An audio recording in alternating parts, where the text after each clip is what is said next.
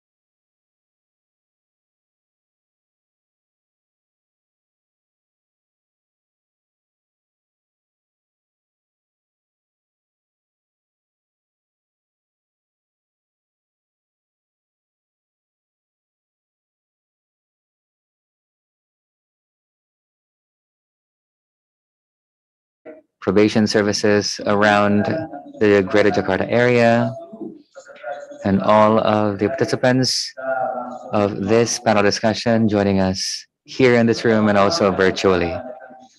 First of all, let us offer up our praises and thanks to God Almighty, for it is due to His permission that we are still here and to be able to gather here in good health to attend the Indonesia-Netherlands legal update.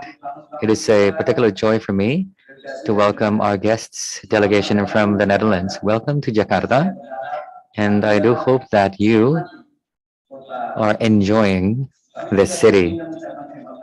We also would like to extend our gratitude and appreciation to all of our partners, ministries and agencies, the Attorney's Office, the Supreme Court, the police, BNN, Bapanas, academics, universities, heads of the local offices, heads of working units, and all of the probation officers throughout the country. We also would like to extend our thanks to the panelists for willing to be here and to share their knowledge and experience in today's discussion. Ladies and gentlemen, INLU is a significant forum between the two countries, especially to further develop our laws, to draw from knowledge and practices of the two countries. The legal relationship between the two countries, researchers and academics have been working together through a peer-to-peer cooperation in various cooperation programs, education and research. This forum is also a timely one because this coincides with the deliberation of Indonesia's amendment to the Criminal Code and the Criminal Procedure Code. The government is paying close attention to this forum, as was stated by the Ministry of Law and Human Rights at the opening at the Erasmus House. Ladies and gentlemen, Indonesia is now accelerating its implementation of restorative justice as one of approach in law enforcement in all phases through mediation, adjudication, and post-adjudication. This is something that is included in our midterm development plan for 2020-2024, and it's also part of our priority program in different line ministries and law enforcement agencies. One challenge that we're facing is the lack of an overarching legal basis, and restorative justice is something that is defined separately by different agencies and ministries. There's a lack of a shared understanding of the definition of the forms, of the criterias, and its consequences on the working relationship between the parties. Because we don't have a standard definition, we see that there's an unoptimized application of alternatives to detention and incarceration. Imprisonment should be the ultimate remedy, and law enforcement should not only emphasize on legal sanctity, but also legal utility and justice. We understand that there's a high cost to incarceration if we simply send people to prison.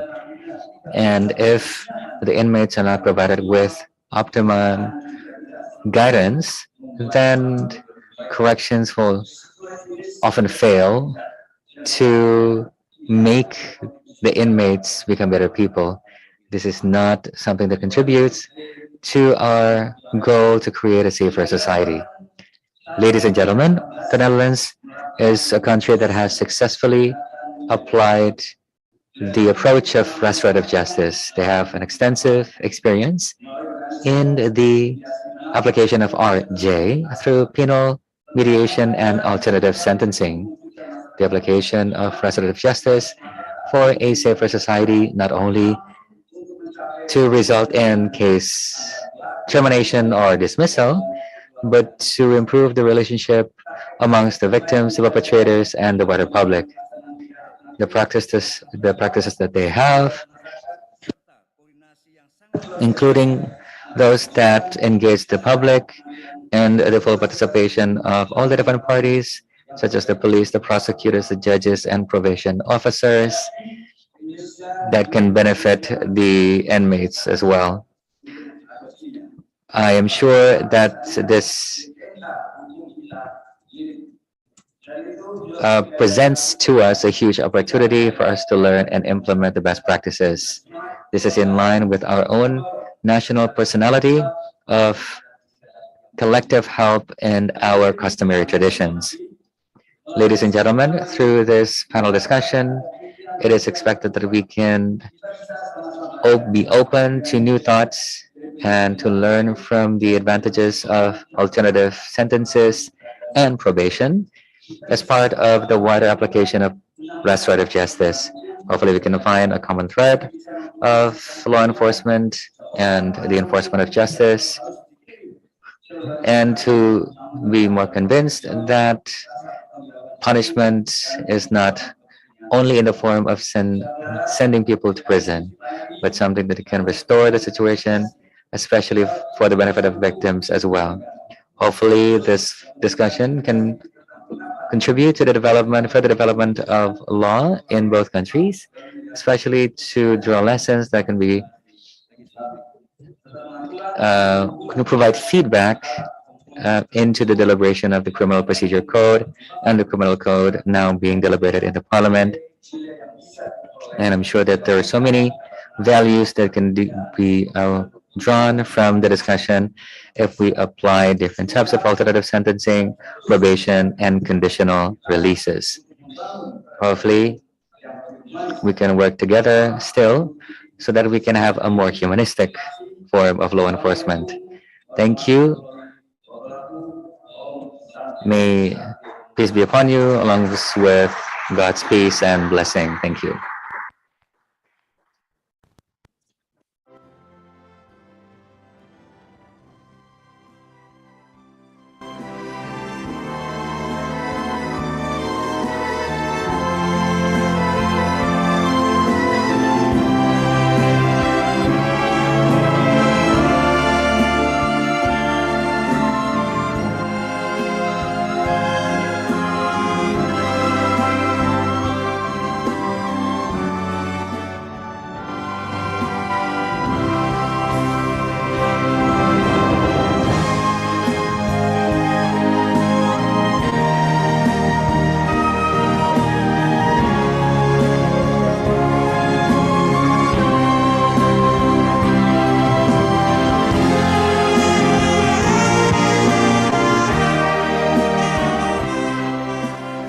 Bapak Ibu, telah kita dengar bersama. Ladies and gentlemen, you just heard the keynote speech delivered by the Secretary of the DG of Corrections, Bapak Dr. Henny Yuwono. As clearly elaborated by the Secretary of DGC, the implementation of restorative justice in Indonesia, and talking about RJ matter, we know of the implementation partly through probation service, which is enabled by Article 14A of our criminal code. This is the basis for the implementation of restorative justice in Indonesia. And this is something that we must implement with full alignment. And surely this calls for other rules to ensure proper implementation of restorative justice.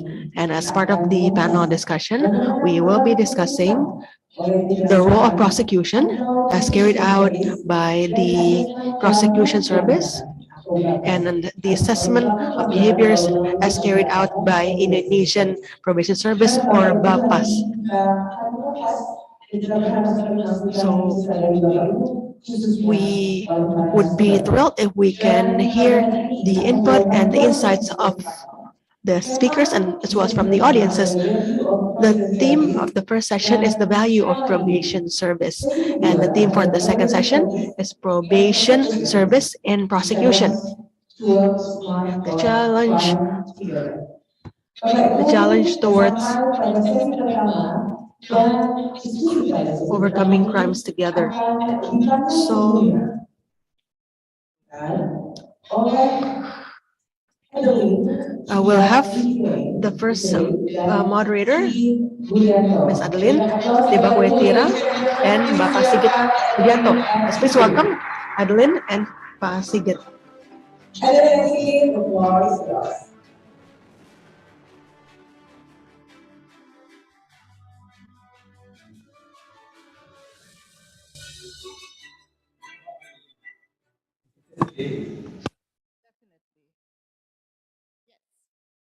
Senang sekali oh sekalian berdiri di pantau. I'm thrilled to be here before you. This is something that I'm sure you've waited for a while now. Welcoming the delegation from the Netherlands, and we have a full team from DGC, from the Ministry of Law and Human Rights, and we have our stakeholders also from the Indonesian National Police, Supreme Court, and other stakeholders. Let's commence. Waalaikumsalam. Peace and blessings be with you. Greetings, everyone. Distinguished the Director General of Corrections, distinguished high-level officials from the Ministry of Law and Human Rights and other agencies, esteemed speakers, guests, and welcome to all participants who are here at the venue as well as those joining us virtually. Indeed, we're using a hybrid format, so we're also utilizing Zoom meeting room, so we have an extensive audience joining us. I believe it's still early in the morning in the Netherlands, right? 5 o'clock, 5 a.m. in the Netherlands. Yeah, but I know we have some participants from the Netherlands already joining us online. I'm sure everyone has the utmost level of enthusiasm. So, ladies and gentlemen, welcome again to the panel discussion, the series of event part of INLU. So you might know that INLU itself, this is already the fourth panel of INLU, right, Adeline? Yes, indeed, we are entering the fourth panel discussion, but we'll have two sessions today, right? We'll have another one following lunch. So, ladies and gentlemen, my name is again Sigit Budianto. I'm the I'm the coordinator for cooperation. I work at DGC. I'm joined by my colleague here. My name is Adeline Tibakwetira, Senior Project Officer from Silk. Responsible for meeting, coordinating, and bringing people together, which means for our partners in the justice and security sector. Izinkan kami berdoa untuk menjadi moderator sesi panel di pagi hari ini. Allow us both to be your moderators this morning. Ladies and gentlemen, I am convinced that everyone in the room, I'm sure everyone's curious of what INLU is. Almost the same approach as we had on the opening ceremony. I think it's really nice that people know why are we here, what is INLU, what we want to do. But INLU, as short I should say, it's a celebration. And I wanted to stress on celebration. We are here, a very festive room, well organized, but we are here really to celebrate what we have achieved in the past years. Indonesia and Netherlands worked for years. I think we celebrated 50 years anniversary in 2019, and we're here like a couple of years later. So INLU actually creates the opportunity for us to meet, to exchange, to share what we feel are common values in the justice sector. But also INLU creates opportunity to look for opportunities to solve the problems we have in the society. And of course, for you to meet, to network, that is important. So it's a moment to talk, share, network with each other. This is the fourth INLU, this is the fourth panel. So we are happy to host it together with Sigit. This is the right forum for us. Bapak sekalian, topik tadi berikan. That's great. So as informed by the MC earlier, the topic for this morning is the value of probation service. Now, to make sure that you're more excited, more enthusiastic about the event, let's just play a bit of a game. What do you think, Adeline? Okay. For everyone here, why don't you please hold your mobile phone. Let's play a bit of a game, right? You can use your mobile phone for this game. And we'll give you an interesting prize, okay? For the persons who give us the best interesting answers. Okay, you ready? Ready? Please get a hold of your mobile phone. Are you ready? Okay, Adeline, seems like they're ready.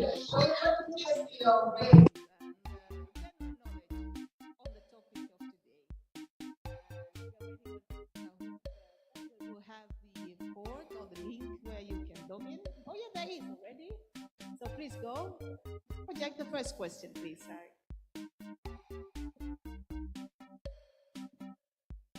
Silahkan Bapak Ibu ke browser. All right.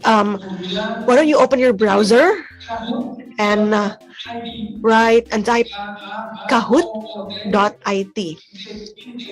As stated here, please try and type kahoot.it and enter the code as available on the screen.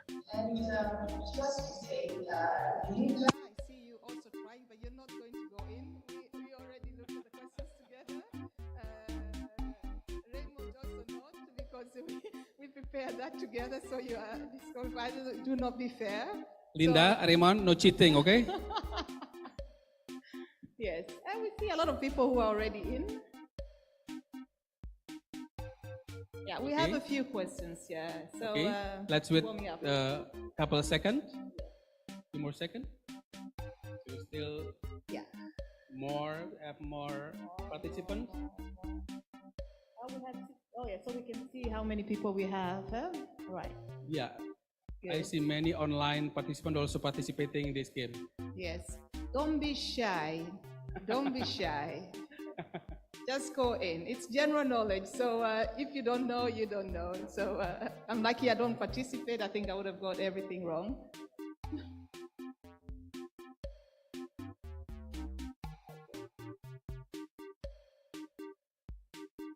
I think we can start, Adeline. Yeah. All right. But yeah, still they're coming. Yeah. We give until 100 and then we go. It's a good number. We have 100 already. Yeah, all right. So we can start. Please. Oke, kita akan mulai Bapak sekalian. All right, let's do this. Make sure you have the fastest response, okay? We're gonna give you a few seconds. So just get ready.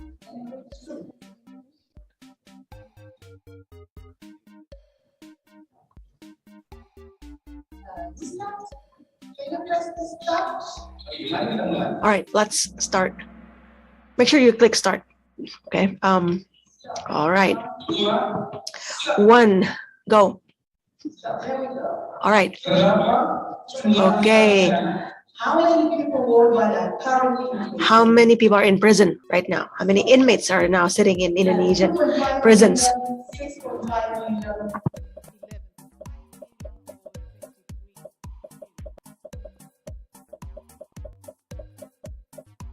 Yes. Time is up. Waktu habis. Time's up. Time's up. So fast, right? How many got it right? Pak Henny, as the secretary, did you get it right or not? All right. Second question, get ready. Which country has the highest prison rate?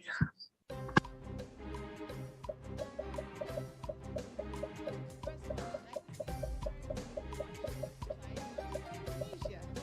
What do you think?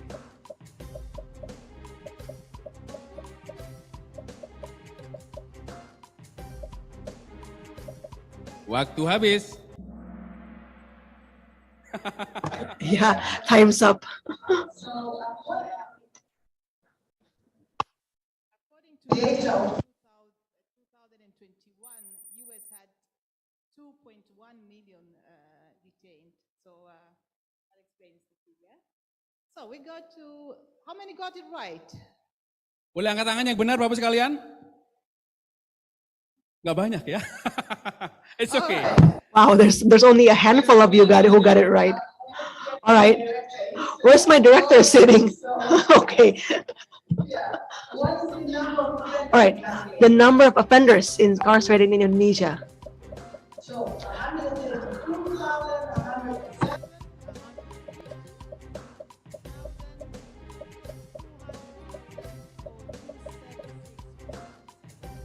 Ini yang berseragam biru harus benar semua ini. If you're wearing the blue uniform, I know where you're from. Make sure you got it right. Colleagues, did you see? How many got it right?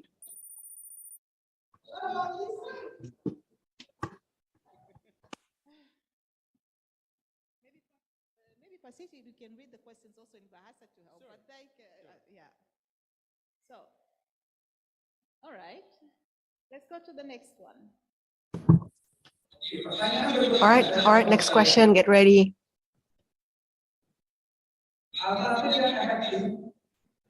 The most effective sentencing to reduce recidivism other than incarceration would be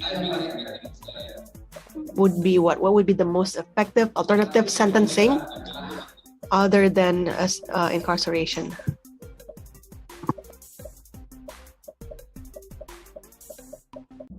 Waktu habis lagi.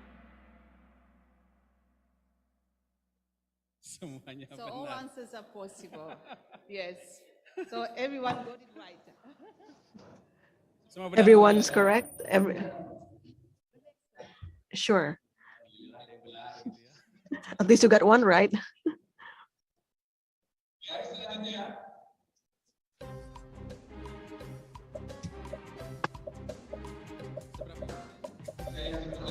How efficient would cost be for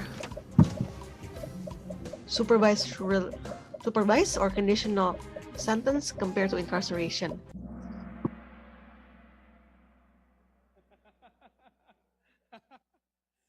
How many got it right? How many got it right? Please raise your hand. Dr. Hetty, Well, Mr. Hani. oh, that's really good because obviously this is the topic which we will be discussing today. What is important? What are the impact? And yeah, so this is really what we are going to discuss. And we see 3 out of 5 scores. Yeah. Oke, nanti kami akan menghubungi Bapak Ibu sekalian yang mendapatkan nilai terbanyak atau silakan menghubungi kami untuk mendapatkan cindera mata menarik dari panitia. All right, please see one of the organizing committee later. You can collect your prize. All right. All right, so to know more about the topic, to make sure that you get the right answers, to gain a more complete, holistic understanding on probation service in both Indonesia and Netherlands, we will be presenting you with 4 speakers, surely competent speakers. The first speaker has the complete experience in corrections service. Once has served as a warden, has served as a warden in the narcotics prison, was the head of BAPAS, the head of regional office, and now is the secretary of DGC. Let's welcome Bapak Henny Yuwono.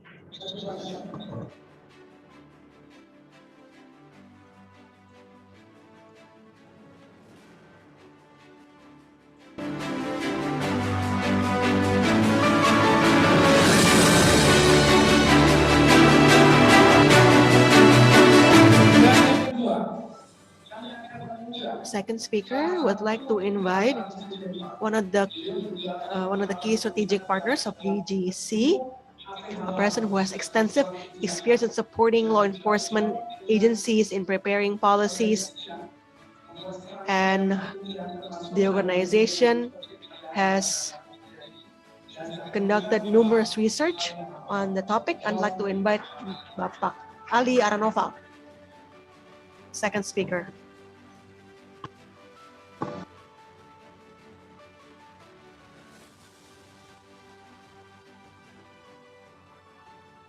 Please, Adeline.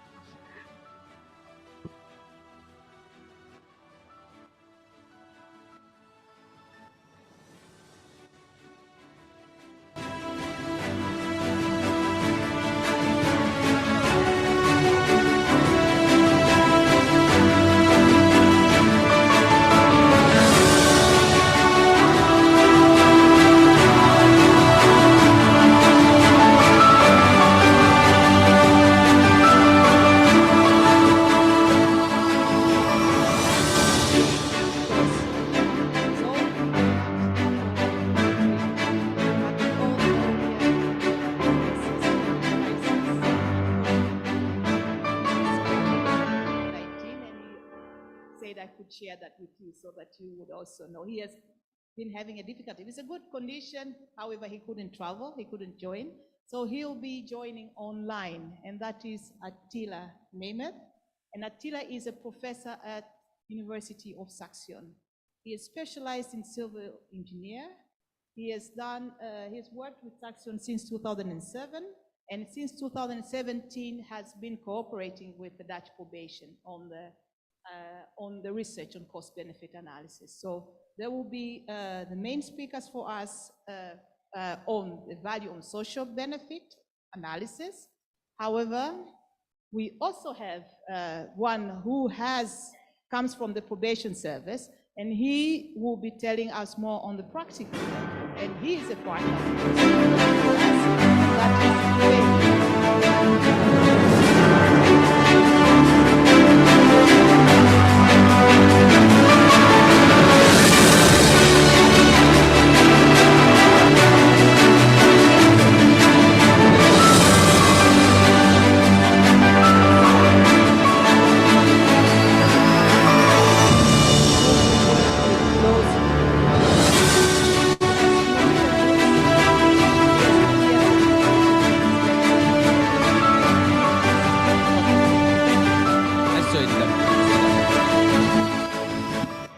Baik, Bapak sekalian, pakar sudah di depan kita semua.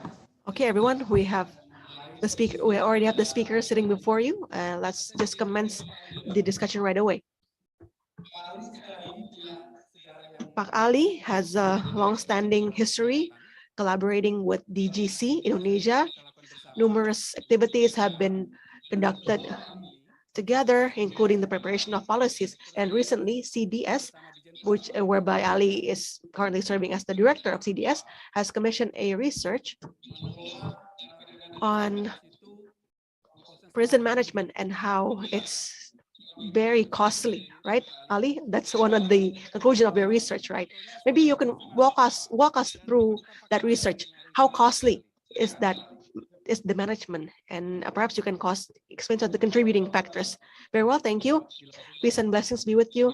Might as well just take off your mask, pa. Might be more comfortable for you. Very well, good morning, everyone, distinguished guest, esteemed Bapak Secretary from DGC, esteemed panelists. Yes, as Pa Sigit mentioned, let us have a look at the initial data, the preliminary data. Would the organizing committee project the slides, please?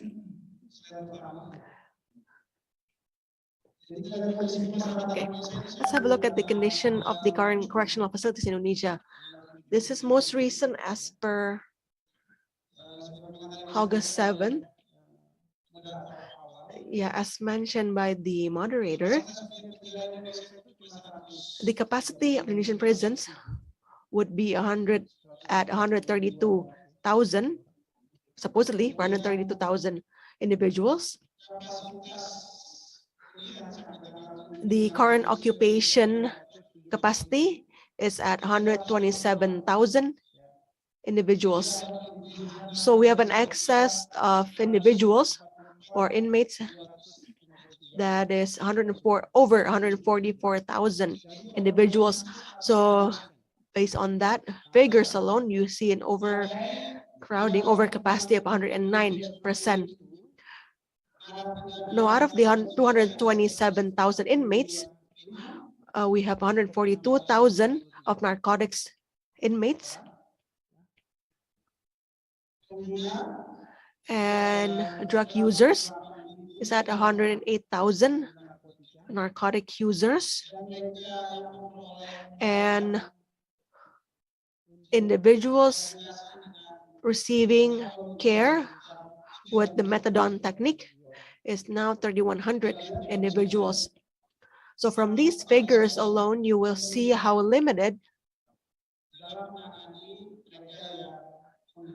the treatment for drug users that are being extended by the government, and you see how the state is unable to fulfill the needs of individuals serving their time in prisons. And from this, we must propose solution to the 108,000 drug users, and how can we treat also or to diminish the numbers. And we have 3,900 inmates now serving short sentence. Based on CDS research, based on our predictive research during 2021, the overcrowding rate has reached 93%. And CDS is estimating that in 2022 it's at 104%. And now CDS prediction has been exceeded, actually, because now the rate of overcrowding or the overcapacity is at 109%. In 2023, we're estimating that the overcrowding will be at 115% in the absence of efforts to mitigate. And this will continuously grow until 2025, and it might reach even 136%. You can also see the comparison on the figures of the officers is 1 to 53. So one officer, a single officer, will have to manage or supervise 53 inmates. Now the question remains, is that an ideal ratio or not? Because international standards prescribe that for high-risk inmates should be 1 to 5, and the non-high risk the ratio should be 1 to 25. Now in Indonesia, it's at 1 to 53. So that's the first condition. Secondly, the research outcome also shows the needs. This is also calculated by CDS. So we're talking about the current budget available to the agencies, at the West, Central, and East Indonesia.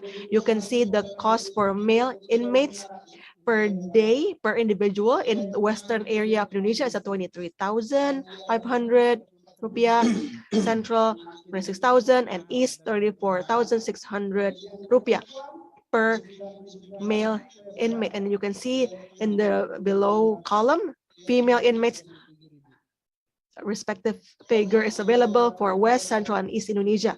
And so the total here, just for the daily needs, male inmates, you can see here the distinction between male and female inmates. And therefore, the cost needed for rehabilitation cost for male inmate, it's at 17,000 and 18,000 for female inmate. So the overall national cost, the annual overall national cost that the state must bear for male inmates, it's at 5.9 billion rupiah.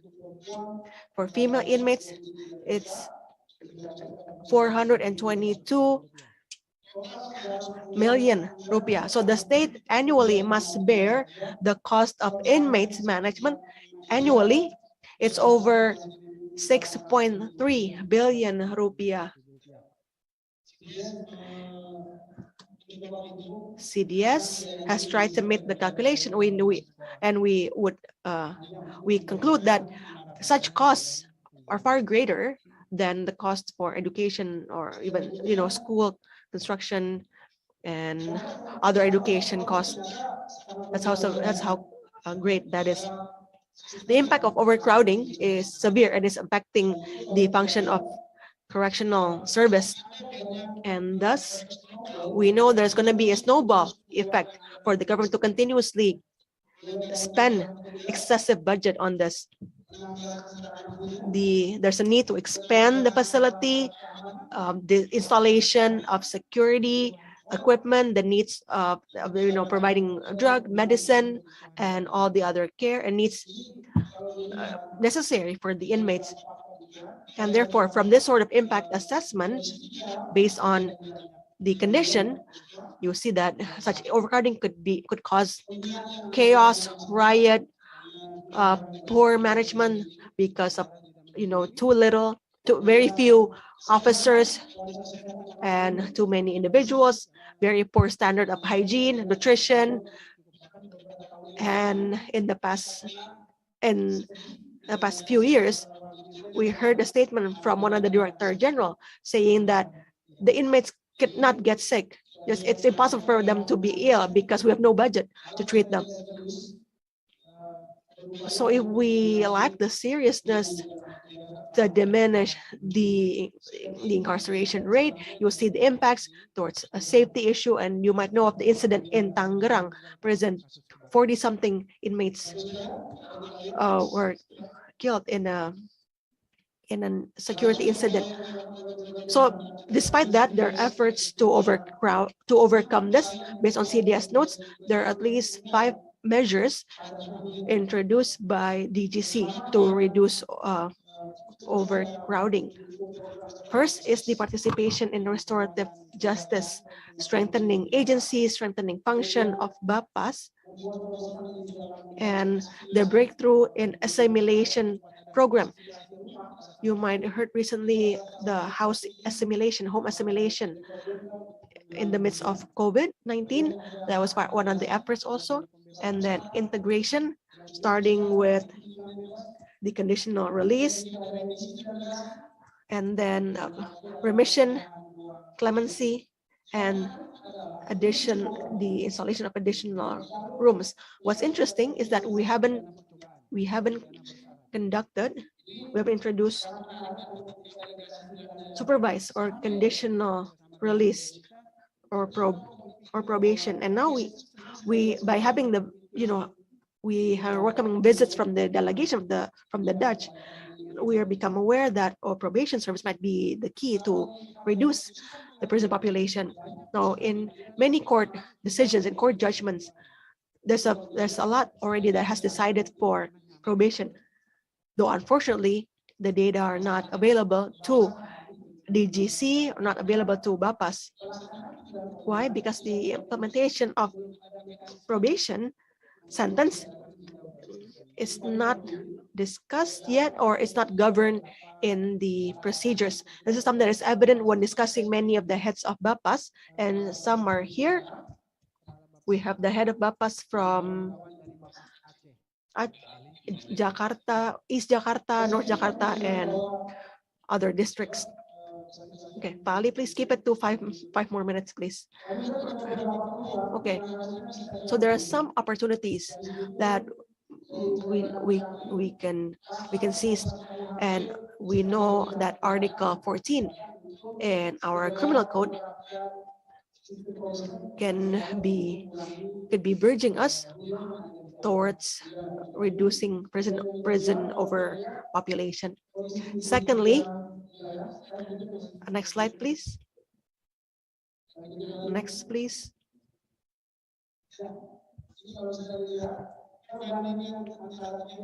So, based on the comparison of the 3 regions, domestically, we see that we need to apply we need to introduce probation service, and in Aceh, evidently, they have been involving the officers, the probation officers, and there's been some breakthroughs. Part of the introduction of probation sentence, perhaps this is due to Aceh having a very strong community involvement. Therefore, the involvement of probation officers early on is possible.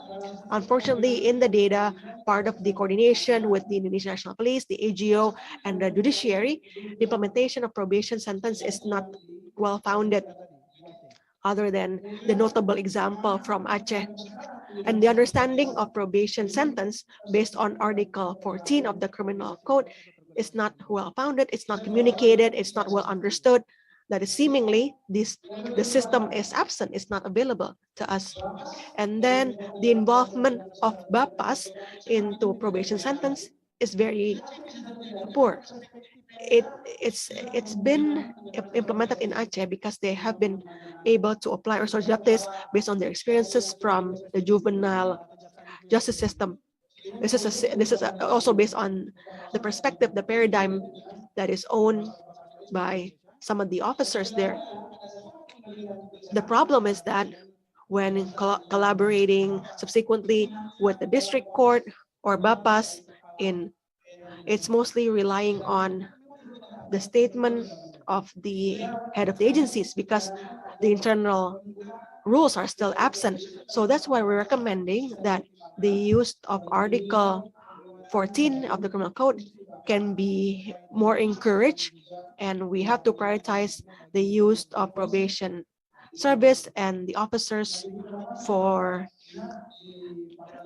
the other areas in Indonesia.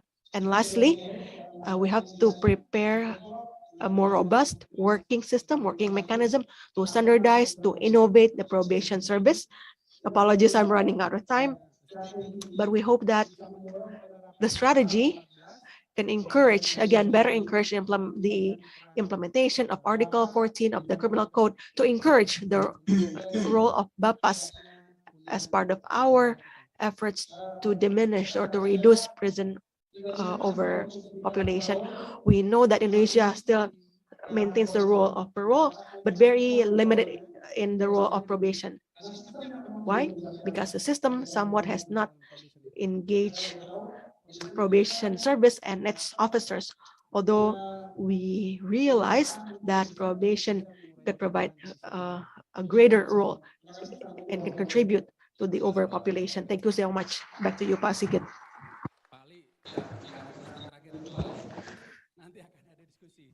Probably don't deliver your Atas paparan seluruh final narasumber point pada because we will have diskusi. many more points to be covered with the Bapak-Ibu discussion. sekalian yang So, diberi ladies kesempatan and langsung gentlemen, bertanya you kepada can directly kemudian Bapak-Ibu engage the panelists later. And for you who are connected online, you can also send your comments and questions via the chat box, and we will read them out for you here. So thank you, Pa Ali, for sharing your findings. But now, let me invite Mr. Secretary here, Pa Yuwono. So from what we've heard by CDS, all the data and looking at the real practice, maybe from your monitoring and evaluation activities, what is actually the real situation that you can share? Yes, it's an interesting set of data that has been presented on the different issues that we have at those correctional facilities. And yes, we have a huge number of inmates and there's overcrowding, but let me also give you some corrections. Even or just for food, we have a budget of 2 trillion rupees. So we now have the ceiling for the provision of food for the inmates for 2023. It's 2 trillion. So not 2 billion, it's 2 trillion. So it's a huge amount of money. So if we have activities to balance that through restorative justice, it would be better. And we need a better balance of punishment, but also the fulfillment of other rights. So thank you for Ali. And we as the supporting unit in corrections, the data that you have presented can really support us in creating a proposal for a higher budget allocation. So it is not something that we wish to have, meaning we don't want to have more and more inmates. But I think this is something that we currently have to face and deal with. Okay, ladies and gentlemen, allow me to share some slide presentations.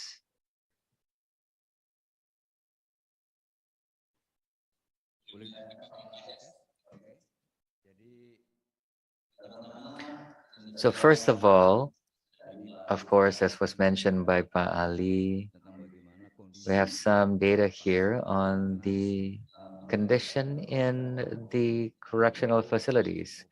My presentation will focus on overcrowding and the role of the probation office to present alternative solutions. So this is also something that we can contribute to reduce overcrowding. This is the similar set of data, the number of inmates. This is based on the number that we get at the end of last year. We have 275,167 occupants. And from them, 48,000 people are detainees.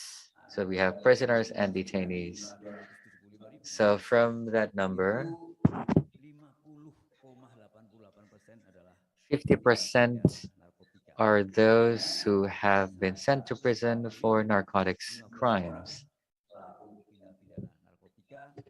There's a huge number of inmates who are in our prisons because of drugs. We have the capacity for 132,000 inmates. That means that we have more than double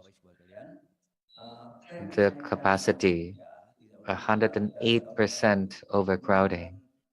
The trend also shows an increase. The data that we have from 2016, when we still had 204,000 people, those who were in because of drugs were 84,000. And the numbers have continued to increase, still retaining a level of more than 50% from the total number of inmates in Indonesia. And I think this contributes a lot to our overcrowding phenomenon. If those people who were drug users are not sent to prison but are sent to rehab centers instead, this will greatly reduce the number of inmates that we have in prison, because they are around 50% of the number of inmates. We can see a huge reduction. We need to focus on punishing dealers, distributors, but not users. These are some problems and challenges. So overcrowding has generated a few additional issues that we have to tackle.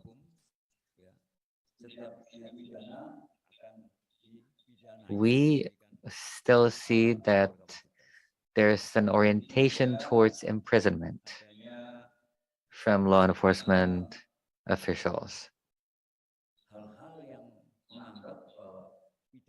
People also think that imprisonment is appropriate for punishment and deterrence. And that is why we are predisposed to overcapacity. The public also are of the opinion that for people who have committed offenses, they are evil. So that's the stigma. And it's very difficult for those people to obtain work or to be reintegrated and to be socialized in society. The wider public see these people as evil, and they face the risk of being isolated because of that. These are some strategies that we have applied. We will construct more facilities and infrastructure. This is very costly. It is very expensive. But we are taking other measures, because if we only depend on building infrastructure, we will never catch up with the number of inmates. But we do focus on other approaches like restorative justice, like recruiting more personnel. We've heard that there's a inadequate ratio of officers and inmates. They also pose problems for us. So we are always attempting to recruit more personnel and to increase their capacity so that they can do their work well. We also issue regulations that can support the application of restorative justice, for example. These are all the things that we do to reduce overcrowding. So this is the infrastructure that we have, and we will never be able to catch up with the growth of the number of inmates if this is the only thing that we do. This is a slide of organization.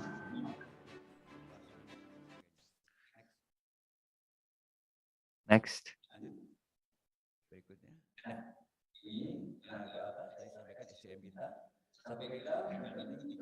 So this is the ratio between guards and officers with inmates.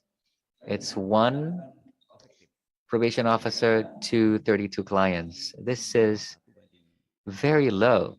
I think ideally is 1 to 5 or 1 to 4, but now one officer is providing guidance to 32 clients. These are some regulations that we have issued. For example, home assimilation programs and integration programs. We have so many people under these programs, but still these programs have not reduced the overcrowding.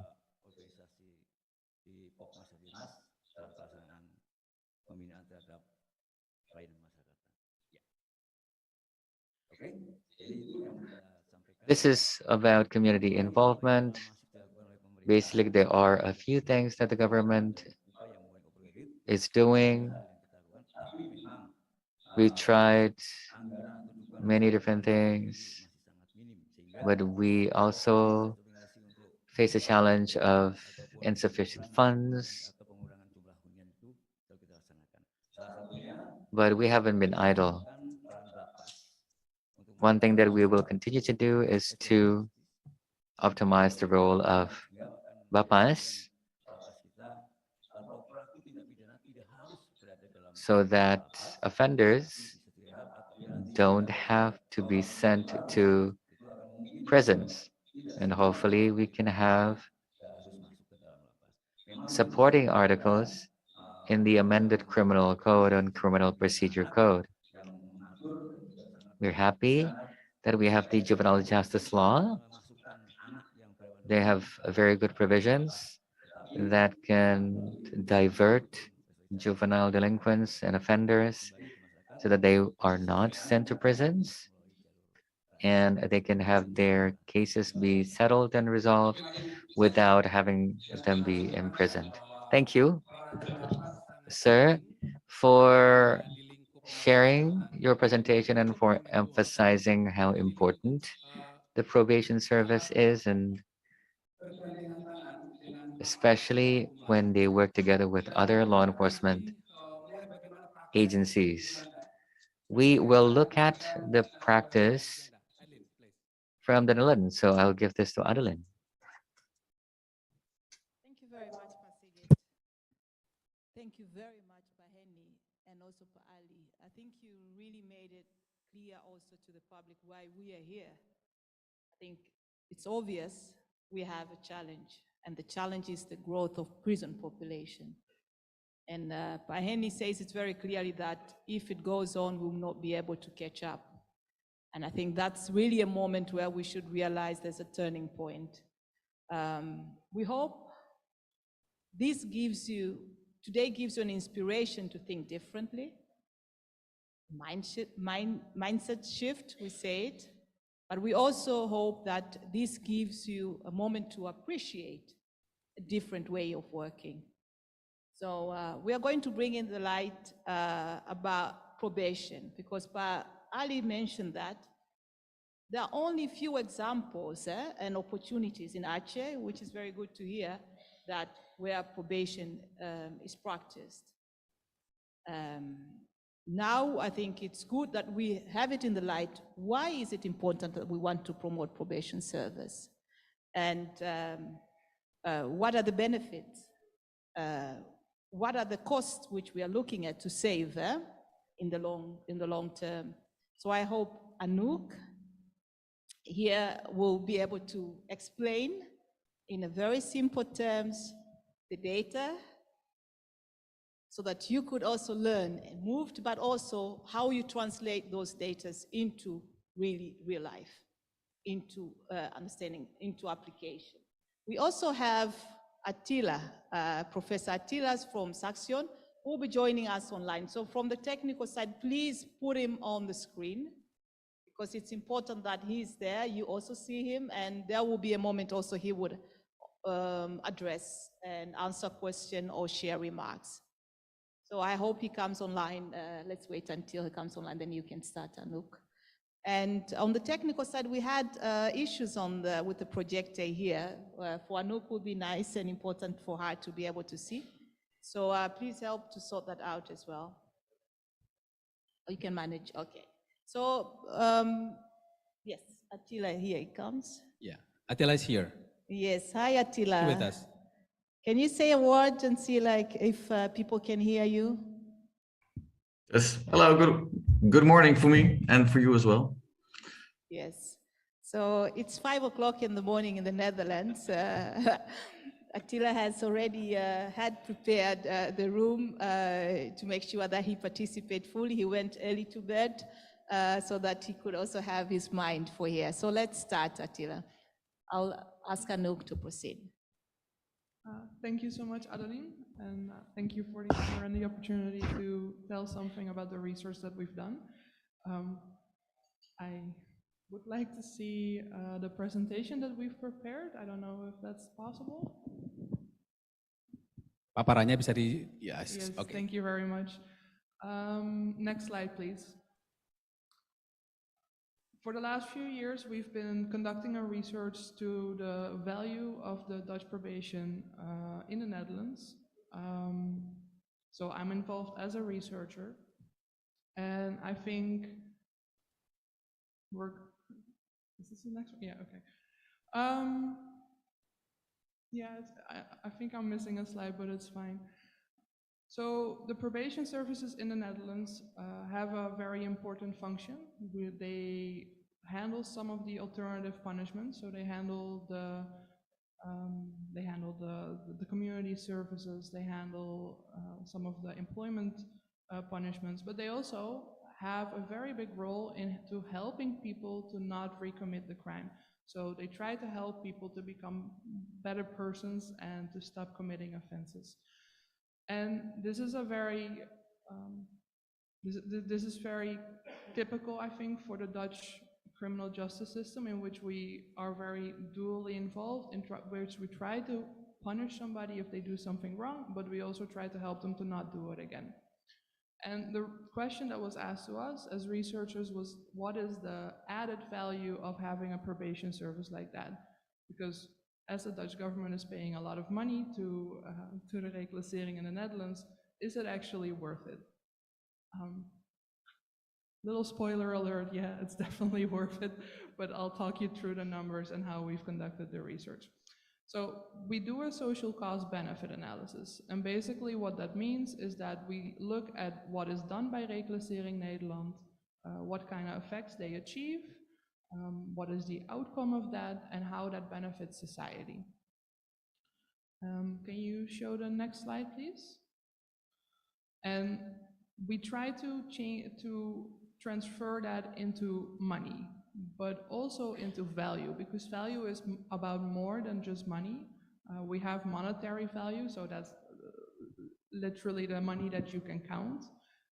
For example, if you help somebody to not recommit a crime. You don't have to hire police again. You don't have to hire maybe a prosecutor again to have this person rearrested. So that's simply money that you have saved spending. But other than that, we also have a more economic value, or the welfare for the people. And what that means is that once you help somebody and you improve their quality of life, it's very hard to put that into numbers. But we should appreciate helping people and improving their quality of life. So we also try to have attention for that aspect of social value. Next slide, please. So the probation service in the Netherlands have a lot of different activities. They have a few different roles. There are a bunch of probation workers, not necessarily probation workers, but people that work at probation service in the Netherlands present. So anybody that is interested, I would definitely advise you to ask questions to them during the break. Barry is also going to explain some of the practical sides of what I'm trying to tell you here. But from all the activities that they are doing, we use data to see the effects on people, and we use data that is gathered on a national level. So we can see whether they gain employment, we can see what their income is, we can see what their housing situation is, and we consider those effects that are had on the clients themselves. And we translate that to the benefits for the society, because you are not only helping the person, you're also helping the society in large to become safer and to become more secure. So in a way, it's not just the client profiting from that, it's the whole society profiting from that, right? Because even if you might not be a client, you might become a victim. And the moment we can help people not be a criminal anymore, you might also prevent victims from happening. Could I please get the next slide? So if we look at the social benefits, we look at a few different categories, I would say in English. And one of the biggest categories is the security cost. To secure a country, I mean, from what I understand from what Pa Ali and Pa Henny explained, it's expensive, right? It's very expensive to keep a country safe, to employ all the people that need to keep the country safe, but also to pay for all the facilities that are in place to help people. When you prevent people from committing a crime or from recommitting a crime, it also saves you a lot of money because you don't have to rearrest those people. So from the work of the reclassering in the Netherlands, so from Papa's Netherlands, the costs that are saved are into the millions, and euros are a little bit different from rupias, so I don't know exactly how it translates to rupias, but for us it's a lot of money. And I don't know, because I know there was a secret number at the bottom that would also tell you what reclassering Netherlands would cost. And I can already tell you that what they cost is less than just the first category. So we're not even looking yet at the damages that are prevented, the participation that was empowered, so to say, for example, having people gain employment. We're not even talking about the debts that are settled or the health that improved. So all in all, I think maybe if you could show the next slide, please. There is the cost. I knew there was a secret number at the bottom. So the costs are 250 million for reclassering Nederland. And as you can see, so the first number is already covering that. So the money saved by having a probation service that helps people to become better people and to not recommit crimes, just looking at the first category, we're already playing even. We're already adding value to society. Can I see the next slide, please? And then if you look at some of the big categories, so helping people get to work, because the moment they get to work, they are adding value to society. The moment you make money, the moment you pay taxes, you are helping the country to gain wealth. When people are healthy, when people don't have to use a doctor, when people don't have to go to a psychologist, it is money saved. And the moment people are less stressed and are less, oh, I'm sorry, can you please go back? I don't know why it's going forward that much. The moment people are healthy, they don't use the services that cost us money. And the last category I want to mention is trust. When there is less criminality in society, people tend to have more trust. People tend to somehow spend more money. I don't know how that works exactly. We're still looking into that. But when we feel safe, we somehow also feel safe to contribute to the economy, to contribute to society. And that all in all gives us a lot of social added value. Can I now please see the next slide? Obviously, this research is done over all the clients we have at the probation services. And that's a very big and very diverse group, because that means we're comparing people that maybe stole like a small item in a shop to people that might have committed a murder or did another very big crime. So what we did is that we developed something we call a typology, in which we try to divide the whole group of the probation services into subgroups. Next slide, please. So you can see that on the slide, like we've made all the little people like in different colors, and at the bottom you can see they are separated into groups of people that kind of look alike.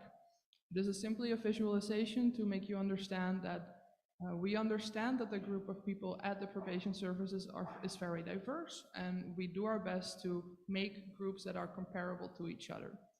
The way we do that is in different ways. We conduct a theory of change, so we work a lot with literature, a lot with theory, but we also use the actual data that is, amongst other things, gathered by probation services. And we use factor and cluster analysis. Now that's a very complex system. I can explain it a little bit. To be fair, there is a coworker that is not present here that is the expert in that. So if you would like to know more, please ask me in the break, but I might not be able to give the full answer. We use this to define the groups, and maybe go to the next slide, please. And then we got an integrated typology. So we got 15 different types, and that's a lot.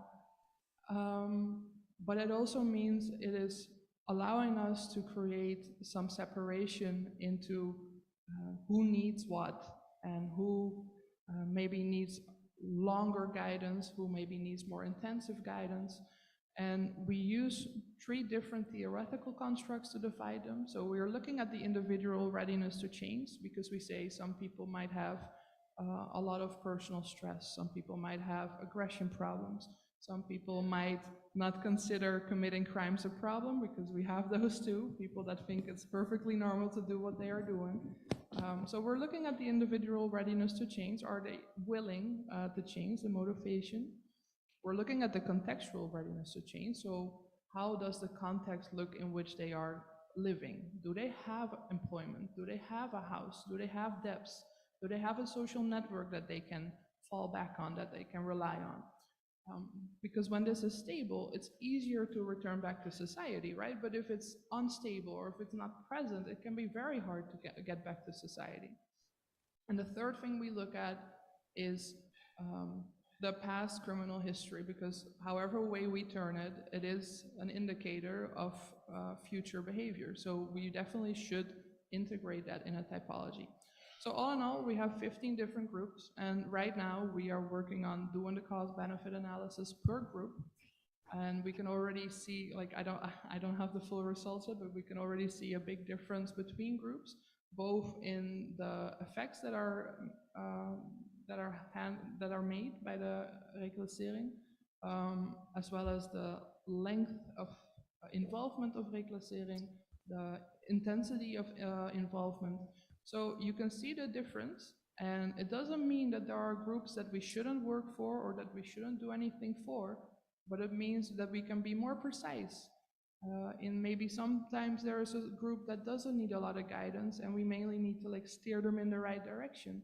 And maybe there's a group that needs a lot of guidance, and they maybe need help with different things like employment and housing and social network and maybe the aggression problem. So it helps to think about that. It helps to have a more precise answer to what probation services cost, but also to what they can add in the end. And I forgot to mention this, but a few slides back with the numbers, you don't have to show it, but basically every euro that is invested in probation services in the Netherlands gains us 2 euros. So all in all, it's a very good investment to invest in probation services in the Netherlands. I think that's about what I wanted to tell, but maybe Attila wants to add something to what I've just been telling. Well, thank you, Anouk, for the presentation. I think it was a very clear presentation, and perhaps the only thing that I would like to add is that until now we've investigated what the value of the Dutch probation services is for society, and slowly, because we're understanding better how these values are generated, we're also coming with ideas on how to increase this value even further. So using the typology that we have developed, we believe that we can give more do more detailed analysis on how this value can be even further increased per type of client. And I would like to stress also that if you have any questions, we can try and answer them during this panel, but also outside this panel. If you still have any questions, please contact us, and we can see if we can answer them also outside this morning. Yes. Thank you. Thank you very much, Attila, and also Anouk. Quite a nice and impressive presentation, because you really try to make it very simple, digestive, but to understand why, and that's the question on why should we invest in probation. But I like also you emphasize on the direct benefits, but also the indirect benefit. And then apart from the numbers, which are impressive, but we also look at the social value and the increase of trust, which eventually leads to safety and security. So I think it really gives a lot of potential for us to discuss it. So we keep that, and also we keep, of course, in mind on what was thought in the beginning already. And I'm going to ask and introduce the next speaker, of course, Ferry van Achten. And I gave him the first challenge, because I think that was the main question for this panel, is prisons in the Netherlands empty? Yeah. And I think that connects very well on the probation. And why is that so? Is the, this research, the social value of probation, does that has an impact on the prison population in the Netherlands? Please take the floor. Yes, thank you, Adeline. We get this question a lot, time after time, but actually it's a misunderstanding. The prisons are not empty in Holland. Actually, at the moment we have 8,500, about 8,500 people incarcerated. Raymond, is that correct? We have about 60,000 or 70,000 people under probation supervision, and we have about 35,000 people working on community service centers. So that's the reason why we have our numbers are getting lower and lower. We have actually closed prisons, that's correct, but they were old prisons. They were tear down or got another destination. We also have built new prisons, better prisons, modern prisons. So it's a misunderstanding thinking that the prisons are empty in the Netherlands. But actually we see the numbers, they are going down. And one of the causes is the chain cooperation in the criminal justice chain that we have created many years ago. And it was a struggle, to be honest, to get all those organizations in criminal law together, working together. And this afternoon we have an interesting panel by a colleague of the delegation, Monique Finkelstein. She's actually a prosecutor, and she will join us this afternoon, working together. That makes possible to create tailor-made sentences, and also tailor-made process. When the probation officers start, we receive the draft, and we start with someone who committed the crime. We start immediately by investigating what is happening on several aspects of life. Are his problems? Could be a woman, of course, and putting that in an advisory report so that the public prosecutor can use that to look at the case and decide what to do. And we also have discussion about that. What is the best thing to do in this case? Because when you mentioned a very important thing, Anouk and gentlemen, of course, we should avoid prison as much as possible, because the damage is huge for the person in himself, but also for his environment, for his family, for his children. Everything has a broader effect in the future. If someone is losing his house and his family is breaking apart, it will have an effect on the children for their future. There'll be a huge chance that they will be committing crimes also, or start using drugs.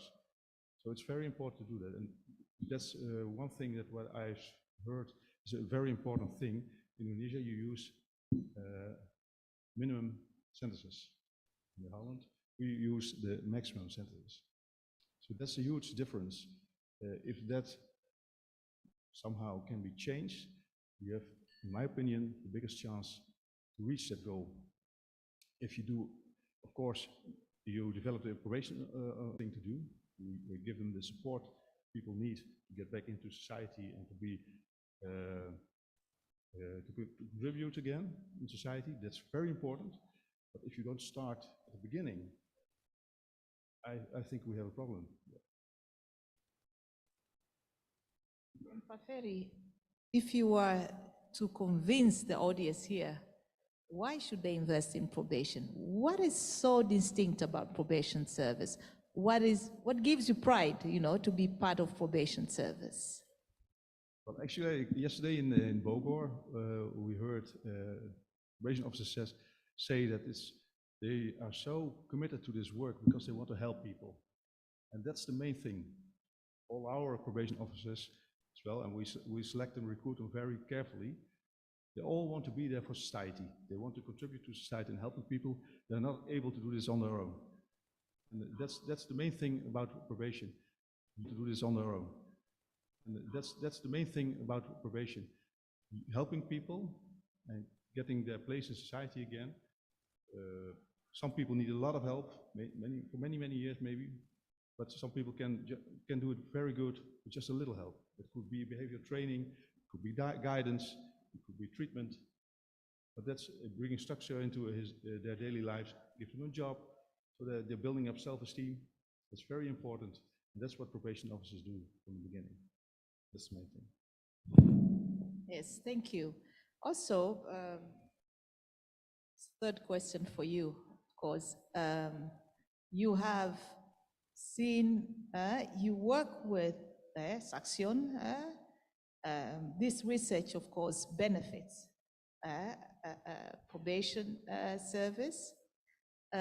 If you are also to inform the audience, how does that really work? How do you cooperate? Because I think we have Ali from CDS, and we brought Anouk and Attila on board so that we could see where there is room for further research to see and to evaluate, to assess the value of probation, and also to look, you have all the data as far as prisons is concerned, but to bring awareness on why should we invest in probation. So my first question to you, how do you work together? Let's give you an example.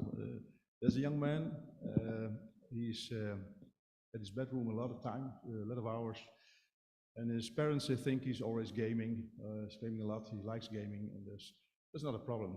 But this young man, he's 20 years old, he's committing crimes on the online world, He's, I could say, stealing money, just a little amount, not so serious, but that's the start. And someone has detected that. Police arrested him. He's 20 years old. He's still studying. He has to come to the probation office for mandatory interviews. And talking with this young man makes it clear that he's a very talented IT student. He has a lot to do to grow. Development is possible for this young man, but he's on the crossroads of using this talent for the wrong things, the criminal world, who's already recruiting him via the online world, or he could use it for society. Those skills, and that's an important moment where we interfere by showing him that there are other possibilities to get a very nice job. He doesn't have to be in his bedroom all day. There are a lot of young people who have the same talent that we can share. We have a project that's called Hack Right. We're using one of the experts of Section University who's talking to them, taking them with them, putting them together and doing some projects and developing their skills and their talents. And that makes him come to a moment that he can choose, okay, I can do a lot of things with my talents. If you wouldn't do this, you can expect that the criminal world will recruit him and put him into a task where we don't want to know. So that could be an example where probation officers could move someone, influence his behavior and his way of thinking in another way, another direction, so he can use his skills and his talent for society instead of the other world, so to speak. Thank you very much for explaining that. Pak Henny, Pak Ali, do you have a question which you would like first to address before we open for the audience? Whether you have any remark or question for Pak Ferry for Anouk, then we will open for the audience to pose questions. Or for Pak Attila, he's also online. Please. Terima kasih. Tadi menarik. Yeah, sure. Thank you. Very interesting presentation from Ms. Anouk.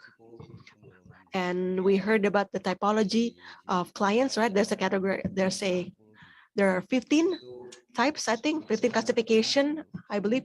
Well, that's quite striking to see there's some sort of client classification. So I'm wondering, how did you make such classifications? Is it based on social background or the cases per se, or what's the rationale behind such classification? Thank you very much. As I tried to mention a little bit earlier, it is quite complex what we've used. First, we use theory to decide which of the three pillars were most important. And we have data from Reclassering itself. They do a risk analysis with each client. So they have a lot of questions on where they state whether somebody has a house, whether they state whether somebody has maybe like coping problems. And we use that data to do a factor analysis. So basically it's a quantitative analysis in which we decide which items of the risk analysis work best together.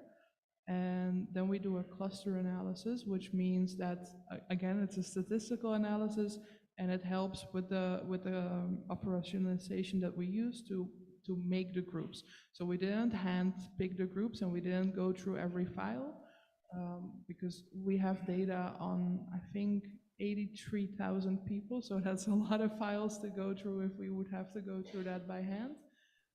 But instead of that, we use the data and we use statistical analysis to divide them into groups with a theoretical background, so to say, on how to do that best. Maybe for anybody that's interested, we did bring up some more information and it's hung up on the side on the wall. I don't know if that answers your question, Anna. Ya, oke, terima kasih. Untuk Ferry. Sure, thank you. Question to Mr. Ferry. I think you mentioned earlier there are still some inmates serving their time in the Netherlands. I think we went to our main, if I'm mistaken. We visited one of your prisons. I witnessed the prison, the ratio between officers and inmates are very ideal. I think, I don't know, like almost 1-to-1.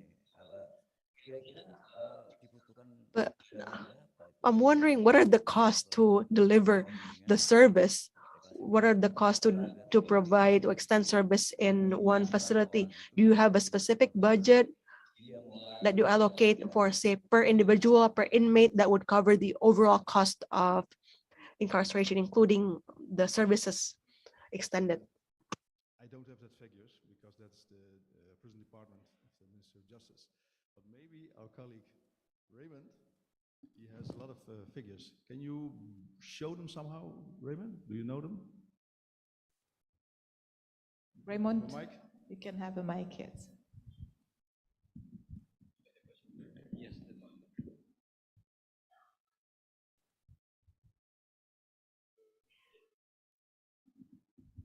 Um, I, I hope that Attila will correct me if I'm wrong, because he's the man of the figures. So, I believe that in the Netherlands, the overall costs, well, let me put it this way. The total budget of the Dutch probation service in the Netherlands is 10% of the budget of the prison service. So it would be, I can say the number in euros, but it is 10%. The number of clients versus the number of prisoners is as follows. So in the Netherlands, we have about 9,000 prisoners at this moment, which is a very small number compared to Indonesia, but we are a much smaller country with less people. And the number of clients under probation today is double that amount, so 17,000. But that's not all. We also have 30,000, let's say between 30 and 40,000 community services every year. So if we add that, we have 35 community services plus 17,000 people under probation. So that's, let's see, that's about 50,000, let's say. And we have about 9,000 people in prison. So 1 in 6, so to say. So for each prisoner we have, for each convicted person in prison, we have about 6 people in society with a sentence. So they have a community sentence. And we do it for only 10% of the money. So that's sort of trying to explain it without having to mention euros, because it's difficult to compare that to rupiah. Is that an answer? Maybe I can add something to that, because we have a different budget than from the prison. Prison service has a different budget because we are not, we are well, another organization than the Ministry of Justice. So there's a different budget. Thank you very much, Pak Yes, I hope that answers your question, Pak Henny.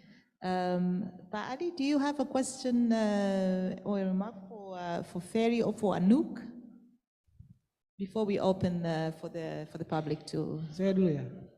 Saya mau tanya Ferry soal bagaimana. Yes, I want to ask to Mr. Perry about how does the Dutch probation service or reclassering is able to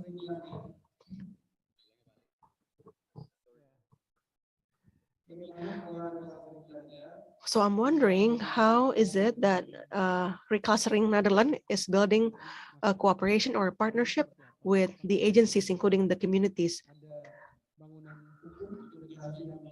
Is it founded on, a certain legal framework, or would you do so informally, so that in the absence of formal cooperation, you can just initiate partnership or cooperation? There's no formal document who has forced this. We did this by, on our experience throughout the years, that this is working the best. This afternoon we will explain about ZSM. That's the point Paheni actually visited with his delegation in May. And we were working closely together, and we experienced that that's a very effective way of bringing cases on the table and deciding what to do. Looking at the moment in time as soon as possible, but also looking to the future. What will happen with this person? What's the best punishment? What would be the most tailor-made decision on this case? Looking in the present, but also looking for the future, into the future of this. So why they will, this afternoon we will discuss this, Monique, this cooperation. So this cooperation, sorry, excuse me. So this will be this coming together and working together on ZSM point in the Netherlands. We have several points throughout the country where the probation is working together closely with police, public prosecutor, safe house. We call it safe house is on domestic violence, child protection, victim care.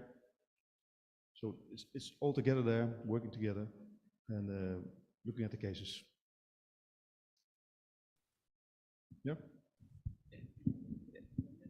Thank you very much, Paferi. And Can we go to audience, Adeline? Yes, please.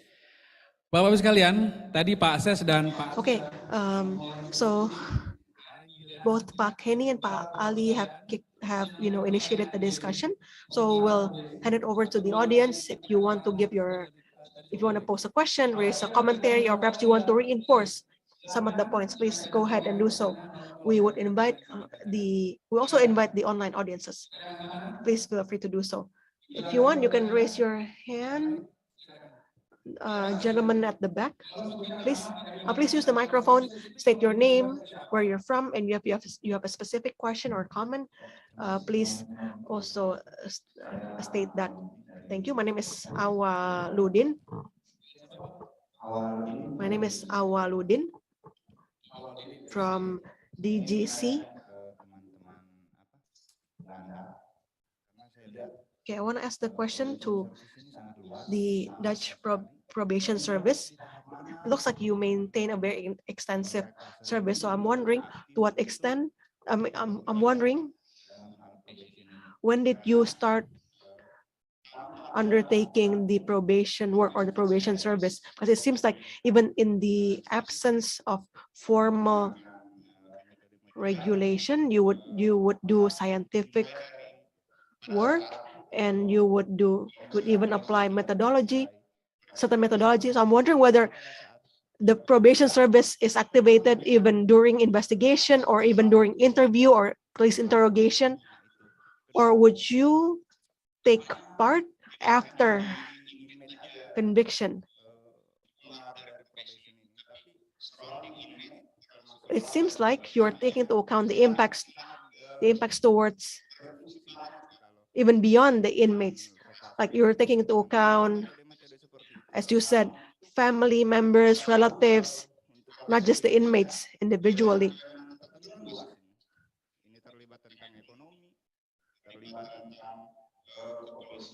But in Indonesia, we should take into account the role of other agencies, including the National Police, or perhaps a role that's still maintained by the Social Affairs Ministry. Yeah, I think that's all for me. Thank you. If I can, may I translate it a bit? Yeah, but I think the question goes is, when does the probation service come into picture in the criminal justice process? So what is your role? Maybe you can explain that. Yes, we are there from the beginning when someone is arrested and brought to the police bureau, and throughout the whole criminal process, probation service is there. We are also there in the prison.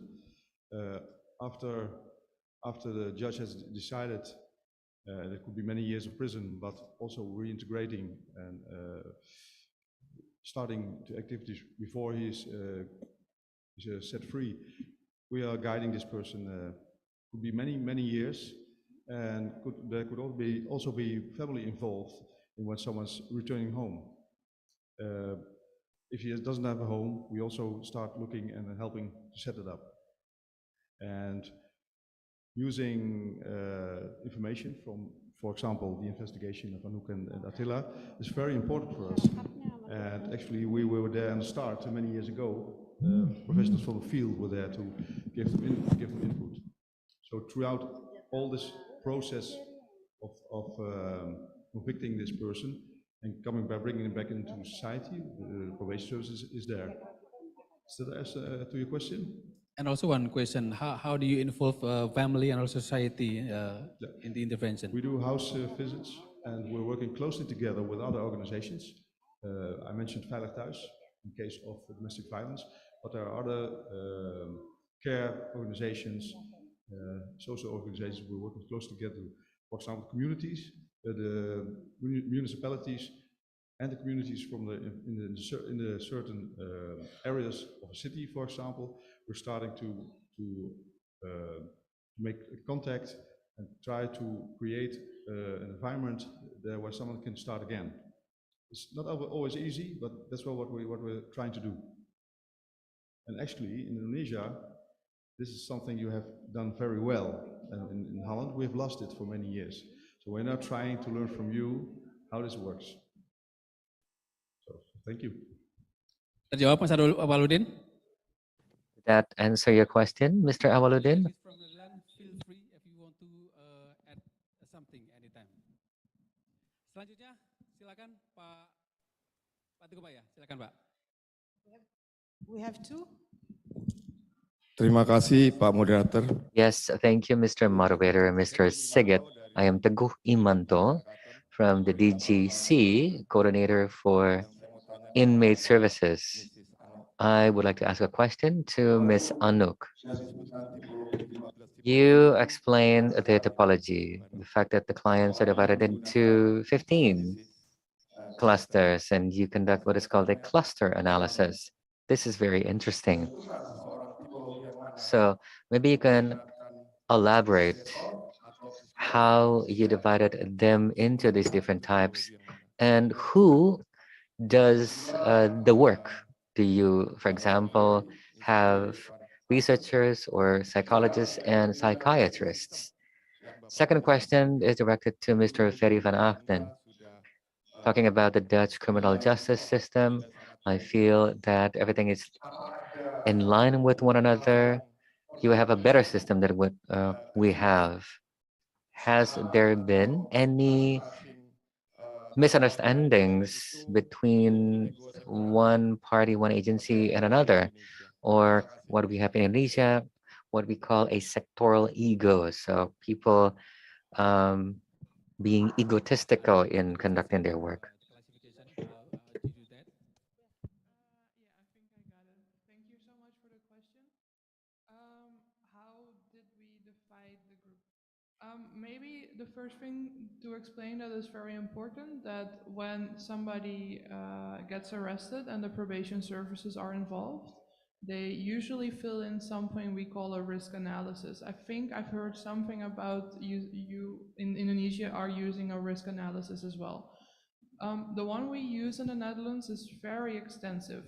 And nowadays, a lot of it gets digitalized, so we have the data on our databases. And that data is used to separate the groups, because if we would have to do it by hand, I'm pretty sure even if I would a lot of researchers or a lot of psychologists, I wouldn't be able to do so. So technically all we see is from one person, like scores, because they get a score from 0 to 2 on whether they are doing good, whether they are in the middle, or whether they are doing bad on a specific question.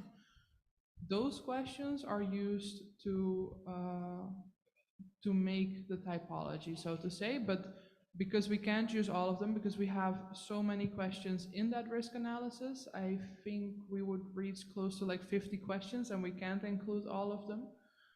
We had to pick, so that's why we did the theory, the underlying theory that we used for it. So each, because I explained we have like 3 pillars, right, that we use to divide people. Each one of those has 5 items underneath it. uh, 5 of those questions that best answer the individual readiness to change, that best answer the contextual readiness to change, and that best answer the punishable behavior.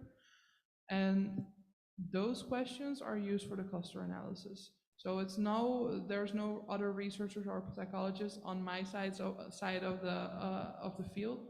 There is, however, a lot of probation workers that have to fill in those risk analysis, but they have to do that anyway because they use that to decide what they are going to do with the client. Is that an answer to your question? Terjawab, Pak? Baik. And your turn, Ferry.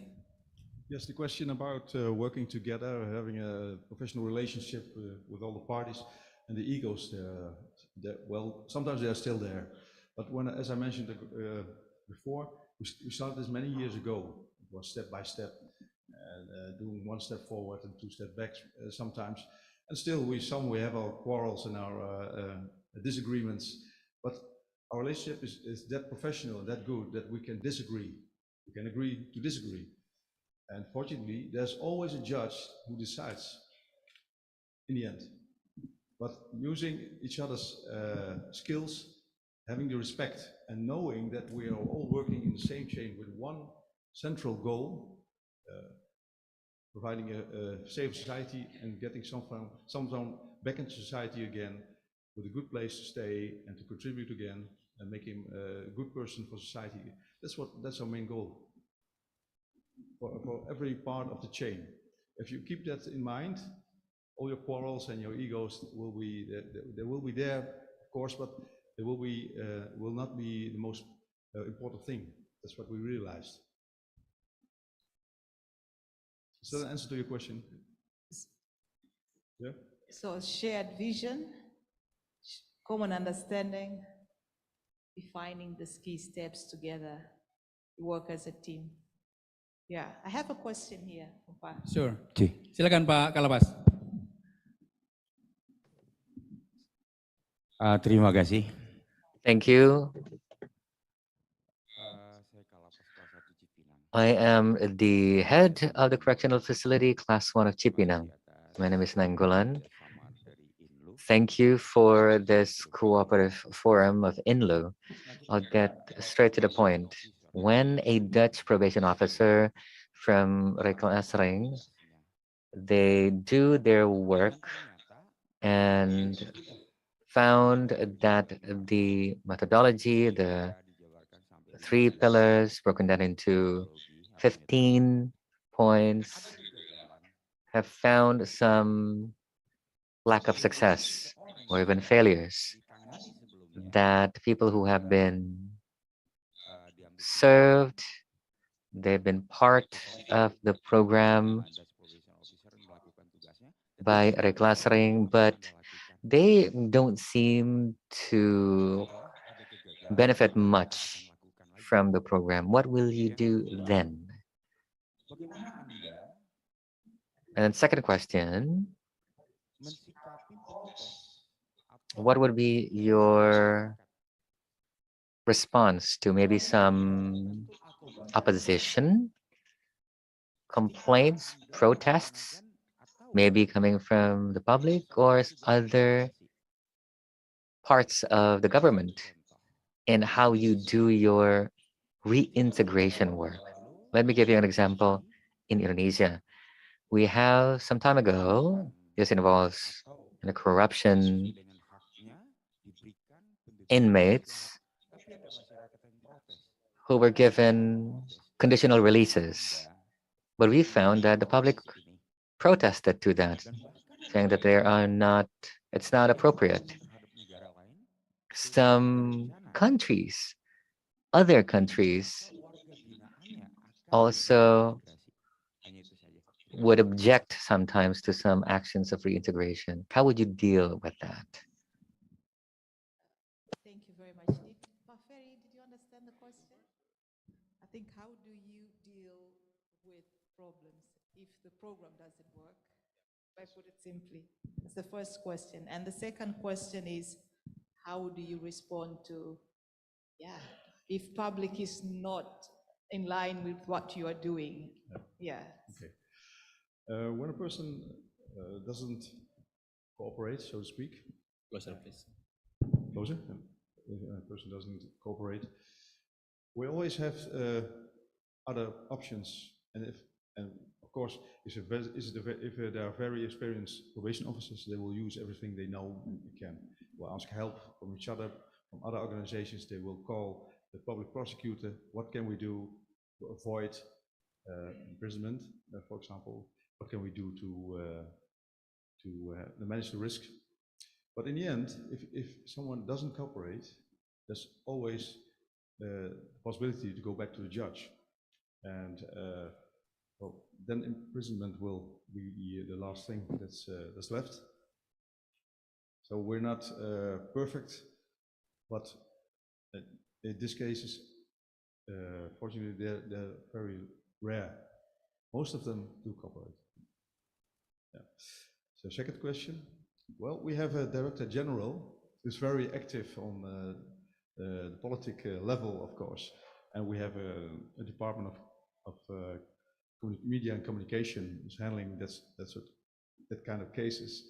But we also know these conversations when we're on a birthday or on a feast, we're sitting together. There are always people asking about cases in public, and they do not agree with what's happening, and there's very difficult discussions. Not everyone is satisfied in things are going, the decisions are made, but not everyone knows all the exact situation. What I learned is that people have a quick opinion, but they don't have the wide perspective. They don't have the detailed information. And sometimes we can explain it. Sometimes it's just happening. And fortunately, we have a very good Director General who can explain it to the most important people of the government. It's the most important thing to do. Is that an answer to your question? Thank you. We will take a few questions because also we have our online participants. Yeah, can we go to online participant first? Yeah, just Nanti ke Bu Direktur.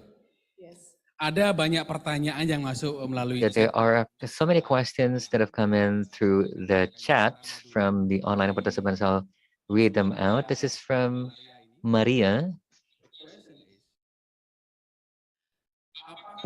So the question is, do you in the Netherlands still cover Social Security for your clients? For example, if they work, do they have any Social Security when it comes to their employment or health care coverage, or is it revoked?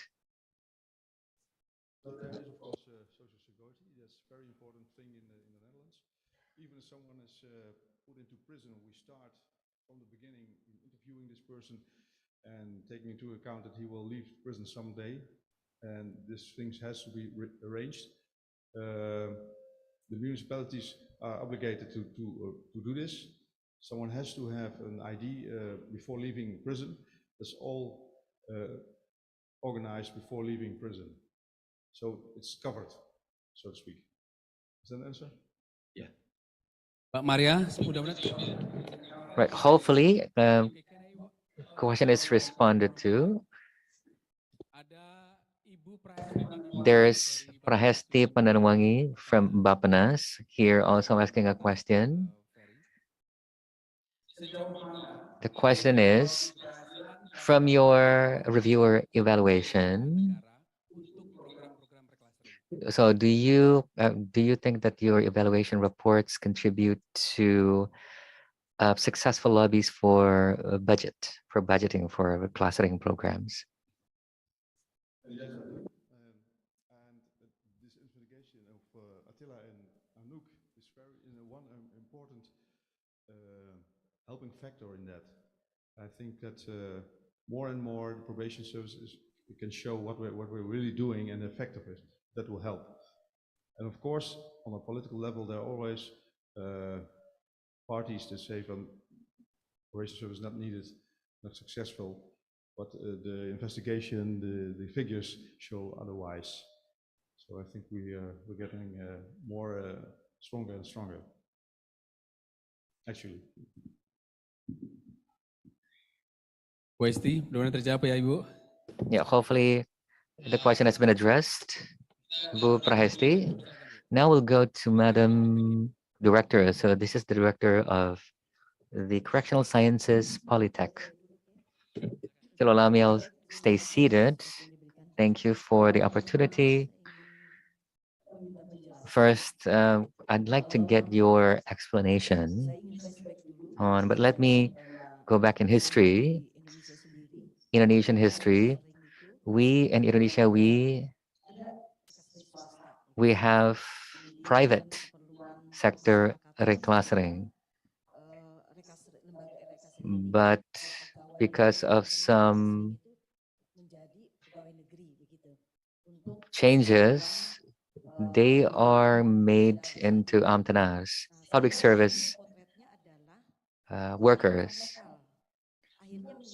But there are also some adjustments to the local needs. I think when reclassering was privately done in the Netherlands, we have already nationalized it or made it public. And this is the history of Bapas in the past. So because you also do private probation service, do you also provide services to, do they also provide services to reclassering's clients?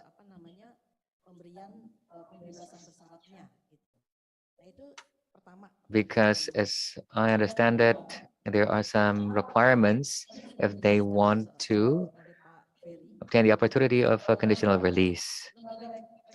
The second question,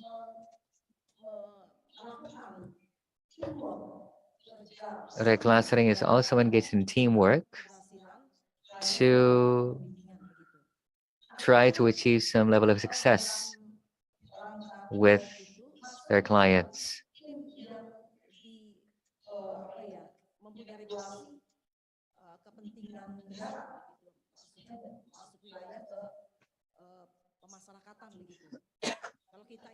We in Indonesia, we have a team, a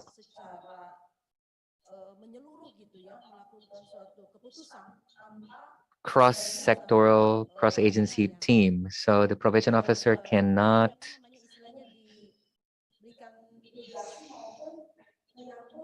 make decisions themselves, or they don't do it alone. They're part of a team that could deliberate together and find the proper solution based on good reasons why certain actions are to be taken for a certain inmate, for example. Is that something that you also do in the Netherlands?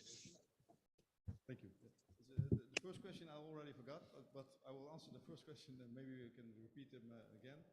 This last question, of course, our operation officers are working closely together with the professionals in their team. They have a very tight team.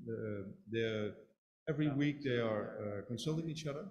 That could be on a daily basis. Of course, we also have a meeting on the cases, and it's they are professionalizing it. They're developing that way. They have a special method to do it. And they're always checking with their colleagues. And if necessary, they will also come in contact with a public prosecutor. So before they make a decision, there's something. A lot of work is done. It's not just they do that not individually. They do it in the team. Is that an answer to your question? I think the first question is about the guarantee letter.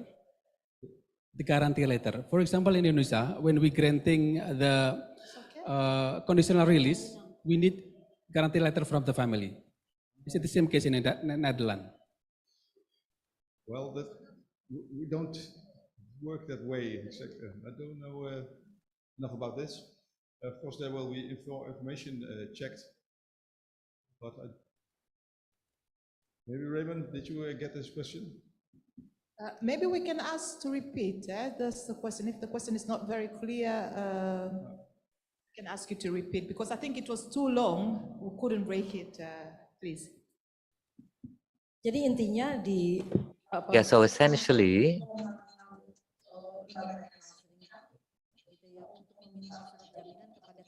is it part of the authority of the reclassering to obtain a guarantee letter? Because we also ask for the family to vouch for, to guarantee for the client. For example, if they don't have a home, then we assume that it is the responsibility of the family to provide them with housing. And if involves, for example, a minor, the guardian or the parent has the responsibility to prevent the juvenile to recommit. So in Indonesia, we put that in writing so that they can make a statement. Yes, I will be responsible for so-and-so, including if they're juvenile. We guarantee that we will try to prevent as much as possible them from reoffending. So is it also something that you do in the Netherlands? Is that one requirement for them to obtain a conditional release? Excuse me for not understanding your question in the first place, but we don't have that kind of letter. We, of course, talk to the family, but we don't put it in writing. No. It's not the case in Holland. Okay. Jadi Thanks tidak a ada, lot. ya? I think it's clear. We have one question for Raymond, and from there maybe we can move to Pak Dewo because maybe we'll be running out of time. Sure. It's okay. Baik, ini ada pertanyaan terakhir dari Pak Raymond. Yeah, so there's a final question here for Raymond or by Raymond. Very short question perhaps for Anouk and for Attila about the costs and the benefits of probation. Your research is based on the situation in the Netherlands. And in the Netherlands, the probation service is involved, as Ferry has mentioned, from the beginning. So besides conditional release, as the other speakers told about, we also have conditional sentence. So someone doesn't go to jail at all. Do you think, what effect would you think this would have on the cost benefit calculations? It's difficult because you have not done research into it, but still, could you give an assessment? Would that change a lot if your probation is involved from the beginning or just at the end? That's a good question, but it's obviously a theoretical one. So I'm gonna try to basically hypothesize because I'm a researcher. I'm not gonna call out facts right now. Yeah, it's on, right? It's on. Yeah, okay. I think when you are involved from the beginning, you have literally more time to connect with clients and to motivate them, and maybe to also already start some of the processes which make the chances of succeeding by the time somebody gets released, but also after probation, bigger. So right now we can see the changes on group base of how many more people gain employment, how many more people gain housing, and I think, but obviously it's a hypothesis, I think those numbers would drop significantly if probation services would only start their involvement the moment people are released. Because then some people would just disappear, would consider themselves free and not willing to cooperate. And I think by already making that connection when people are still in prison, we are assuring ourselves from some of the clients actively working with the probation services. Is that answer enough? Yes, and maybe we can ask Attila also. Attila, you are still online? Sure. Do you also comment on that? Maybe you have a different view. Can you put Attila on the screen, please? Boleh tampilkan Attila, teman-teman? Yeah, I think I fully agree with what Anouk said. I think if you start earlier, then the chances, especially the chances of success, will increase. I think it will increase even quite. You could expect that a significant increase in chance, and also because some of the processes simply take time. So if you want to have, for instance, registration somewhere, or identification papers, or very simple items can be quite complex if they are not arranged for a person. So I think the factor time and the connection with with the professionals from the probation services will increase success rates. So I think it would be, yeah, I think that's the main summary. Thank you.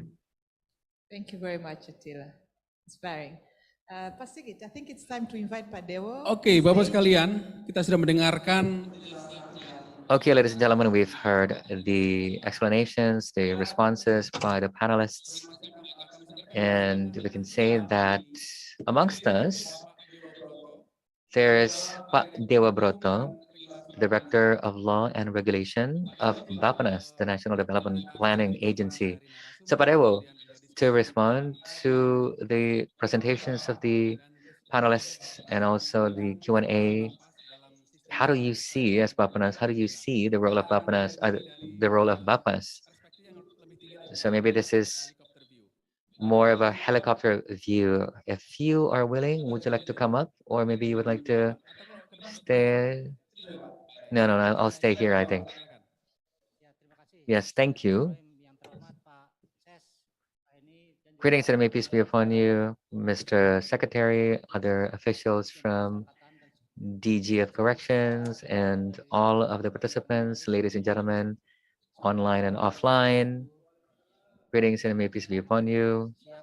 Good afternoon and good tidings to us all. So allow me to respond to the various things that has been addressed in this discussion on the value of probation services. I also would like to say something about the issue of overcrowding, as was mentioned by Pa Ali and Mr. Secretary. The occupants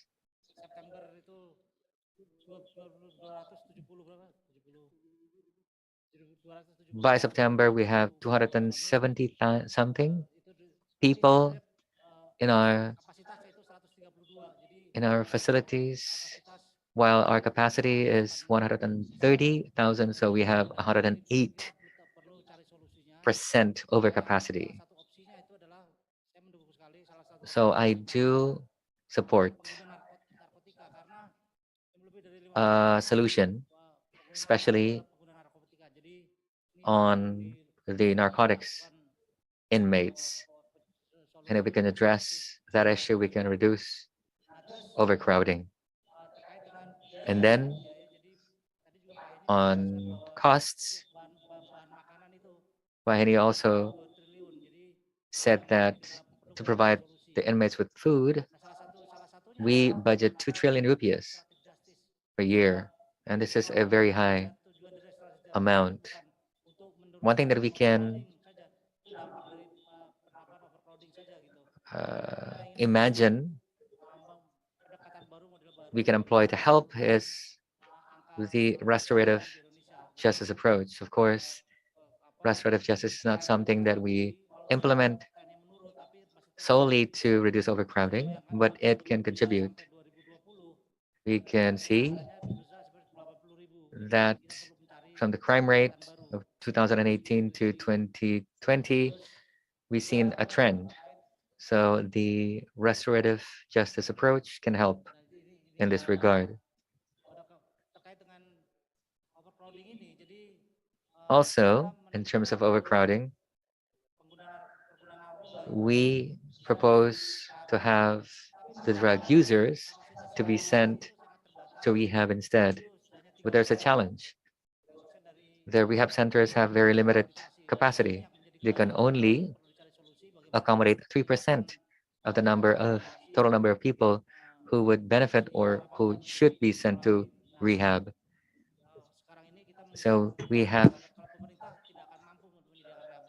to find a solution to this, and we need to involve the general public so that they can also contribute to develop rehab centers, because the government alone will not be able to provide those services. Conditional sentences is also part of our more broader restorative justice approach, and I think this will help the situation in prisons.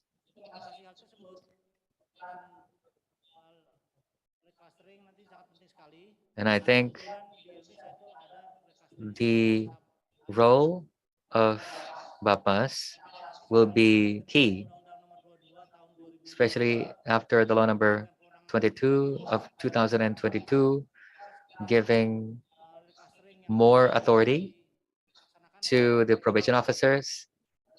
We can adopt more practices from the reclassering Netherlands.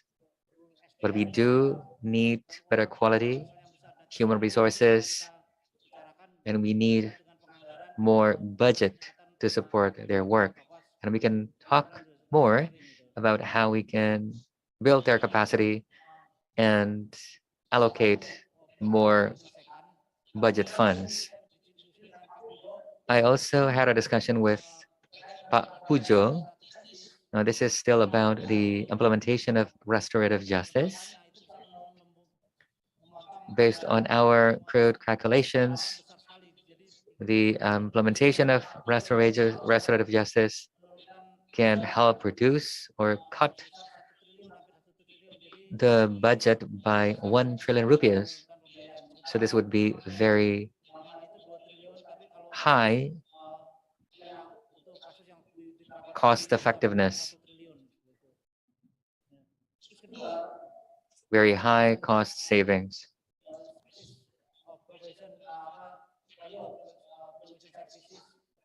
Another comment is about the value of probation services.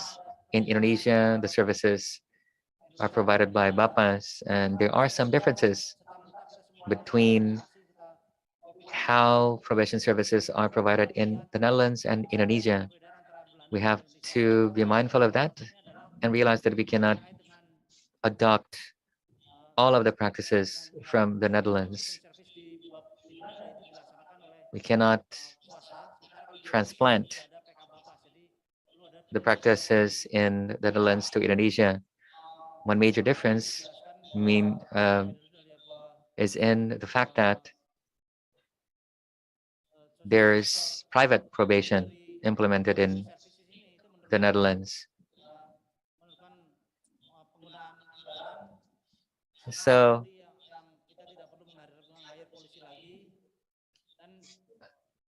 I saw the benefits of probation services to save cost of security and other things. This is a very good cost and benefit analysis.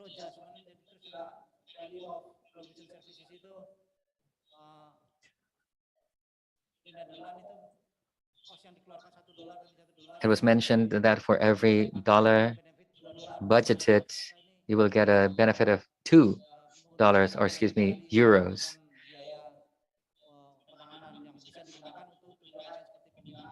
And this means that we can have more money, more funds to be allocated for other needs.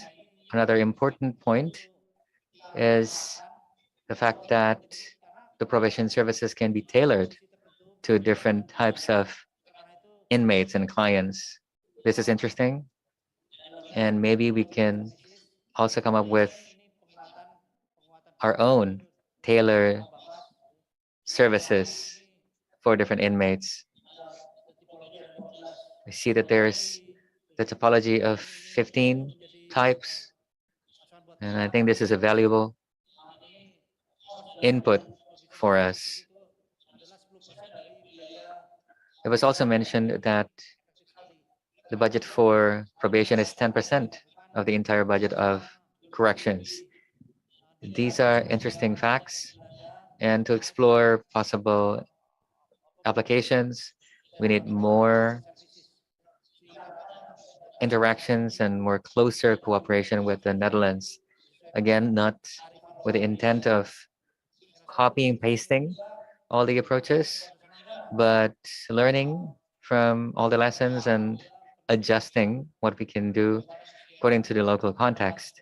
But it is clear that we need some things like capacity building of personnel, so hopefully they can meet the standard of good quality probation officers.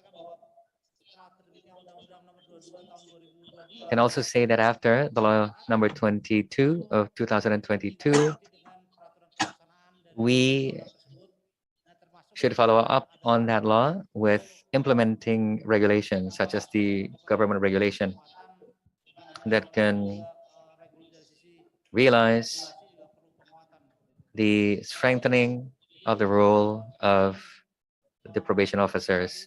So that's all for me.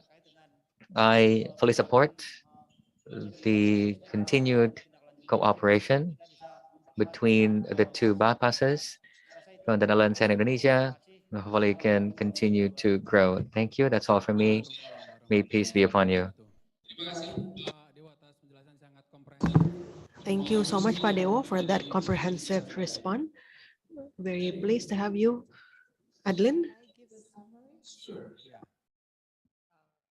Thank you very much for the speakers. I think when we came here, we had a brief that we will try to make it as much as possible interactive, engaging, as simple as possible so that your message can be conveyed. So later during lunchtime, we would ask whether that, that ambition has been realized. I think the beginning already, glad that Pa Ali, Pa Henny, were very open to state the challenges you're facing. And this as INLU creates that opportunity. Ya, benar juga sih. Ilmu tol nggak cukup, friend.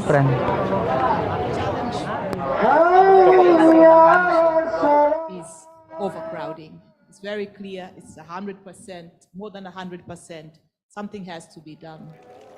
There are also the challenges we have, of course, with Corona, the challenges we have with the current war, the food crisis. The prices have gone up. So something has to be done. And I think that's much we are clear. What can be done? You need to look for inspiration. Is restorative justice an approach which will be useful? Is the cost-benefit analysis, a solution for that? I think they are all worth to look at. But we know, and I'm very happy that Pa Dewo, I wrote everything you wrote because he summarized, made my job easier, really went into detail on what will be the possible solution. Pa Dewo also says, and that also we had a discussion yesterday, the brief is that our intention is not to copy, to translate everything direct from the Netherlands to Indonesia. You really have to see what works. So the first thing also for our experts and for our partners is really to learn from your system, because the first thing we admire is what is restorative justice? What is restorative justice in Indonesia? What does it mean? And that also takes time to learn. Since 2019, we also took the time to learn about the correctional system. So Pa Dewo also indicates very clearly that that should be looked at. Second, obviously, and that has already been stated much more often, times and again, cooperation. That will be a subject for this afternoon. So basically, I encourage all of you to remain, because there we will really look into the benefit. We will also look on the benefit of cooperation in different with the prosecution, and hopefully that in the future we will look at also cooperation with the police and other criminal justice actors. So I think that would also create a relief. However, we believe this is just a start. And I think this also says we have still opportunities to learn from each other. But with the new law, it creates the necessity to go further. to go faster. The law number 22 of 2022, very recent. Probation service is important and it's going to be important. So how do we do to make them fit for the job? What do they need? Padeo indicates already that, hey, they will need capacity building. They will need to understand and appreciate their role, but they also need support from the institution.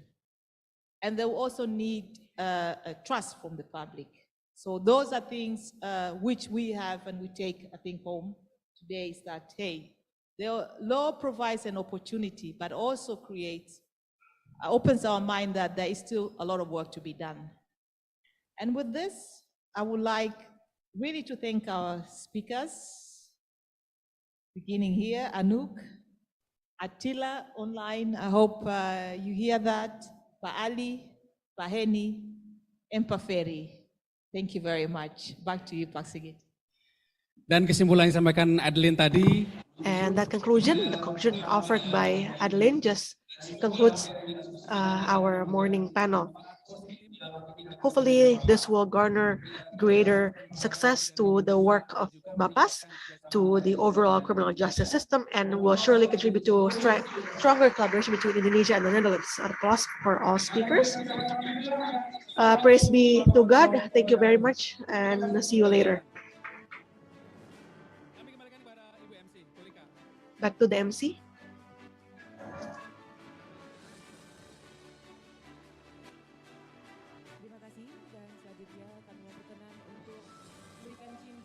Thank you.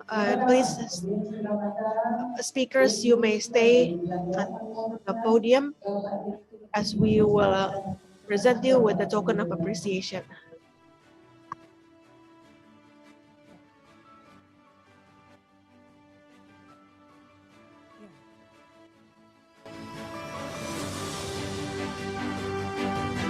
Diberikan kepada Ferry Van Araten. Yes.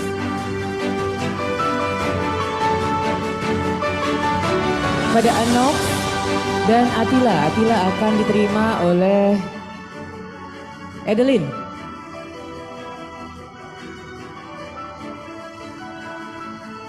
Dan selanjutnya kepada pembicara dari Indonesia akan diserahkan oleh Direktur SILK kepada Sekretaris Direktur Jenderal Pemasyarakatan.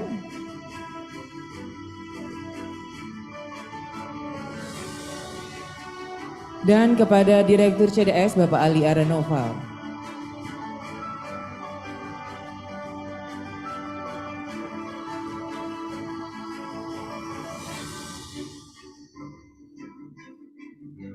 Dan satu lagi diberikan, oh ya, kepada Attila.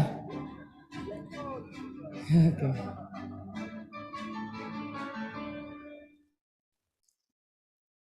Untuk berfoto bersama, Bapak Ibu. Okay, we're taking a group photo now with the speakers. Again, thank you very much. Let's give another round of applause for the two moderators and our great panelists.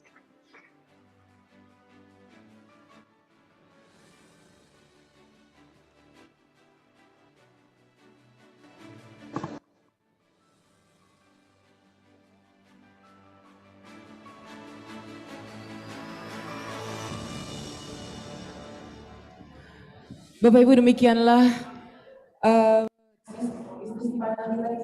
ladies and gentlemen, that concludes the first panel of the day, and we'll reconvene at 1:30 for the second discussion. Please join us again at 1:30, and would like to invite you to enjoy lunch together. Thank you.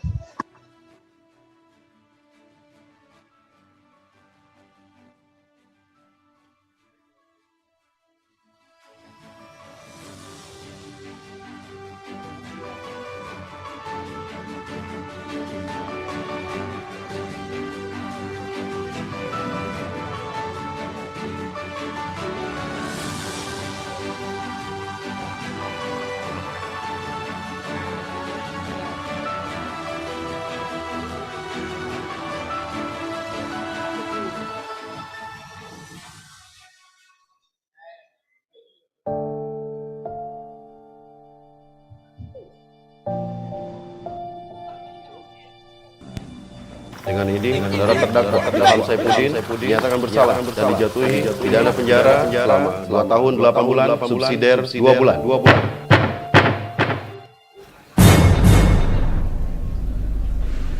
Terkait dengan Permen nomor 7 tahun 2022 terkait pelaksanaan pembebasan bersyarat, cuti menjelang bebas, cuti bersyarat, asimilasi, tidak ada lagi JC. Pasti ini gratis.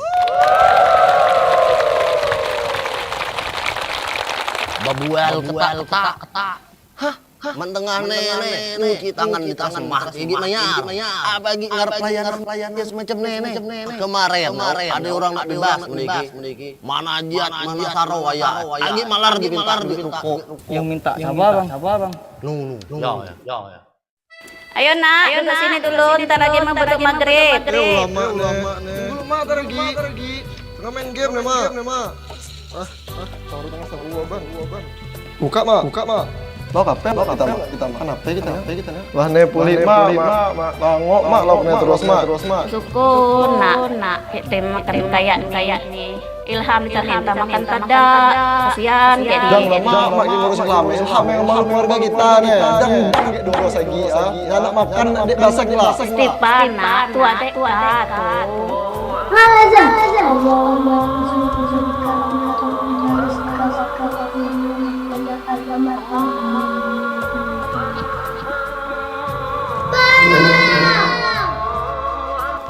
Ngapehan, kangen nang baik, kampun baik.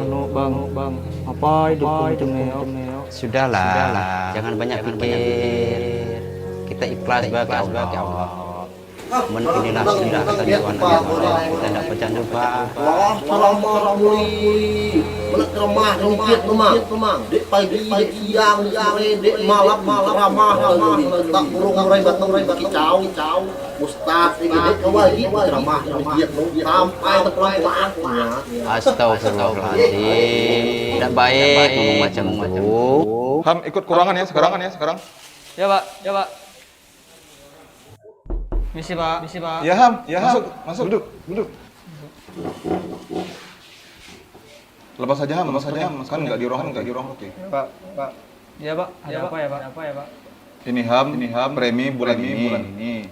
Ntar bisa kamu terima. Nanti pas kamu bebas. Baik pak. Makasih ya pak. Ya. Memang kena, memang lupa. Kebajek. Apa bang? Nyai lah, yang tukang minta duit kayak napi-napi di sini, nih. Yang mana ya bang? Ya. Kita tengok kia ya.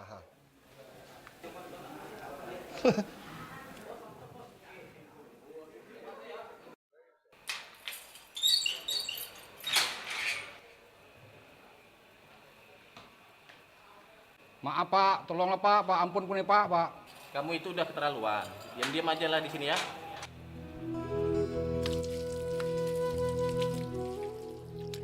Ini juga satu keberkahan kita, ada Permenkumham nomor 7 tahun 2022, ada keringanan untuk mendapatkan integrasi. Pak Kasih Binadik, ada berapa orang yang mendapat asimilasi di rumah? Oke, apa sih kak? Panggilan warga binaan atas nama Ilham bin Rahman ditunggu di register sekarang juga. Teman-teman memenuhi syarat. Selamat berlebaran di rumah masing-masing.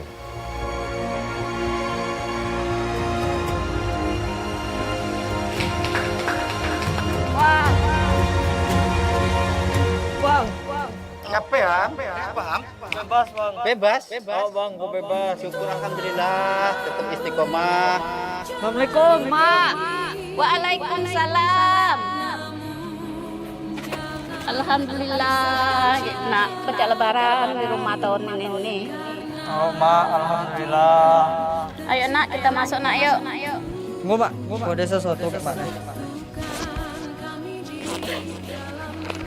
Nih mak. Apa nenak? Simpan lah untuk kita lebaran dah.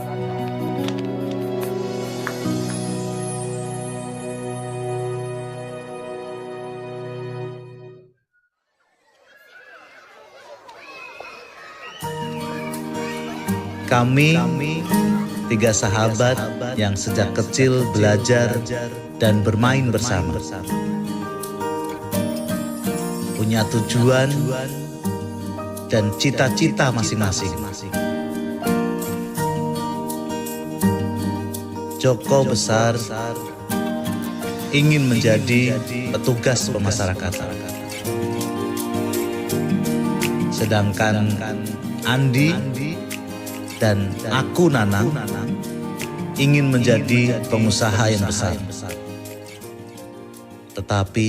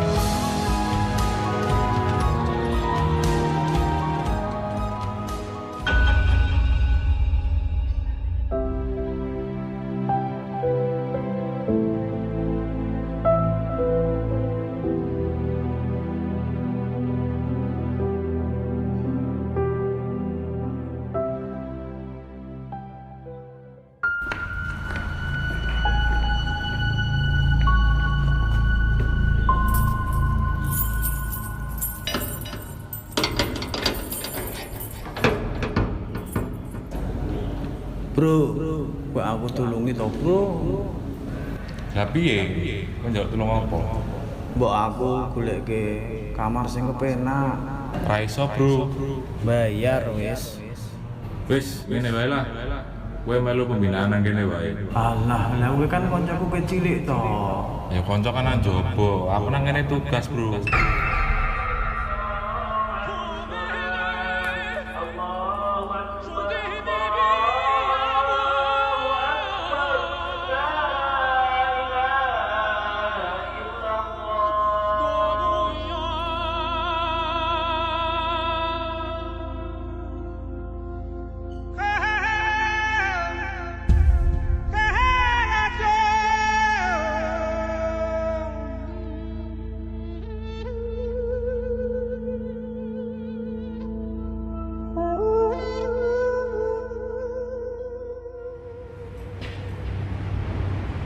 Halo Di. Halo bro. Gue iso nulungi gawe pelatihan keapianan dulu ora. Iki nggo sinar. Ya, neng aku yo isane bantu yo ming ngono kuwi ya. Matur suwun ya Di.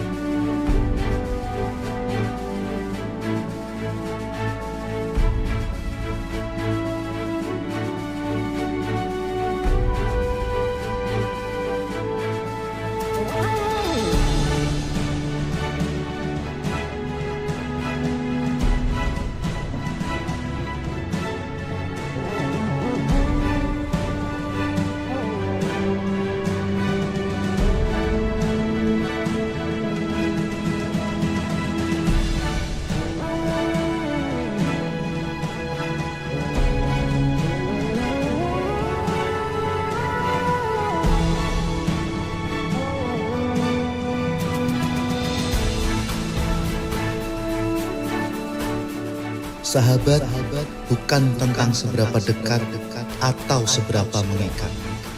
Bukan sekedar memahami dan sekedar menuruti. Sahabat adalah beberapa hati kecil yang saling berbincang tanpa mengorbankan integritas yang bisa terguncang.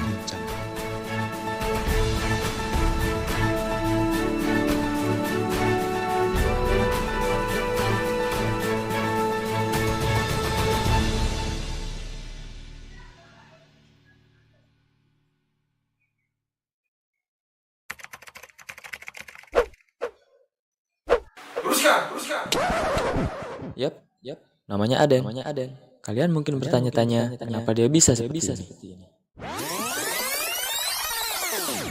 Luruskan, lurus. Usai mengikuti pelatihan dasar, Aden selalu dihantui dengan kata-kata lurus, lurus, dan lurus di setiap tidurnya sampai akhirnya membuat dirinya berubah. Pagi yang cerah, membuka semangat baru.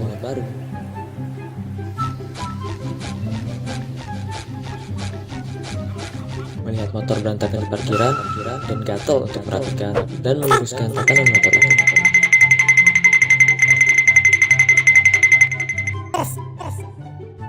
Antrian masuk kantor yang gak teratur aja, dan tegur agar jadi lurus dan rapi. Tempat kerja yang berantakan juga gak terlewatkan dari Aden untuk meneruskan dan menjadi bersih dan nyaman. Apalagi melihat rekan kerjanya yang asal-asalan dan gak ragu untuk beraksi demi memberi pelayanan yang profesional. Baginya, meluruskan berbagai hal yang kurang baik merupakan bentuk usaha dia dalam memelihara kondisi kerja serta meningkatkan citra di mata pengguna layanan. Dengan tindakannya tersebut, rekan-rekannya pun jadi happy dan merasakan bahwa Aden membawa perubahan positif buat mereka. Sampai Aden pun tersadar bahwa itu semua hanya mimpi.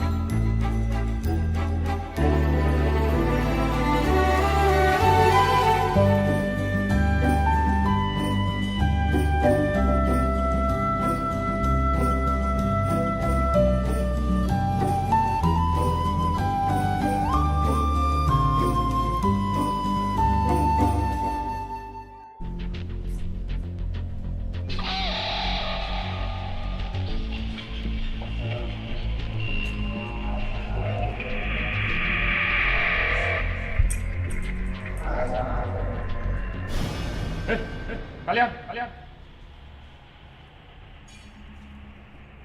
Kenapa kalian tidak ikut berjamaah? Jawab.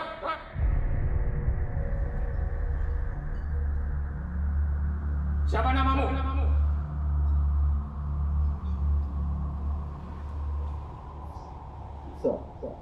Santoso, Pak. Sudah berapa lama kamu? Satu apa? Satu minggu, Pak. Baru 1 minggu? Sudah murah belulah? Hei, kalian, jangan contoh mereka berdua. Jelas?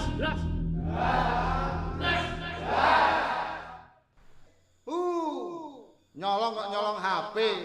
Rawangu kaya aku ki lho. Nyolong helm sak motore. Kaya aku iki lho, dadi iki ate Bangjo tak parani. Yo tak bobol lah, mesti tak gowo duit tak tinggal. Dan, cinta, kontrak siap.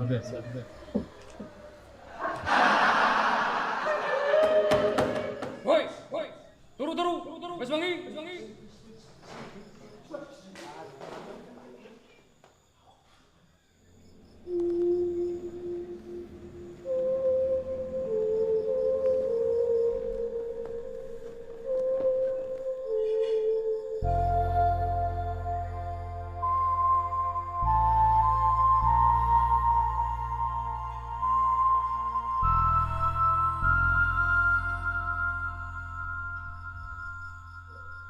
Santoso.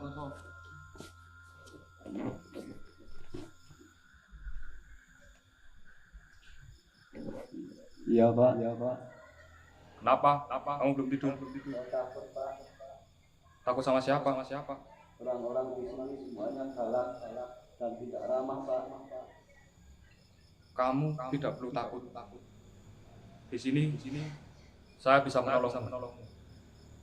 Asalkan kamu menjaga sikap dan perilaku kamu selama di masa tahanan ini. Saya yakin kamu pasti akan terbiasa dengan suasana ini. Dan yang terpenting, kamu harus menjaga ibadahmu dan ingat kepada Tuhan. Ya sudah, sekarang sudah malam. Waktunya kamu tidur. Besok ada kegiatan pagi.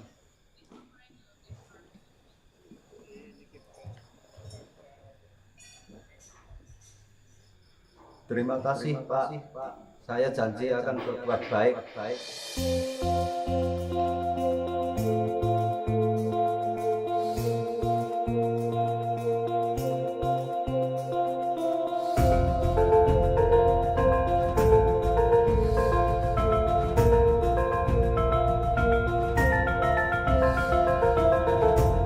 Santoso bin Rejo Sutoyo.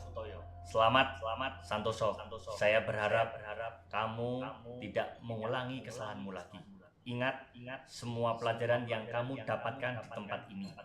Lindungi keluargamu, berbuat baik dan jujur kepada siapapun. Selamat Santoso. Jangan sampai kamu masuk ke sini lagi. Siap, Pak.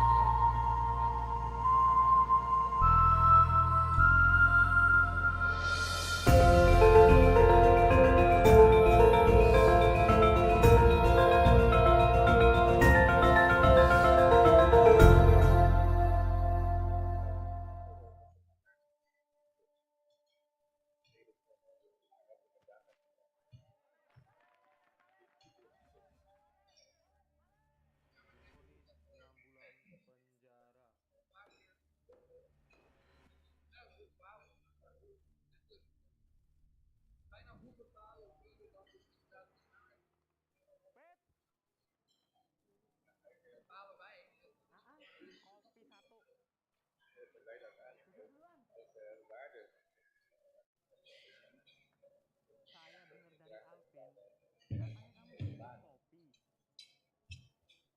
Lah saya tuh mikir, lah alatnya aja mahal loh.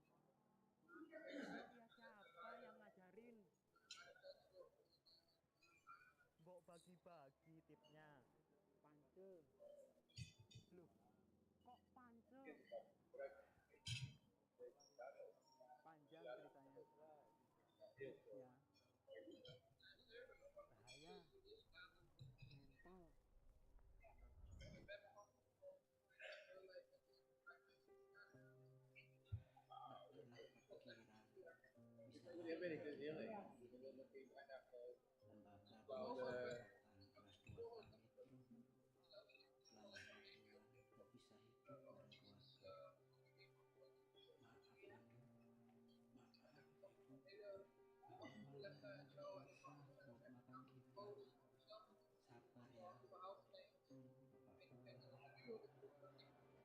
ya. Gimana dunia perkopian? Gua lihat lo ini kalau setiap latihan kayak serius banget. Kayak lo ini udah cocok jadi barista. Apa friend? Cuman buat ngisi waktu luang. Buat bekal kita nanti kalau udah di luar. Mumpung lapas ngasih pelatihan gratis. Nah, cocok. Tekunin aja. Bentar lagi kamu kan bebas. Kamu nanti di luar bisa buat HP apa enggak warkop. Sekarang ilmu kamu belum matang. Kamu minta tambah aja 2 tahun lagi. Ya enggak? 2 tahun. Orang ngimpi, friend. Tapi warkop itu ide bagus loh, friend. Tapi modalnya di dalam ini udah dikasih modal. Modal apa? Ilmu. Nggak sadar toh? Ya bener juga sih. Ilmu toh nggak cukup, friend. Sabar ya Bu. Sebentar lagi Bapak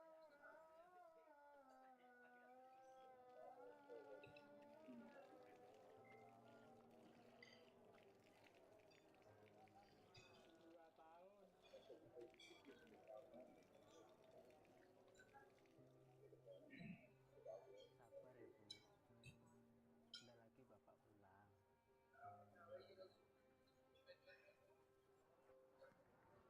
nanti pulang buka warkop aja Mas.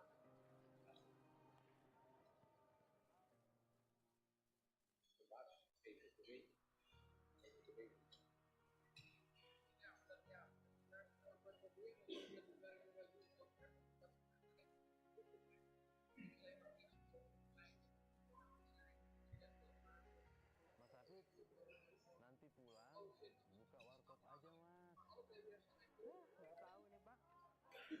Modal juga nggak ada. Modal itu bukan cuma duit. Baca buku sana lu. Di perpus friend biar pinter. Udah Mas Habib, masalah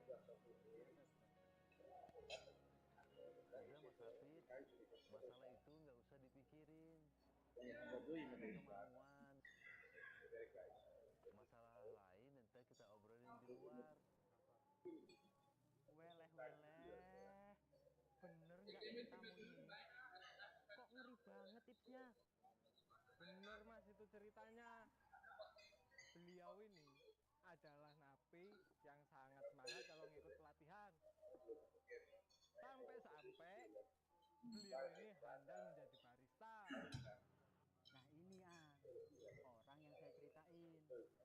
Kenalin, Randy, teman satu kamar saya di lapas.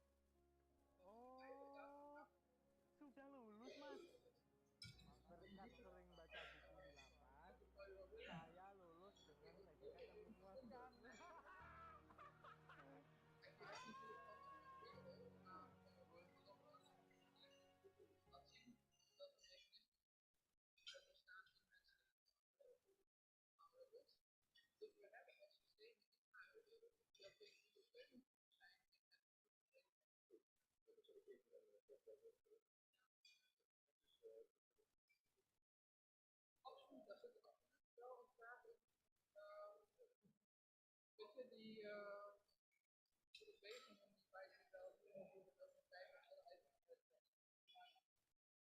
Dat geldt ook voor de rest.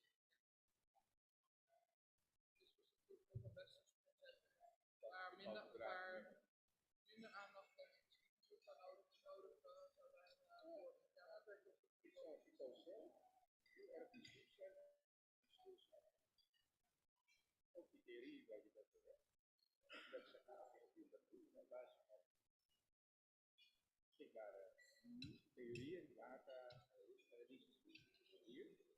Tot dezelfde concepten zetten. Ook weer wetenschap. Ik denk dat je tot dezelfde pijlen valt, want ik denk dat gewoon eigenlijk wat er in de persoon zit, niet in de context zit. Dus wat er relevant is wel degelijk heel erg ja, dus wat zijn echt de relevante factoren in de context? Relevante factoren in de ik denk dat het individu, als je het goede profileren, dat is een vraag van mij.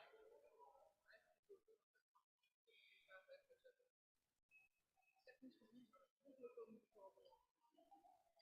Je houding tot objectiviteit, je structureel. Wat is uitvoering? Of je zou wel gelijk hebben. Dat zie je. Ik weet het niet van de daar heb je een dag.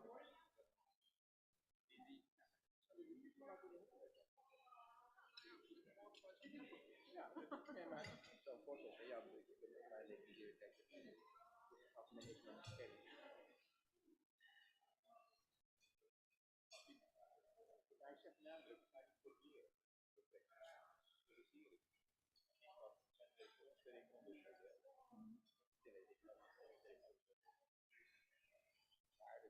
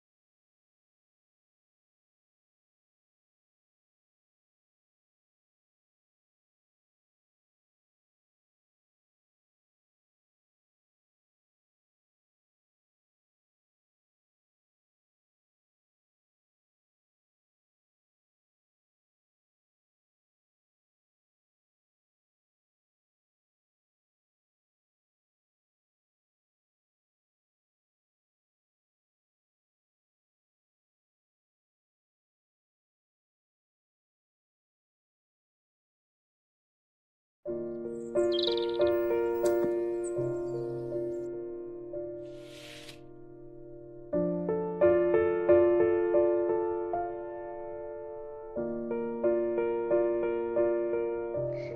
udah besar, aku mau jadi seperti kakek. Bu, nanti belikan aku baju seperti kakek ya.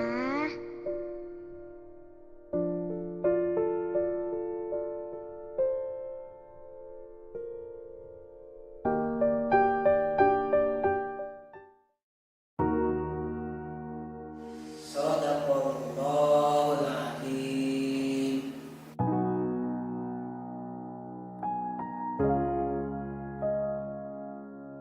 Rul, kehidupan sesungguhnya adalah hidup untuk orang lain.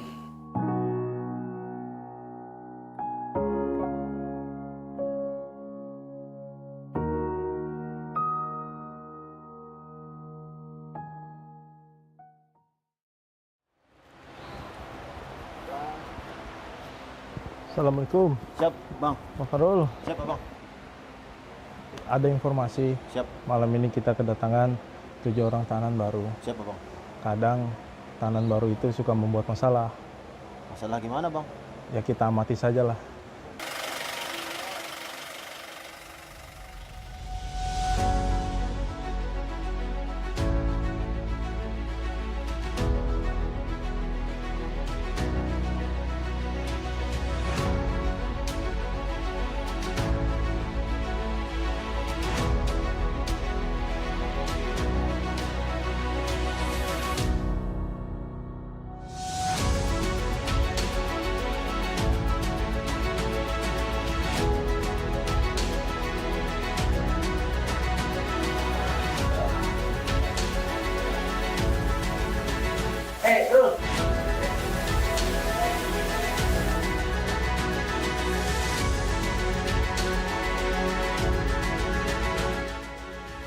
Saya sambil minum dulu.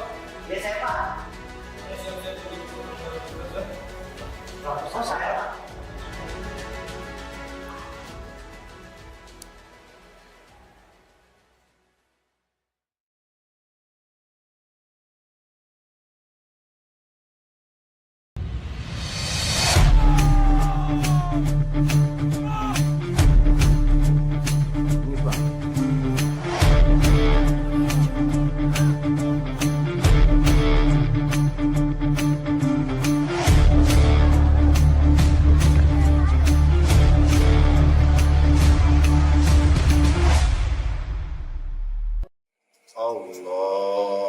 Allahu Akbar.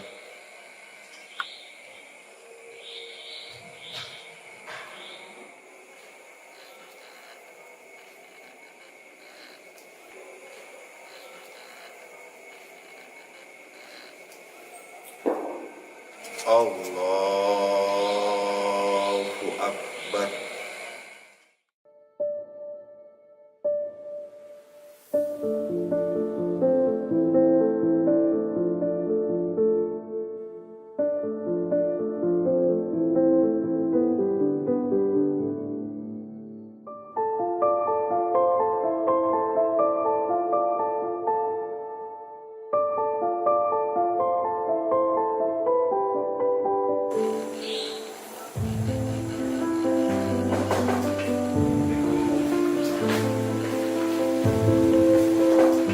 Jadi gini dok, saya jadi ingin terrehabilitasi.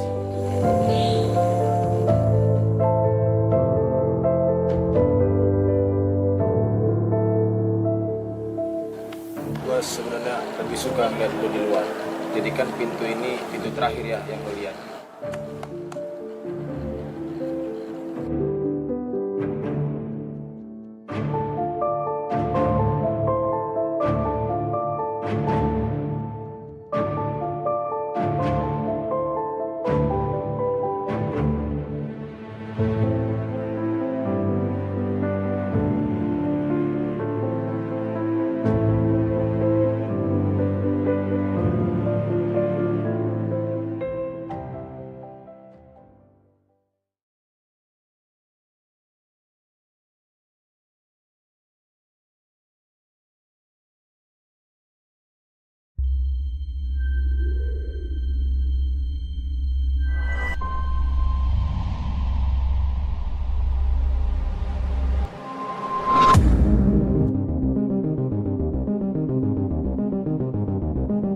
I'm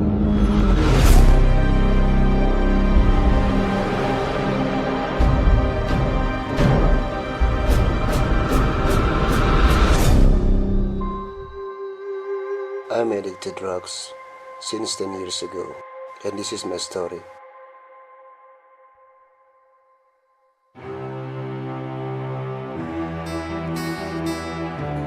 Do you ever feel empty? Lonely? Pain and fragile at the same time?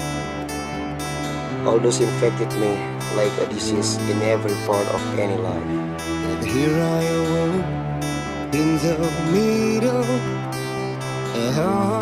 nowhere, far away from home, that's all I know. People said happiness is different to each person. I never felt like a I lost my friends, my family, and lost the most important thing in my life, my son.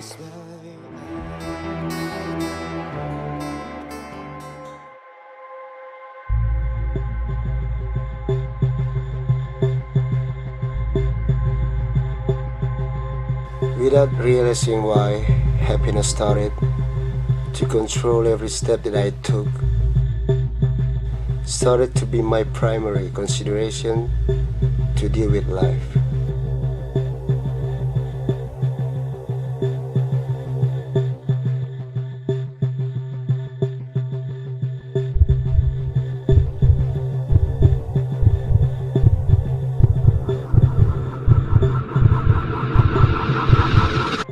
Finally, autumn came and the leaf fall.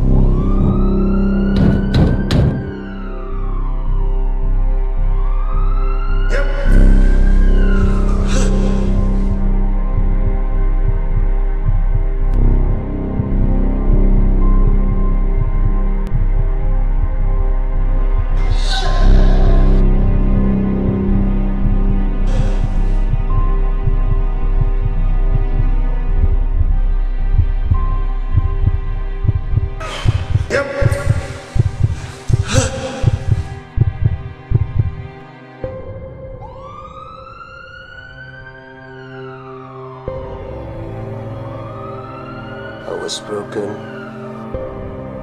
unseen, corrupted, and feeling nothing.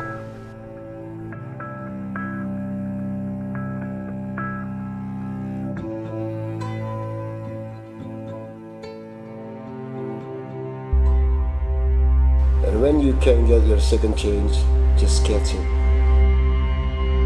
I had an old self that I killed. You can kill yourself too, but that doesn't mean you got to stop living.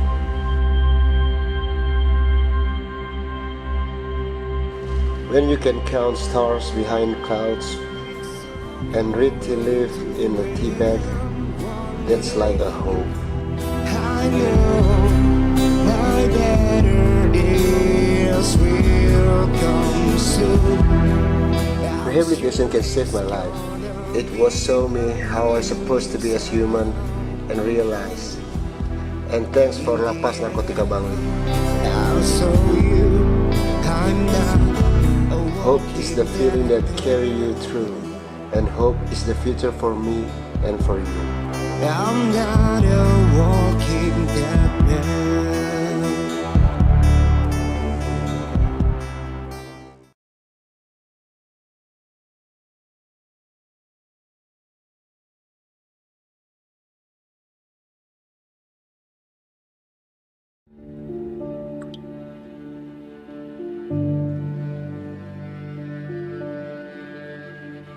Tidak ada yang paham dengan situasi ini, bahkan aku sendiri. Aku seperti bermimpi. Mimpi aneh yang terpaksa harus aku jalani.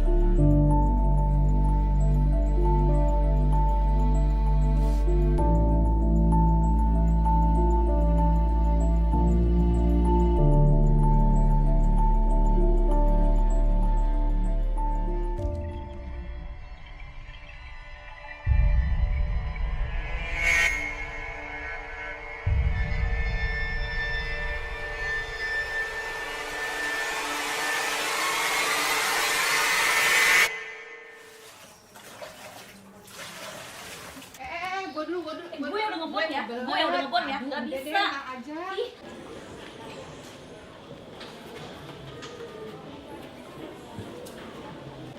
Namaku Fitri Meliana. Mereka panggil aku dengan sebutan Cie. Aku seorang penari. Karir dan kesenangan jadi salah satu alasanku untuk menari. Walau ternyata pada akhirnya aku salah. Aku hidup hanya berdua saja dengan tanteku, yang sudah kuanggap sebagai ibuku sendiri. Tapi putraku semata wayang kini ikut melengkapi kebahagiaanku. Sejak kecil, tanteku adalah poros hidupku, dan dialah yang mengenalkan aku dengan dunia tari.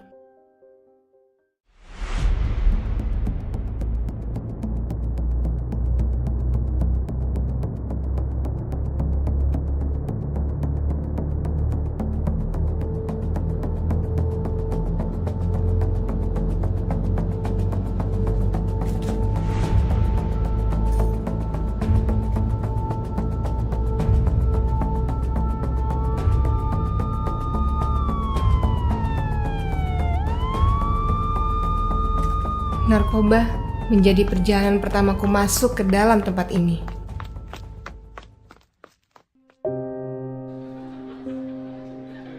Pertama kali aku mengenal narkoba di tahun 2007.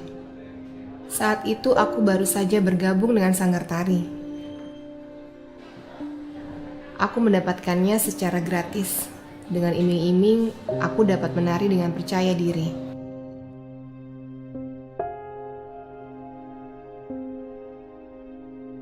Lapor jumlah warga binaan Pavilion Bibis 134 plus 1 warga binaan dalam keadaan aman dan lengkap. Laporan selesai. Saya terima. Siap, terima kasih Komandan. Lupakan jendela kamarku yang menghadap pemandangan kota Jakarta. Karena yang kupunya saat ini hanya teralis yang menghadap ke kamar berteralis yang lain. Lupakan kasurku yang nyaman. Karena yang kupunya saat ini adalah kamar yang berisikan 12 orang dengan 1 kamar mandi.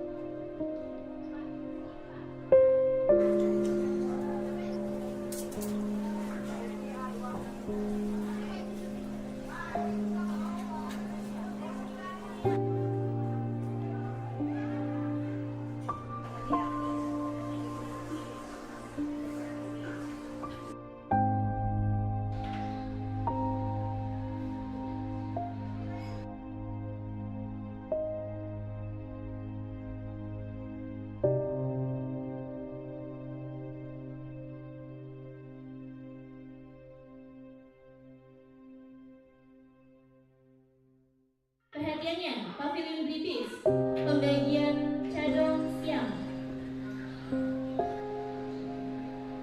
Cadong paket. Thank you. Ci, makan ya, Ci. Kalau cadong lagi enak nih. Nah, aku nunggu bos koran aku aja. Ya udah ya, aku makan duluan ya.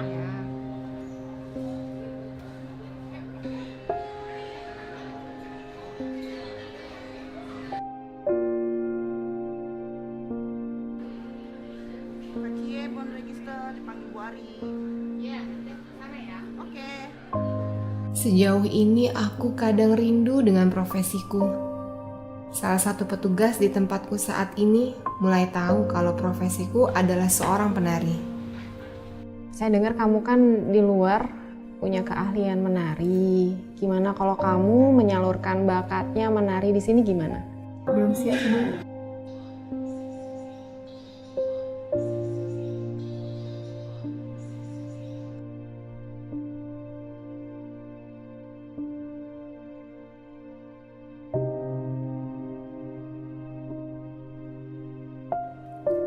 Penari ya? Tradisional apa modern? Lihat nari yuk, Kak.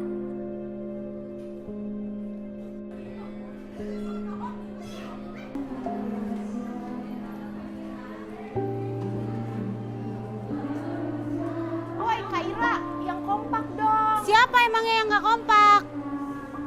Guys, udah, ayo kita latihan sama-sama deh. Itulah alasan aku tidak mau menari lagi. Aku terjerat sejauh ini karena aku menari. Aku benci menari. Kak Cie.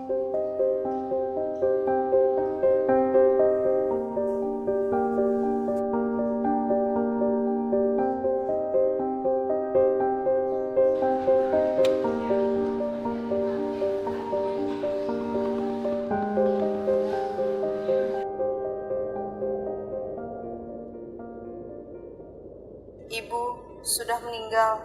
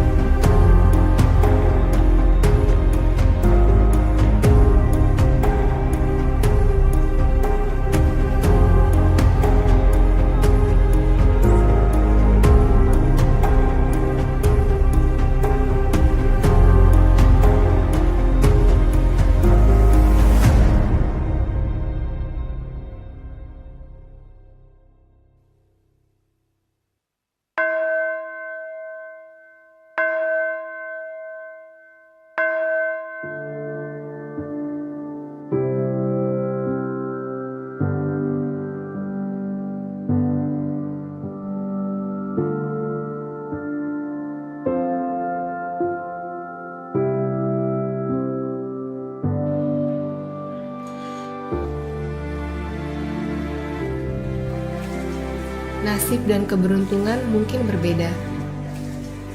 Tapi yakinlah, Tuhan tak pernah salah. Ia selalu ada. Tuhan lebih tahu apa yang terbaik untuk kita. Ini bukan akhir dari segalanya.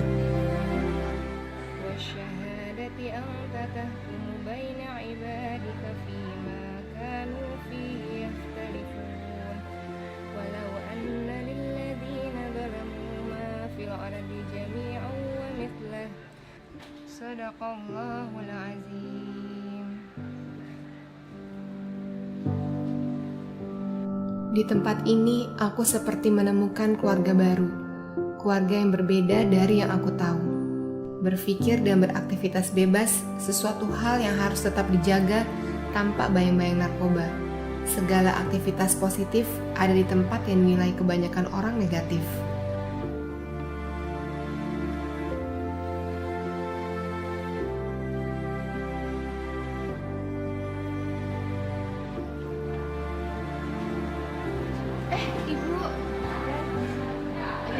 Aku mulai menari lagi, profesiku yang dulu. Bahkan aku mulai tularkan dengan melatih mereka yang memang tertarik dan memiliki bakat di bidang seni tari.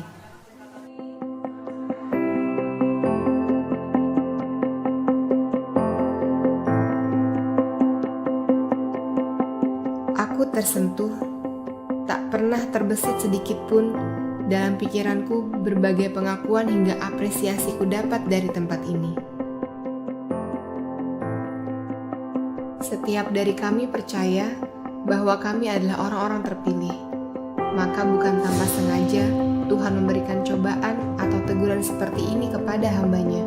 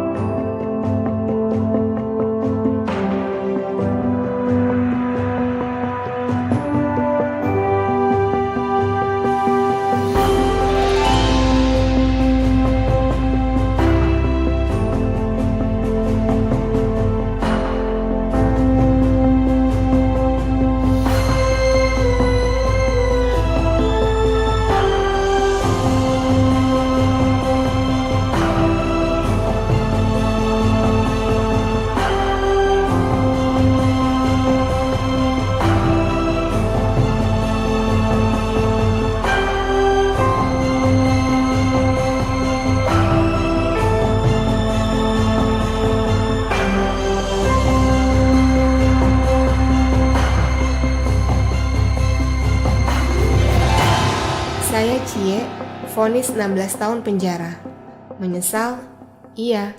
Mungkin ini cara terbaik dari Tuhan yang harus saya jalani. Tidak semua cara pahit selalu berakhir pahit. Tetap bersyukur dan ikhlas. Semoga jadi pelajaran yang merubah saya menjadi lebih baik lagi.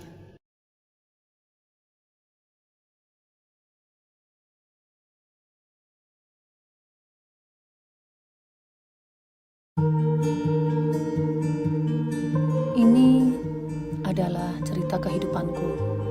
Aku memang pernah ngelakuin kesalahan, dan kini aku sedang berusaha untuk memperbaiki itu semua. Ku terbangun lagi di antara sepi, hanya pikirannya.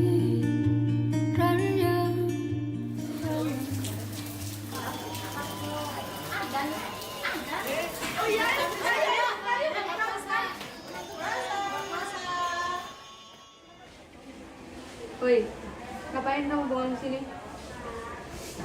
Nih, cobain. Aku dibawain kue kering sama ibu. Gak terlalu suka kue kering.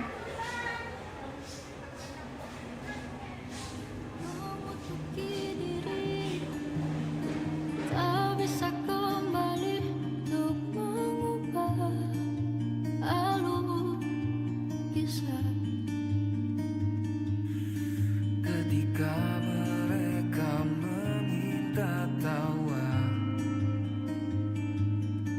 ternyata rela tak semudah kata. Ada ibunya, masuk.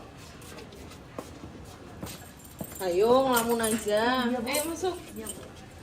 Bu. Iya, kenapa? Kamu tadi ngapain sih ngelamun di situ? Ini Bu, habis makan kue ini, jadi ingat kue buatan ibu saya di rumah. Emang itu kue apa? Kue semprit, Bu. Oh alah, kue semprit. Iya, Bu. Ya udah, nanti aku bilangin ke Bu Daryati kalau kamu mau bikin kue semprit. Boleh, Bu. Boleh. Ya udah, kalau gitu besok ikut aku ya ke belakang. Siap, Ibu. Terima kasih ya, Bu. Ya udah, aku kunci dulu ya. Iya.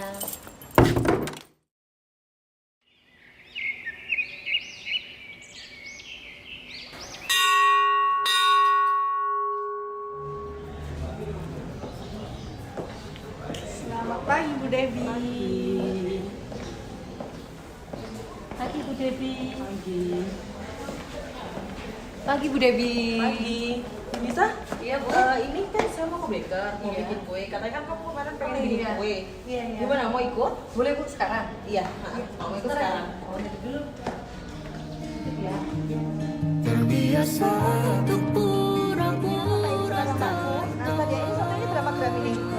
Model baru itu ya Mbak ya? Selamat pagi Bunda. Oh ya, selamat pagi Mbak Debi. Ya, kemarin yang saya bilang Ibu Iya. tentang ada WBP yang mau ikut bikin kue semprit di sini. Oh, iya? Ini WBP-nya Bu atas Iya, nama Ibu. saya. Namanya siapa, Mbak? Ini adalah salah satu kegiatanku. Sedikit demi sedikit, aku mencoba ikhlas untuk menjalani kehidupanku di sini. Bercengkrama dengan waktu dan mengisinya dengan hal positif. Bersama program pembinaan akan mampu menjadikanku terlahir kembali. semudah kata. Tak perlu khawatir, Ku hanya Nita, kalau ini namanya kue semprit mawar. Oh, iya. Jadi beda sama yang itu ya tadi ya. Oh ya. namun bolehkah sekali saja ku menangis sebelum kembali membohongi diri. Ha, ha, ha, ha, ha. Hei teman-teman, selamat lebaran. Selamat lebaran juga.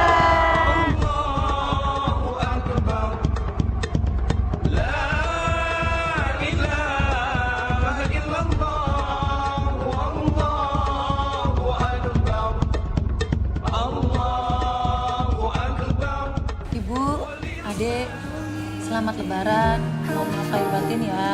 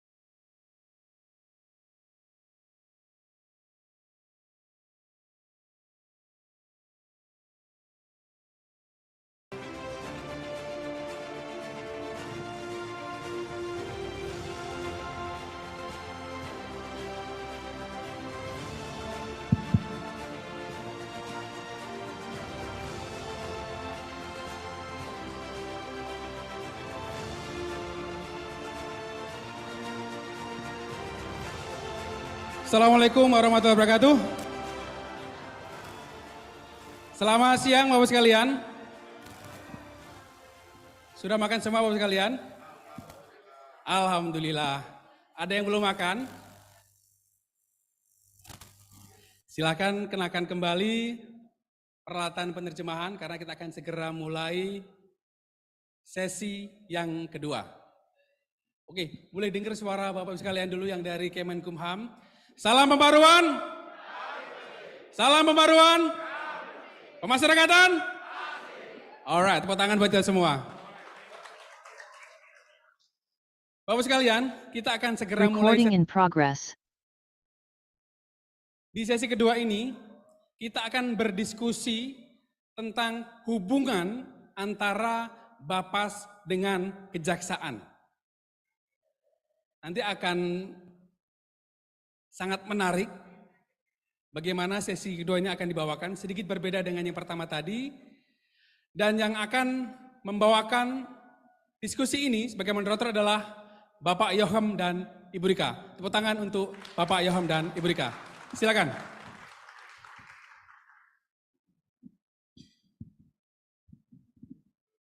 Cek satu. Ya.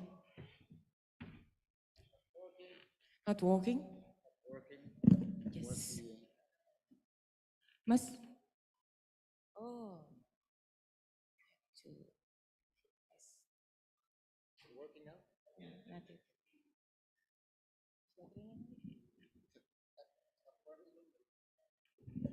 Okay. I'm on your left side or right? Okay. Check. You may kick off, Ibu Rika. Yeah, okay. And the first words are for you. Yes. Selamat siang Bapak Ibu. Pada hari ini, pada siang ini kita sudah sampai kepada tahap kedua atau sesi kedua di diskusi panel kita pada hari ini dengan tema Prevention Service and Prosecution: The Challenge to Work Smart Together. Ya, yeah.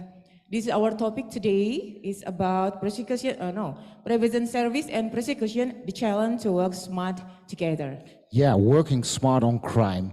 And before we will ask our guests, our panelists to come on stage, I will explain a little bit about how this working session will work. Well, maybe it will be mind-blowing. We will use a short documentary that is called Smart on Crime. And it's made by several organizations in Europe, participating also people from Canada and Croatia. And it's about how probation can be a solution in the criminal sanction system. And well, we split the movie into 5 or maybe 6 parts, and all the parts will be sub-related to the main topic, being smart on crime. But if you want to be smart on crime in the criminal justice sanction system, you have to work together. And we will have discussions about that, because if you're not working together, well, overcrowding prisons will stay. So if it's okay for you, Ibu Rika, I will invite the speakers yes. on stage. You know, it's very interesting what you said before about we have to work together. Yes. Yeah, for being smart on crime. Smart on crime, yes. Okay. Smart Maybe, Bapak Ibu, saatnya kita memanggil speaker. So this is the time for us for calling the speakers today. Yahom? Okay. Yes, I'm listening to the translation. I will invite the Dutch speakers because I'm from the Netherlands. First of all, I'd like to invite on stage Mrs. Monique Finkenstein, and later on you will have some time to introduce herself. Miss Monique Finkenstein. Well, I'll give her applause. You can.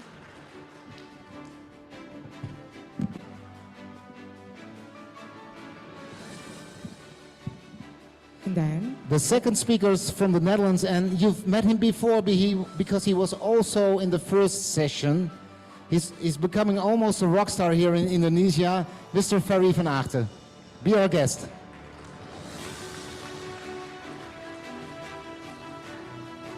Thank you very much, Ferry. Ibu Rika, now we continue to the Indonesian speakers. Okay, this time for Indonesian speaker. Selanjutnya kami akan mengundang pembicara dari Indonesia dan menghormat Bapak Bujarwanto, Direktur Bimbing Kemasyarakatan dan Pengentasan Anak, berikan aplaus.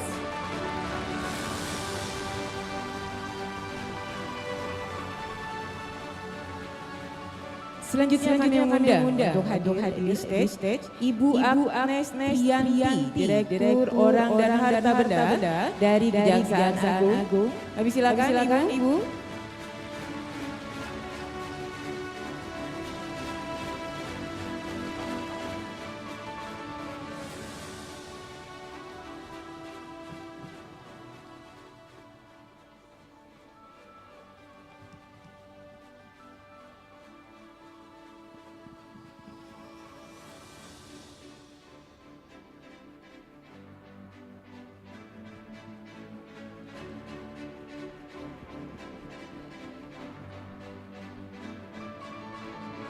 Bapak Ibu sekali lagi berikan aplaus yang meriah untuk panelis kita pada siang hari ini. Okay, Ham. And then? Well, I think it will be almost time to go to the first part of the movie. I hope also our guests here on stage will can see the movie on screen. For our Indonesian colleague, the subtitles are in English. So put on your translation headphones. So there will be translation from the English subtitles to Bahasa. I will walk to my iPad and share the screen in Zoom. Let's hope that it will work. Oke, Bapak Ibu, silakan menyaksikan di layar. Oke.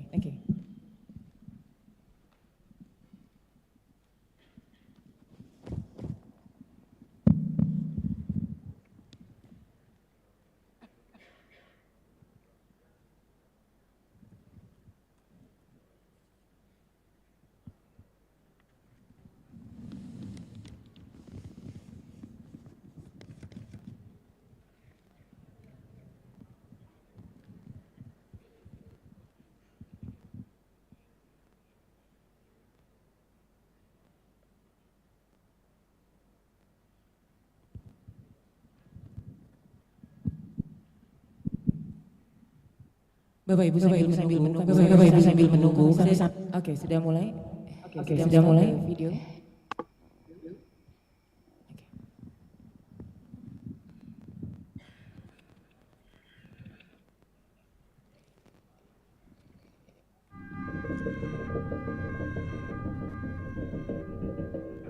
Ik had heel veel vrienden verloren in de criminaliteit. Omkwamen door schietpartij, achtervolging, overdoses.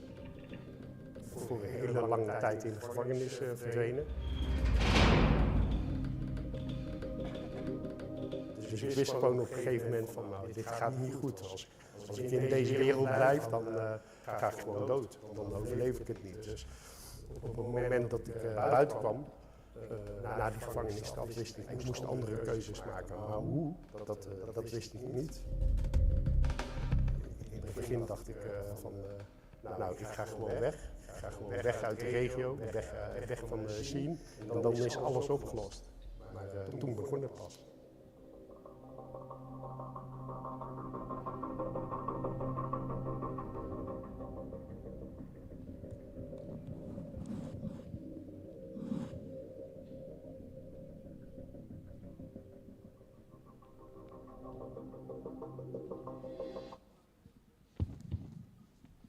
All right. Oke. Bapak Ibu tadi sudah menyaksikan film yang telah kita lihat bersama. You've seen the short clip. I think now it's okay. Yes. What?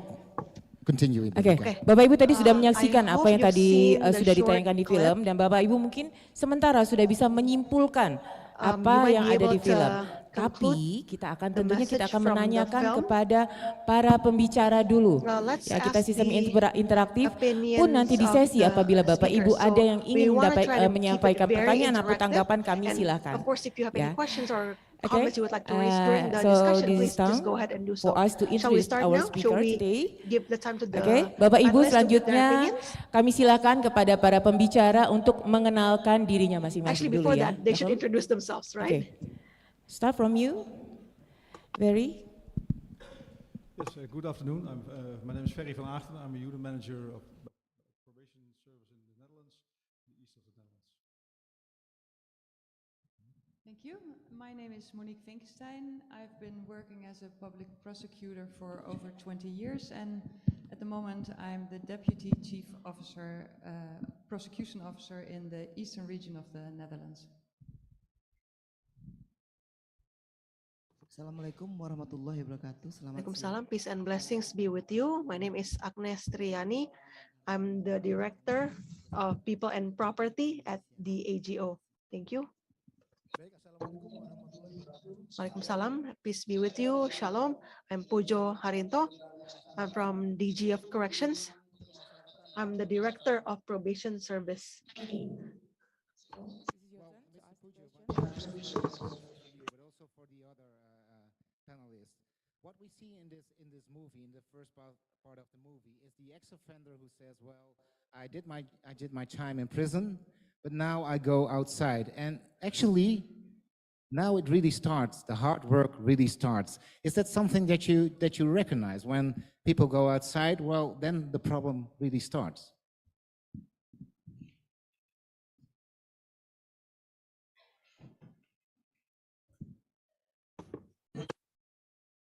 Yeah, it was a question for you. Yeah. So the Bisa mulai ex-offender dari Pak goes Pujo. outside and then it starts. Baik, terima kasih.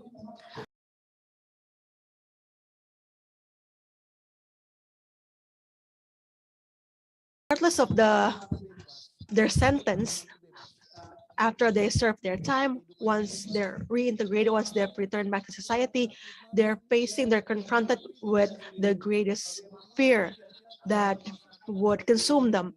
And the assumption of others towards themselves doesn't make them free and convenient. A lot of stare, glare, and many conceive that, oh, it's likely that they will commit the offense again. So there's this sort of stigma that doesn't make them comfortable when they're integrated back to society. So this calls for efforts from the state and the society to really to counsel them that throughout the sentencing and throughout the time and after, they have experienced a change, they have transformed themselves personally, and they have been equipped with skills during their sentencing period. And this is what BAPAS needs to do.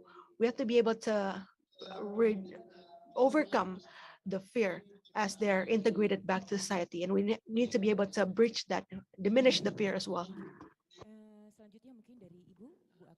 Thank you. Let's hear it from Ms. Agnes. Yes, indeed.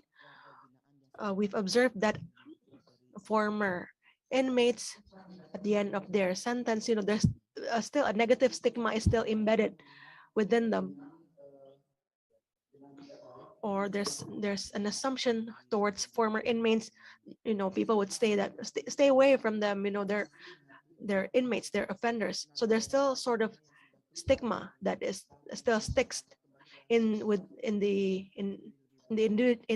individuals, and it's hard for them to recover or to be better, because the public is still unwilling to accept inmates, although they have completed their sentence, their behaviors have changed, and at the moment there's no agency is overseeing the likelihood of the better acceptance of inmates within the society.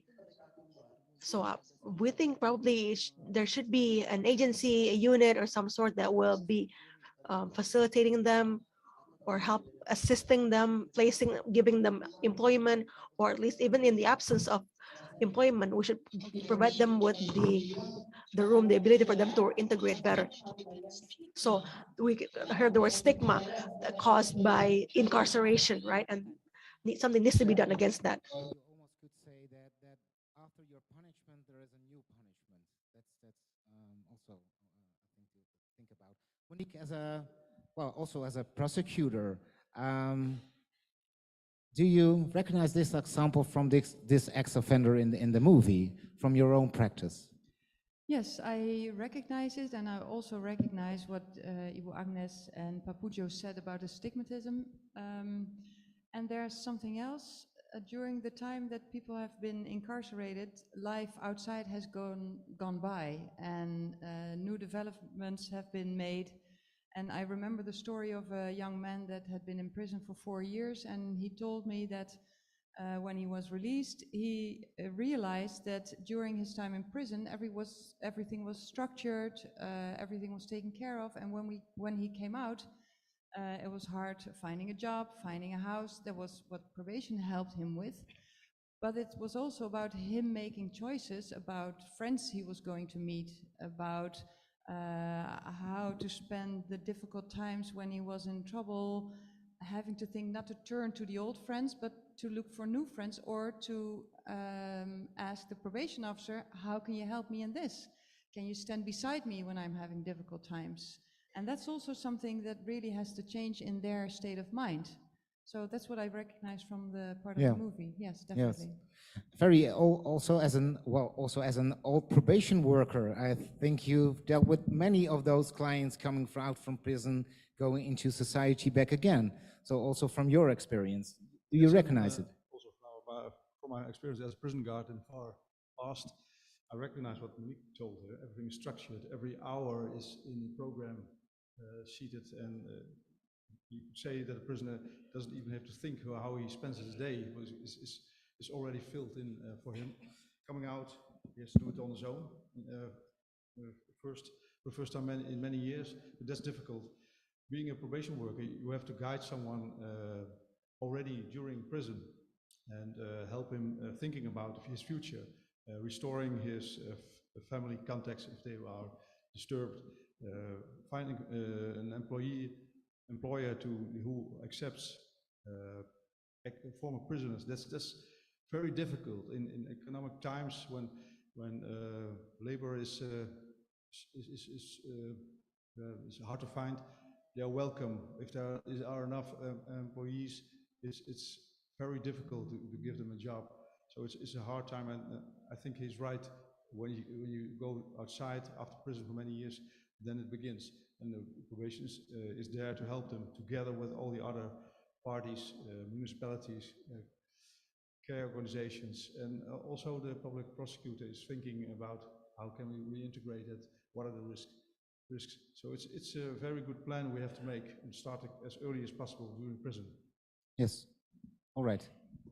Oke, berarti kalau tadi yang disampaikan bisa kita. Okay, so perhaps we can highlight the statements is that incarceration is creating stigmatization, and that means the work ahead of us is that at the end of their sentencing, new problems would emerge. So we need to create solutions to that, right, Johan? I will give you an example from my own practice. Because I started many years ago also as a probation worker in Amsterdam in the Netherlands. And I guided a man who came out of prison and who was there for 12 years. But during that time, the mobile phone and the smartphone was introduced. But he didn't know to use it, and the world was digitalized. So that was also very practical, but he didn't know how to use his smartphone and to sort things out. And we all use smartphones to arrange things, to make appointments. He didn't have any clue. All right, we will go to part 2. Okay, yeah. And then I will go back to my laptop. Yes. And it will take 1 minute, and then we start in part 2. Just listen, see and listen, and then we'll come back with questions for you. Yeah, okay. Oke, Bapak Ibu, kita akan lanjut pada. Let's have a look at the second clip. Let's pay attention, and what this is something that we're going to discuss further. And everyone, please, if you want to convey a statement, a comment, or anything, go ahead. You can raise your, you can do so after the clip. Thank you.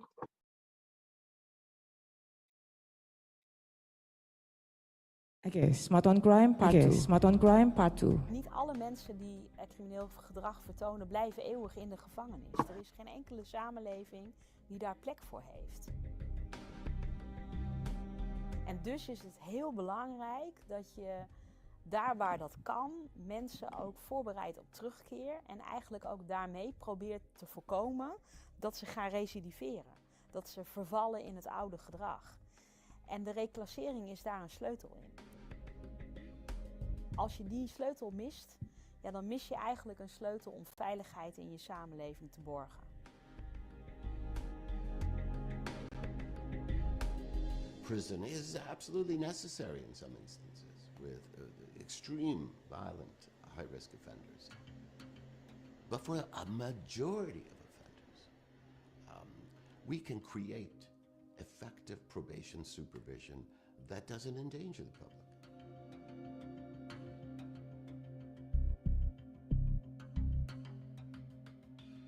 If we just look at the basic costs of imprisonment versus probation, in the US, for example, incarcerating someone comes in at a cost of about 9 times that of probation supervision. In Canada, prison comes in at a cost of about 6 times that of probation. Now, we could make that same comparison in countries all over the world.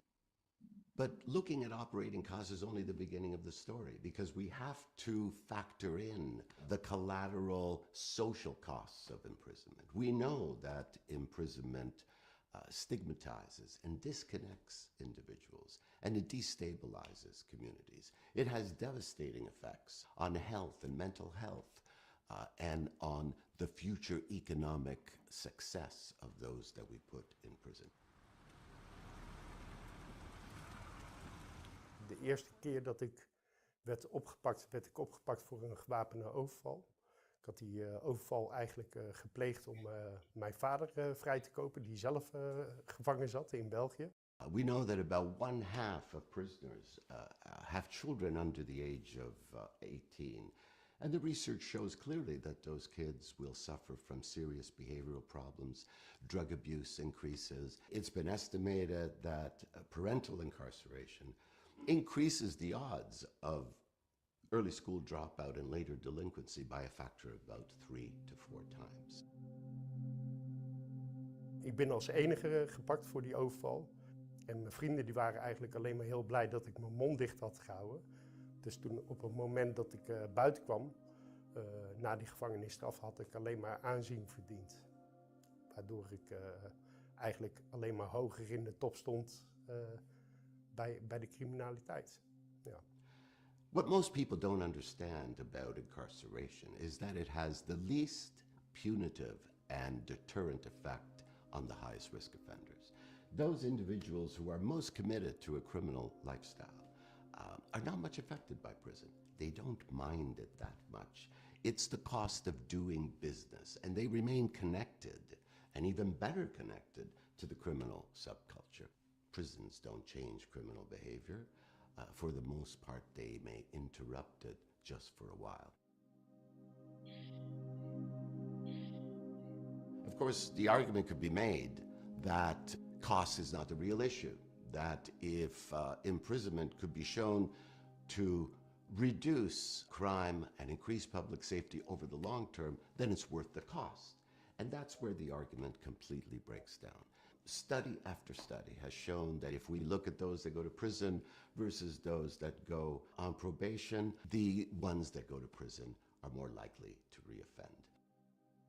Essentially, when we're choosing imprisonment versus probation as an option, we're choosing a much more expensive option that's less effective. And that's not smart social policy. That's actually pretty dumb.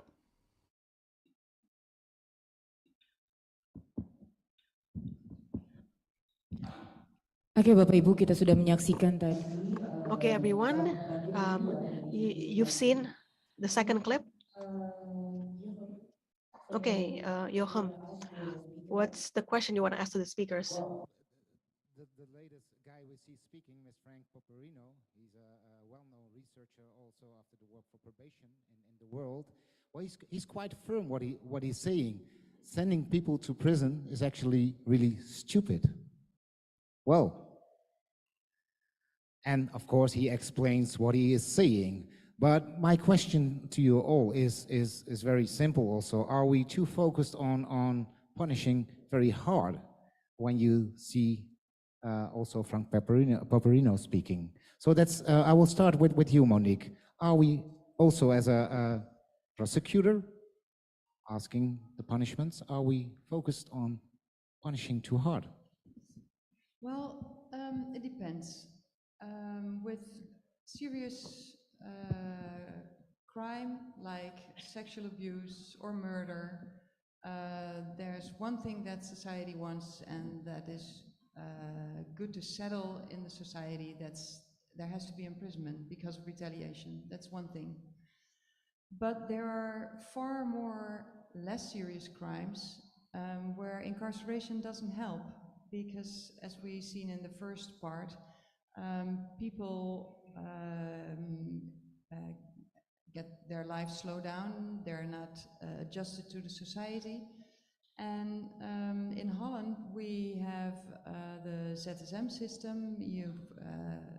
Or Ferry told about it before. Well, explain us ZSM. I think it's interesting. Yes. That's a way of handling the cases from the first minute with all the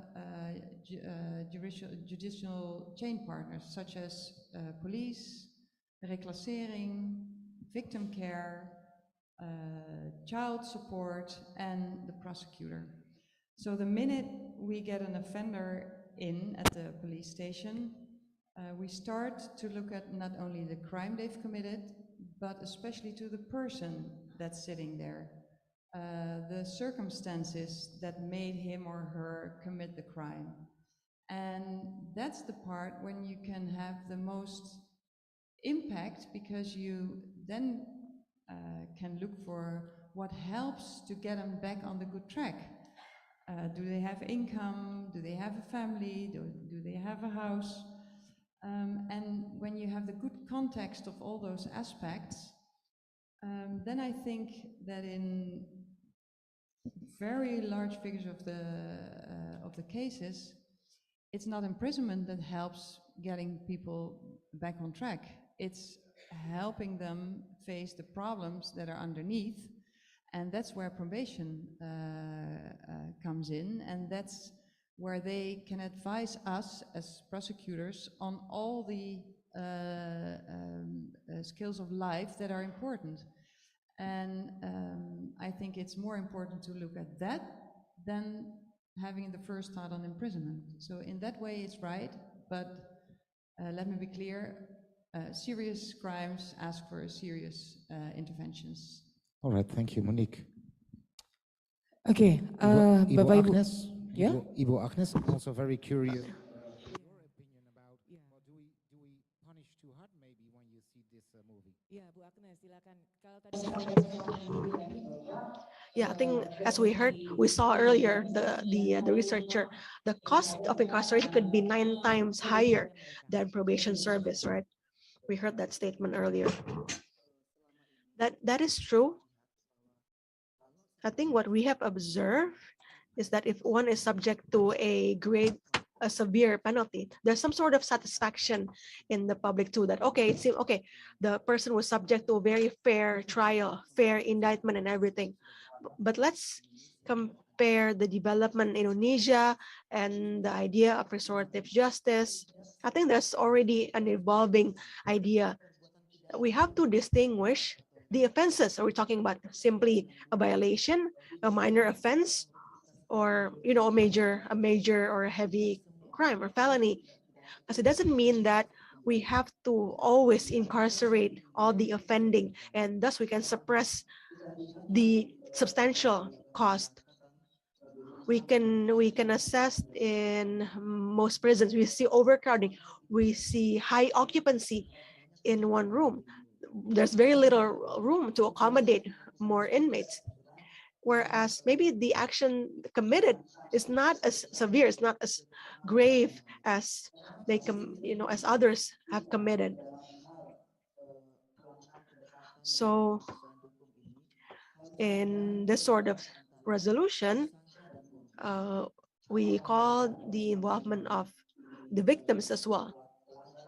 And if we're talking about maybe a violation or an offense that is punishable, that is less than 5 years, less than 5 years of sentence, maybe the victims are willing to settle outside of the court. So not doesn't mean that every single case can be resolved only by trial and by the judiciary, and that way we can minimize cost. We have to think about alternative ways, and it is something that is already encapsulated in the midterm national development plan. The plan offers alternative sentencing, not simply incarceration. So, madam, you agree that not every case is, and we're talking about adults, not everyone should be incarcerated, right? You agree to that? It's not merely about suppressing cost, but also making them better individuals, even if they've committed an offense. So I think that's truly wonderful. We heard a statement from the official of the AGO that is supporting other sentencing, and it is facilitated by the criminal code. We can refer Article 14 in our code that enables that. Also curious about the opinion for Pak Pujo about, well, sending everyone to prison is pretty stupid.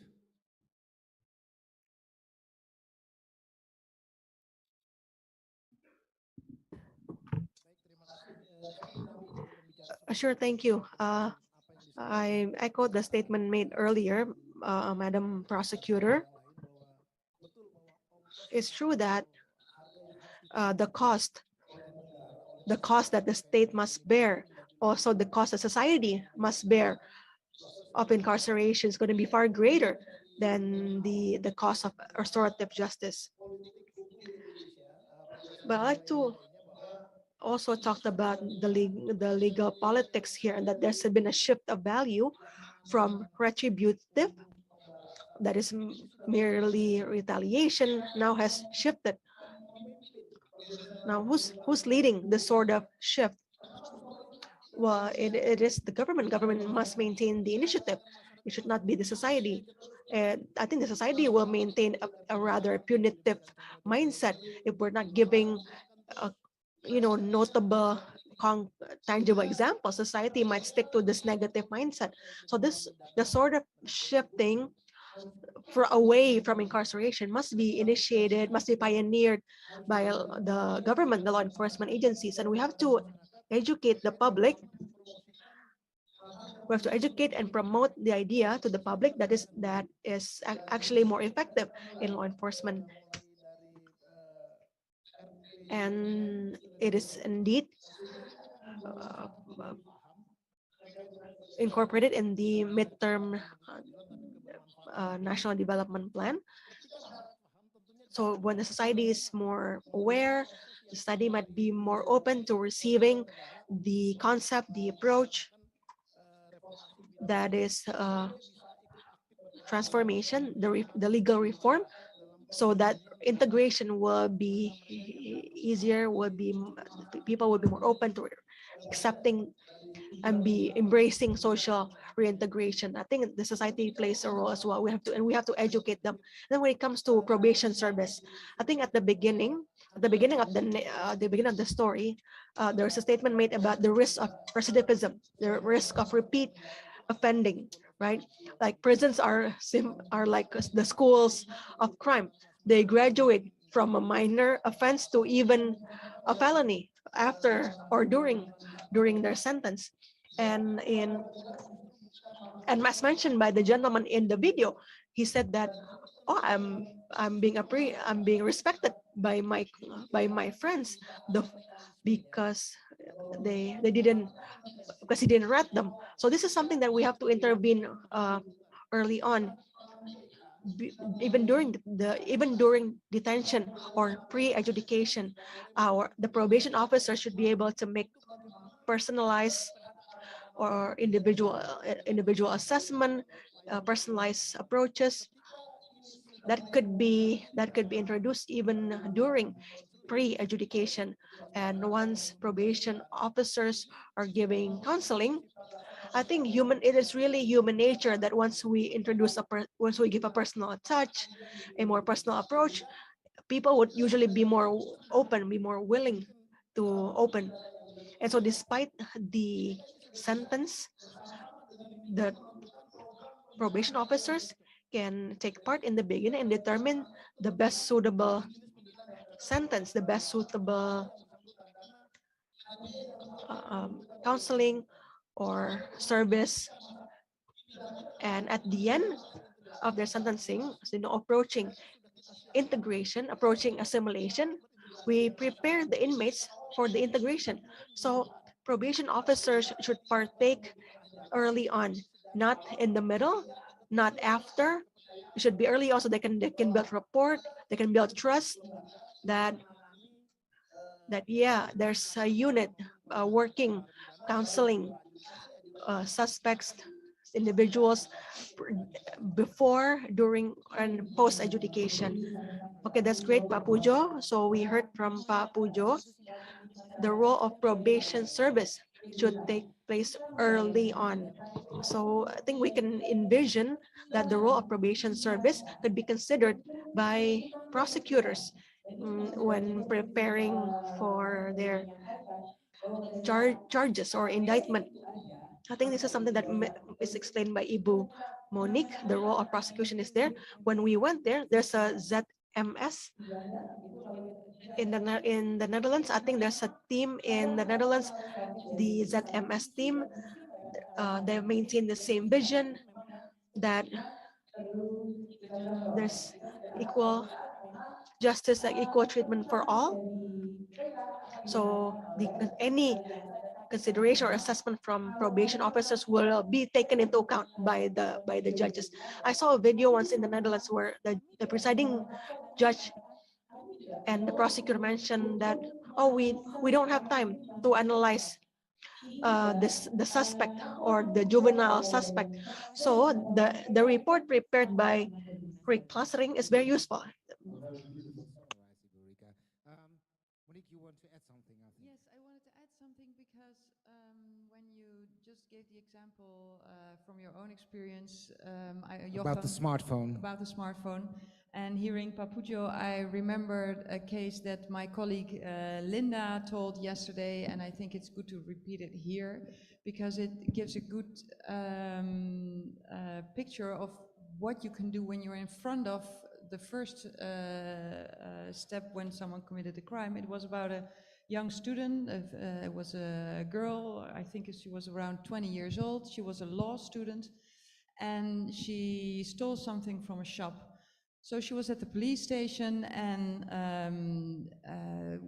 you know, the first thing you do when someone steals something from a shop, it's either a fine or you get to see what else should there be for a punishment. But when the reclassering or the probation came to the prosecutor, it said, well, there have been troubles at home.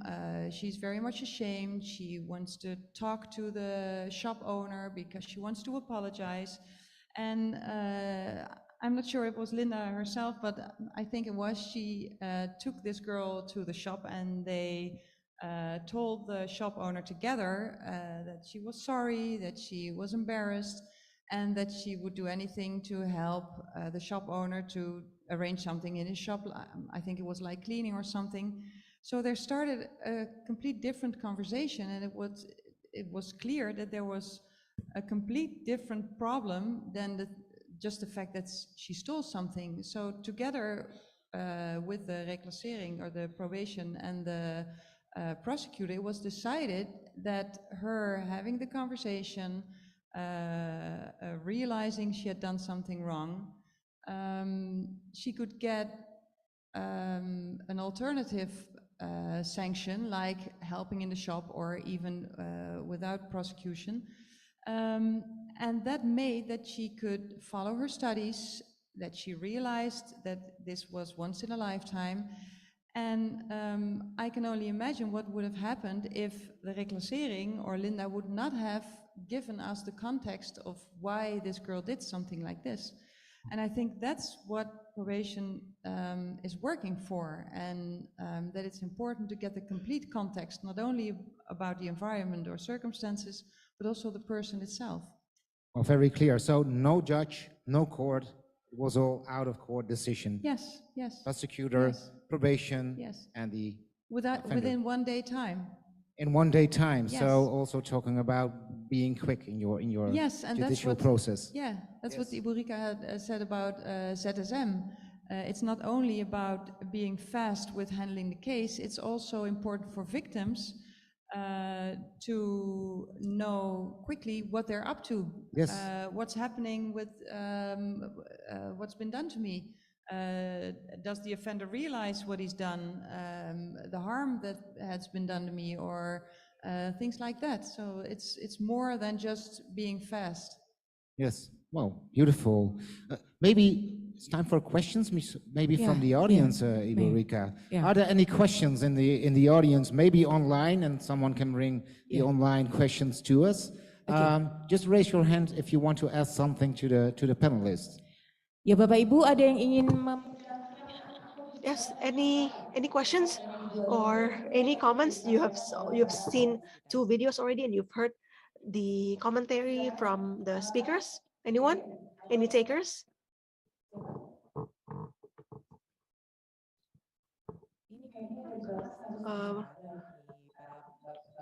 Bapak or Ibu?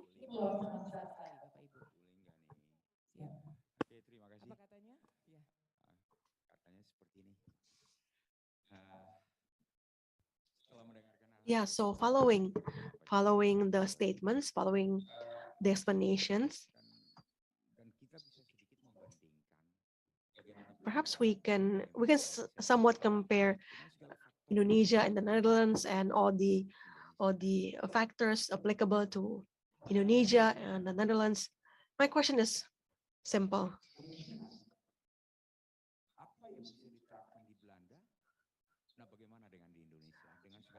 So, taking into account all the factors or the conditions, what would be something that Indonesia can take or replicate from the Netherlands? You know, knowing what you know now about the 2 countries, what are the things that Indonesia can adopt, can take from the Netherlands? Thank you. Yes, thank you. Well, the first thing that I've been talking about with some people around here, and also what keeps my mind going, is in Holland, the decision for the prosecutor to choose for out-of-justice inventions or alternative sanctions is very low in the organization. We call it, we are one, and it's not the right explanation, but we are one and undividable. Whether you're a prosecutor in your 3rd or 4th year working at ZSM, or you're a prosecutor with 5-6 years of experience and handling more serious crime like murder or something. When you take the decision, being advised by all the judicial chain partners, that's the decision that counts. So from the early stage on, you can choose whether to go to court or choose any of the so many other options. And I think that helps to, in an early phase, choose for the intervention that is tailor-made to the offender and crime that you are confronted with. And I know there's a possibility like this in Indonesian law, but I think it's only for the very high in rank prosecutor. And I think that might be one of the things that is interesting to investigate or to research, to do research about, whether that is something that could help to avoid so many cases going to court and to prison. Harry. If I may, could I add something to that? What you also need is probation officers that have the courage and the creativity to look for these solutions. Belinda, our colleague, she was very creative at that moment, and she was not afraid to contact the prosecutor to share this idea and explaining why this is so important. Because this young lady, when she went to prison, her career, being maybe a lawyer or something else, would be over, all the chances. So she was looking forward to the future, being creative, putting it together, picking up the telephone, contacting Monique, and sharing this idea. Yeah, I want to thank you, Ferry, for adding up to this, because for me it's a habit of hardly doing anything in my decision without reclassering, because I'm a professional in law and in well, figuring out what sentence or intervention would be best, but I cannot do it without probation officers. I don't only don't have the time to do all the investigation about the person, but I need to know. So it's almost one-on-one in Holland, and it's from the first step on. I think in this morning we mentioned it also. The minute someone is at the police station, reclassering is there. So from the very first talk that the offender has with someone in the police station, one of the conversations is with reclassering. And because we work so closely together, it's also a matter of trust. I know that reclassering is good at what they're doing, and I can rely on what they say. And we're not always on the same page from the first minute. Sometimes there's an advice that that makes me think, well, we need a little more time. Let's wait 3-4 days to get everything settled and then make another choice. But from the very first step, it's into my considerations. Oke, terima kasih Monique. Tadi menarik sekali loh tadi yang disampaikan oleh Monique bahwa saya nggak bisa ngambil keputusan. So Monique said something important, that she's not used to making decisions without any input from reclassering. So maybe we can hear from Agnes. Would that be possible to be applied in Indonesia, looking at the practice here and the Netherlands, as was mentioned before? In Indonesia, this is applied in juvenile cases. We read their report, their recommendations. So we, in our requisitory, we not only look at the offense, the severity, but the background of the circumstance. So the BAPA's analysis is valuable because they conduct their own research and interview with the defendant, and they can provide us with some idea or where to go in terms of the direction. And there are more considerations to be taken into account. Their conclusions, their review will help us in our repositories. Yes, that's for juvenile cases. What about adult cases?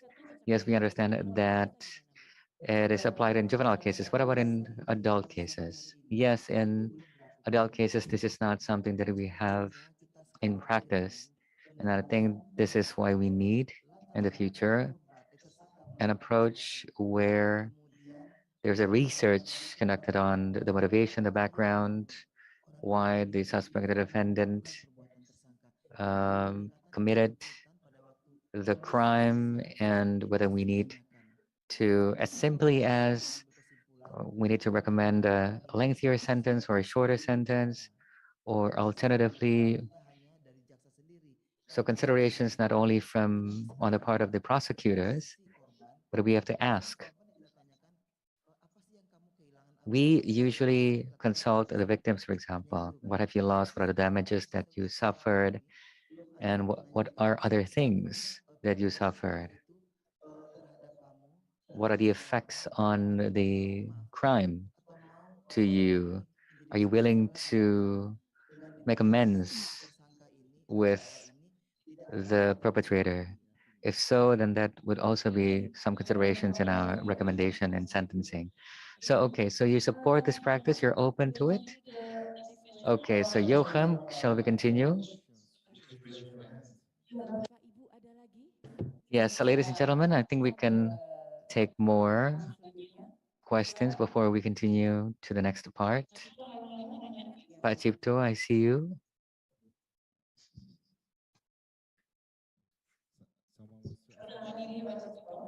Please introduce yourself, Pak Cipto.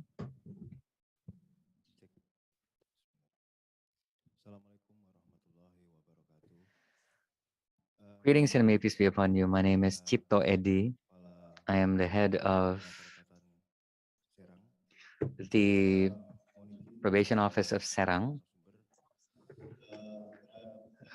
If you'll allow me, I'd like to make some comments. The first is about the assistance provided to children in conflict with the law. I think we've seen some cases where the child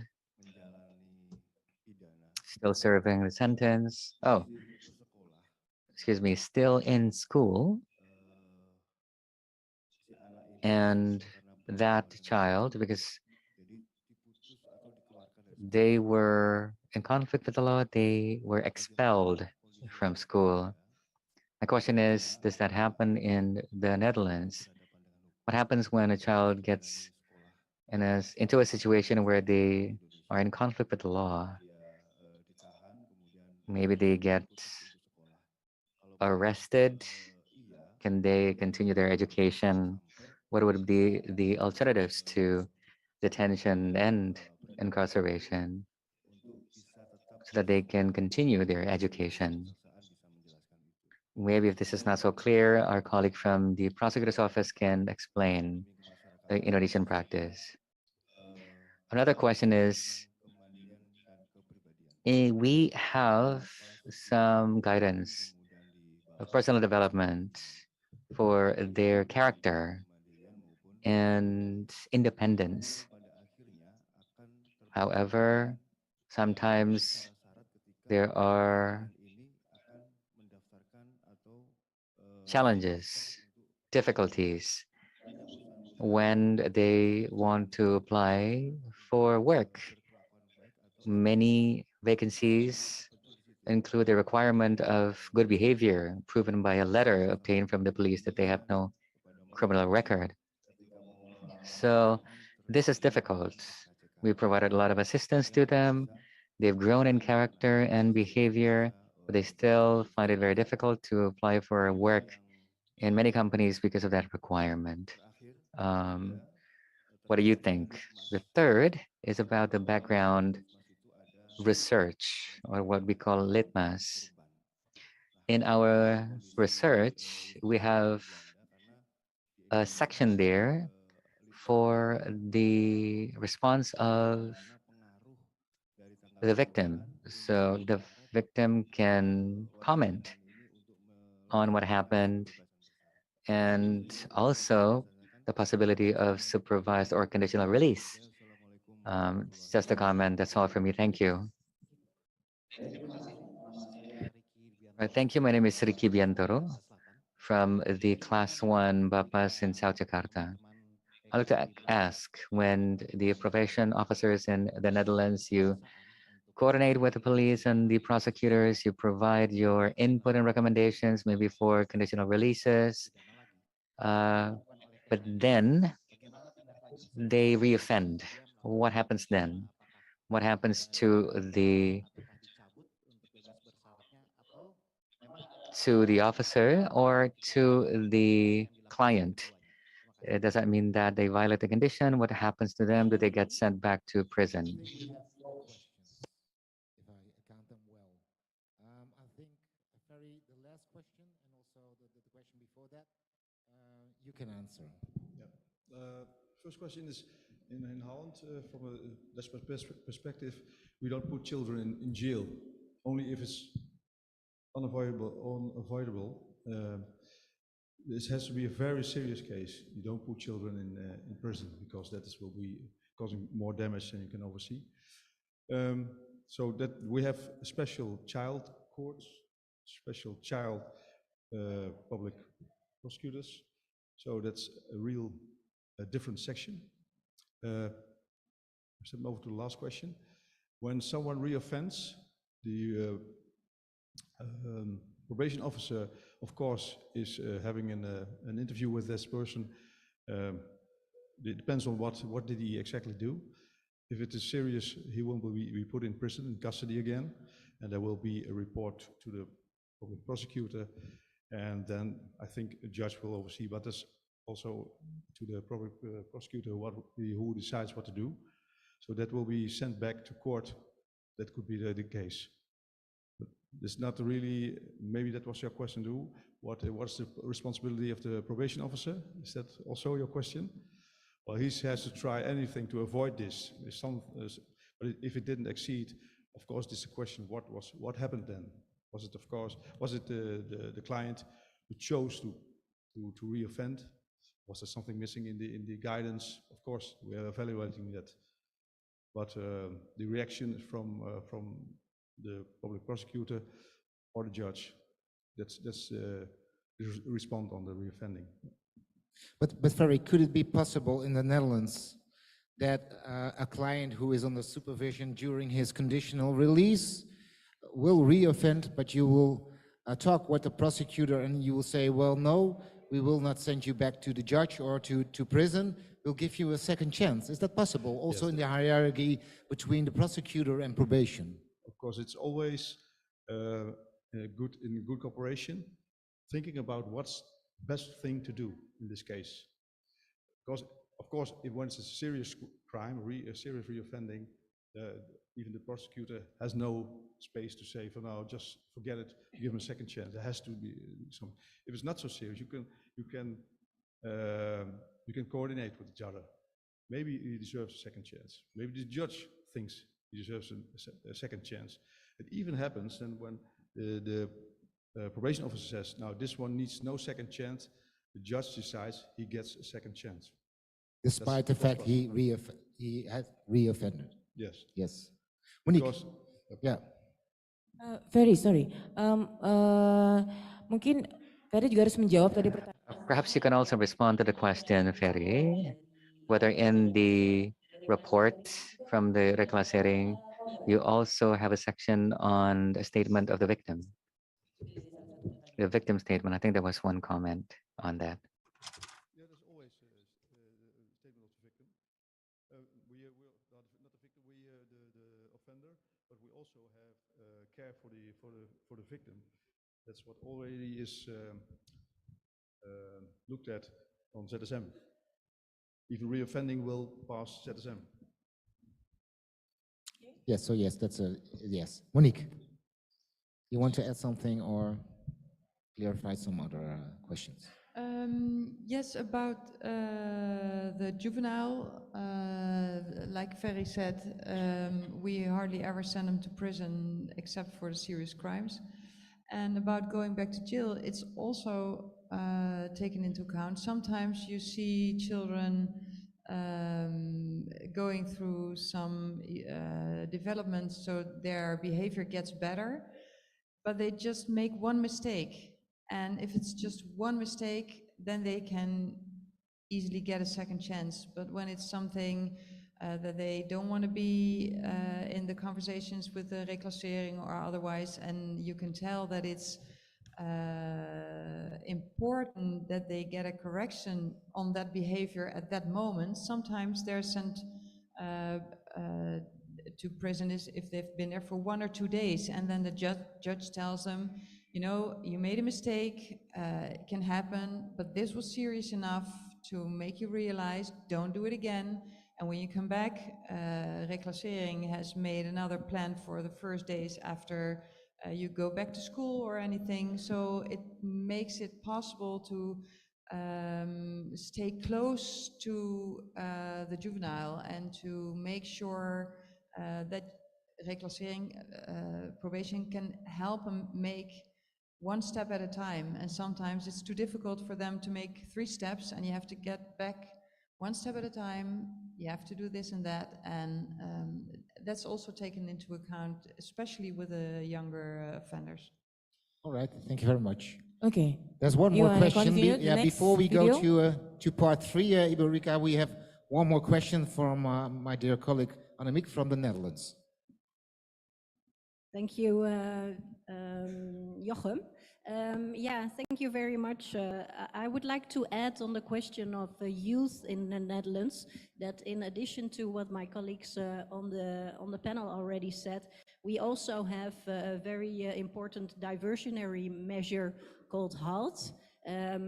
So the police can already refer cases from first offenders, young first offenders, to this method, which is implying that they go through a learning scheme, but this is also done in a very restorative way. And about 16,000 cases of young first offenders go through this system, and people can then also use restorative approaches, because the children are being trained in victim awareness, and they can also make an apology to the shop owner or the victim they have been making. So this is important, and when we send children to correctional youth institutions in the more severe cases, then education is also an option. I mean, within these systems, there is general education they can follow, and we even have the option for night detention, that during the day these youngsters go to school.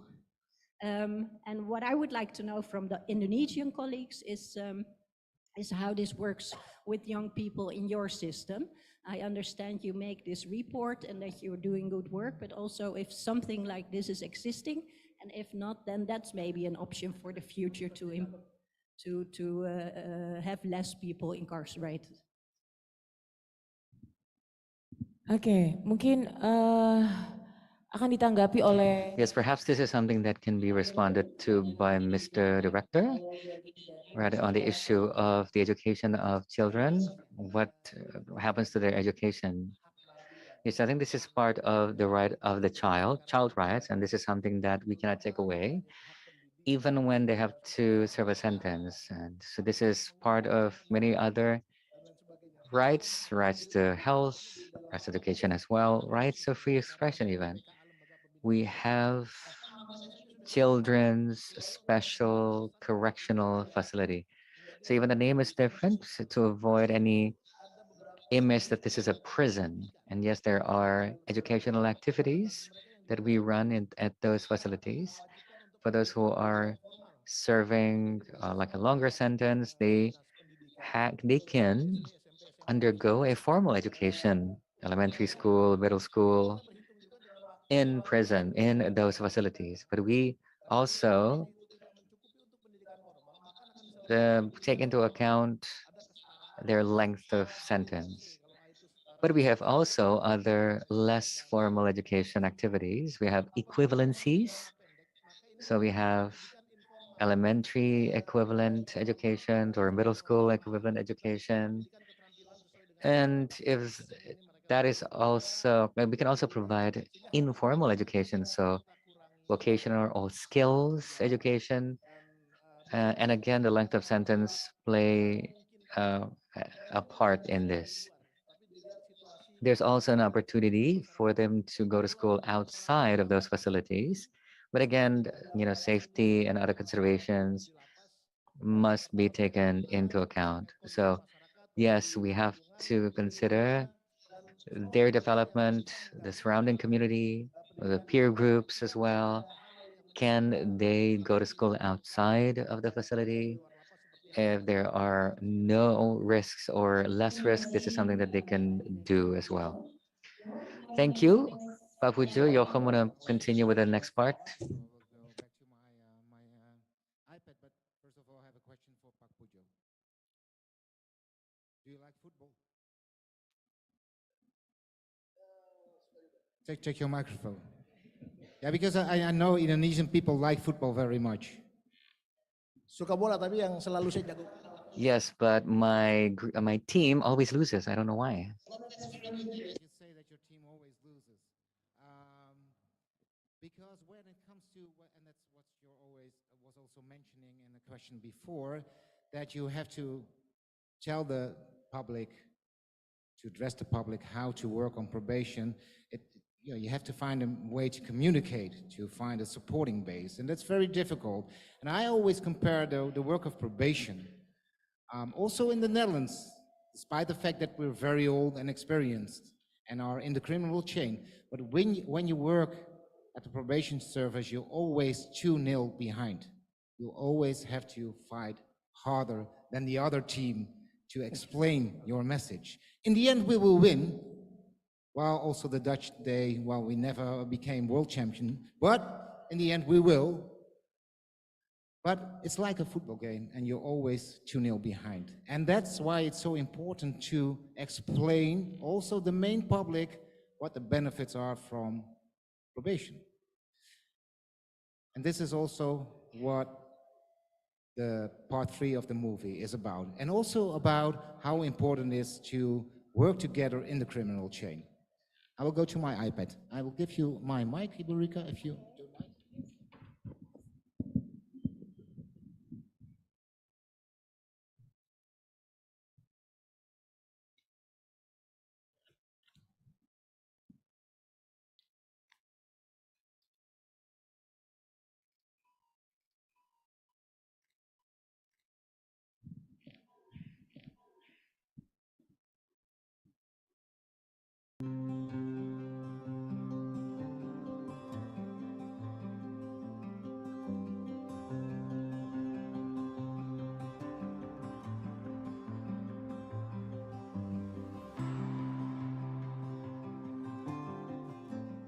In 2021, Croatian Probation Service is celebrating 10 years of existence. I was involved in setting up the probation service from the early beginning. My role has been to be one of the decision makers on how will probation service function in Croatia, how it will grow, and what would be the role inside the criminal justice system in general. We had over 5,000 prisoners in our prisons. So when thinking how to solve this problem, the probation service was the logical idea. But of course, when you are thinking about a new service, also you have to think about the budget. We saw that the cost of 1 day for one prisoner in Croatian prisons is 55 euros, while 1 day for one offender under the probation supervision is 1.5 euros. So probation service is logical. In the first year, we had 1,000 cases immediately. But after we showed that we are a professional service, probation service received more than 3,000 cases.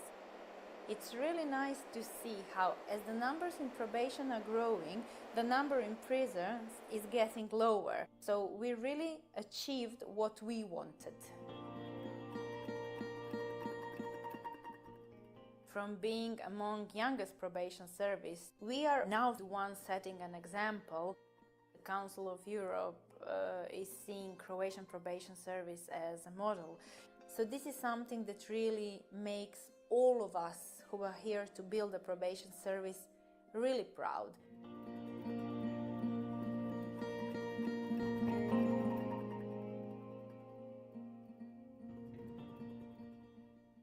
When we were developing a probation service, people didn't understand what type of agency this will be. We took the English Latin word probation, and in Croatia we are called probacija.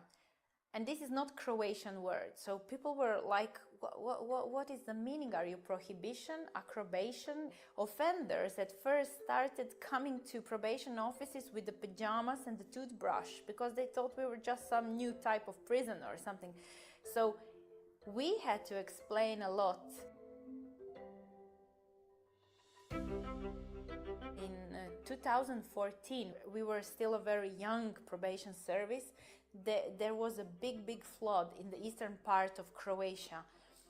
And in one day, we gathered a group of offenders that had to do a community work. We sent them with the probation officers to the flooded site. We had them there for 1 month, living there in special tents that were sent by our military and the police.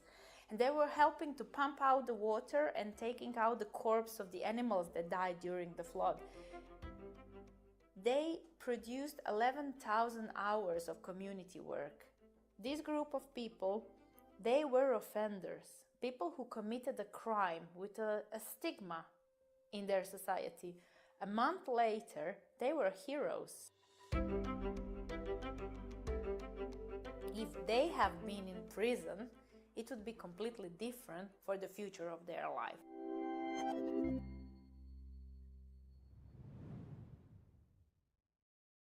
The judiciary and the prosecutors in particular, they understand prison. You send people behind walls and their freedom is restricted. But community service, what's that? Who's it for? What will these offenders be doing? How will we hold them accountable? Who's going to supervise them? So, lack of understanding, right?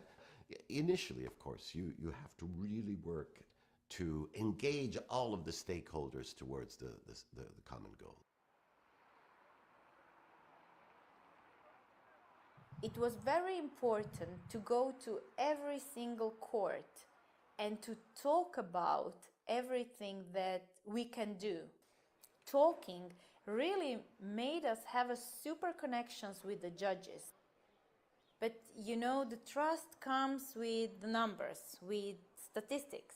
And when you see that 90% of cases are done successfully, that such a great number of people fulfilled every obligation under the probation service without recommitting a crime during this time, that is something that helps you build the trust. And now, after 10 years of being present and saving the money, less prisoners, we really showed to be a good benefit for our country.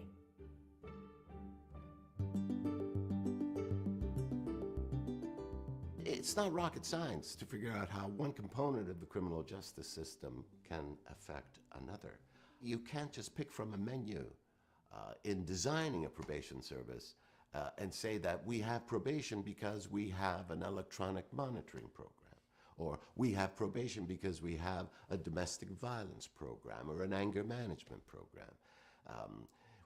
Probation isn't about the bits and pieces. It's about integrating services to truly make a difference.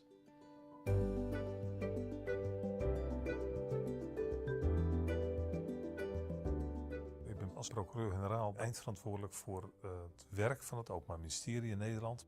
Ik ga over het landelijk beleid van het Openbaar Ministerie, voor zover het gaat om de werkzaamheden van de recassering zelf. De recassering die heeft verschillende taken. Dat zit hem in de voorfase van een strafzaak, waar het gaat om advies geven aan de rechter en de officier van justitie. Wil die officier van justitie en die rechter goed zicht krijgen op hoe iemand zo is geworden, wat zijn omstandigheden zijn op dat moment, wat de kwetsbare factoren zijn die iemand opnieuw in de problemen zouden kunnen brengen en wat er voor nodig is om uit de buurt van justitie te blijven of om het leven weer wat meer op de rails te krijgen. Dus de Nederlandse recassering neemt heel veel werk uit handen voor het Openbaar Ministerie, maar ook voor de rechtspraak in Nederland, omdat zij wel heel veel van dat onderzoek.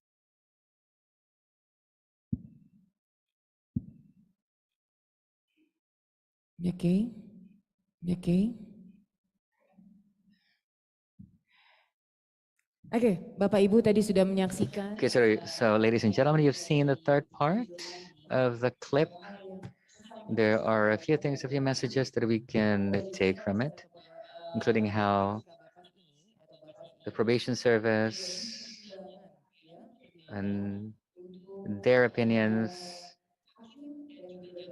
are considered by judges and prosecutors in making decisions, and they also have an effect on cost effectiveness and cost saving. Of course, that is a side benefit.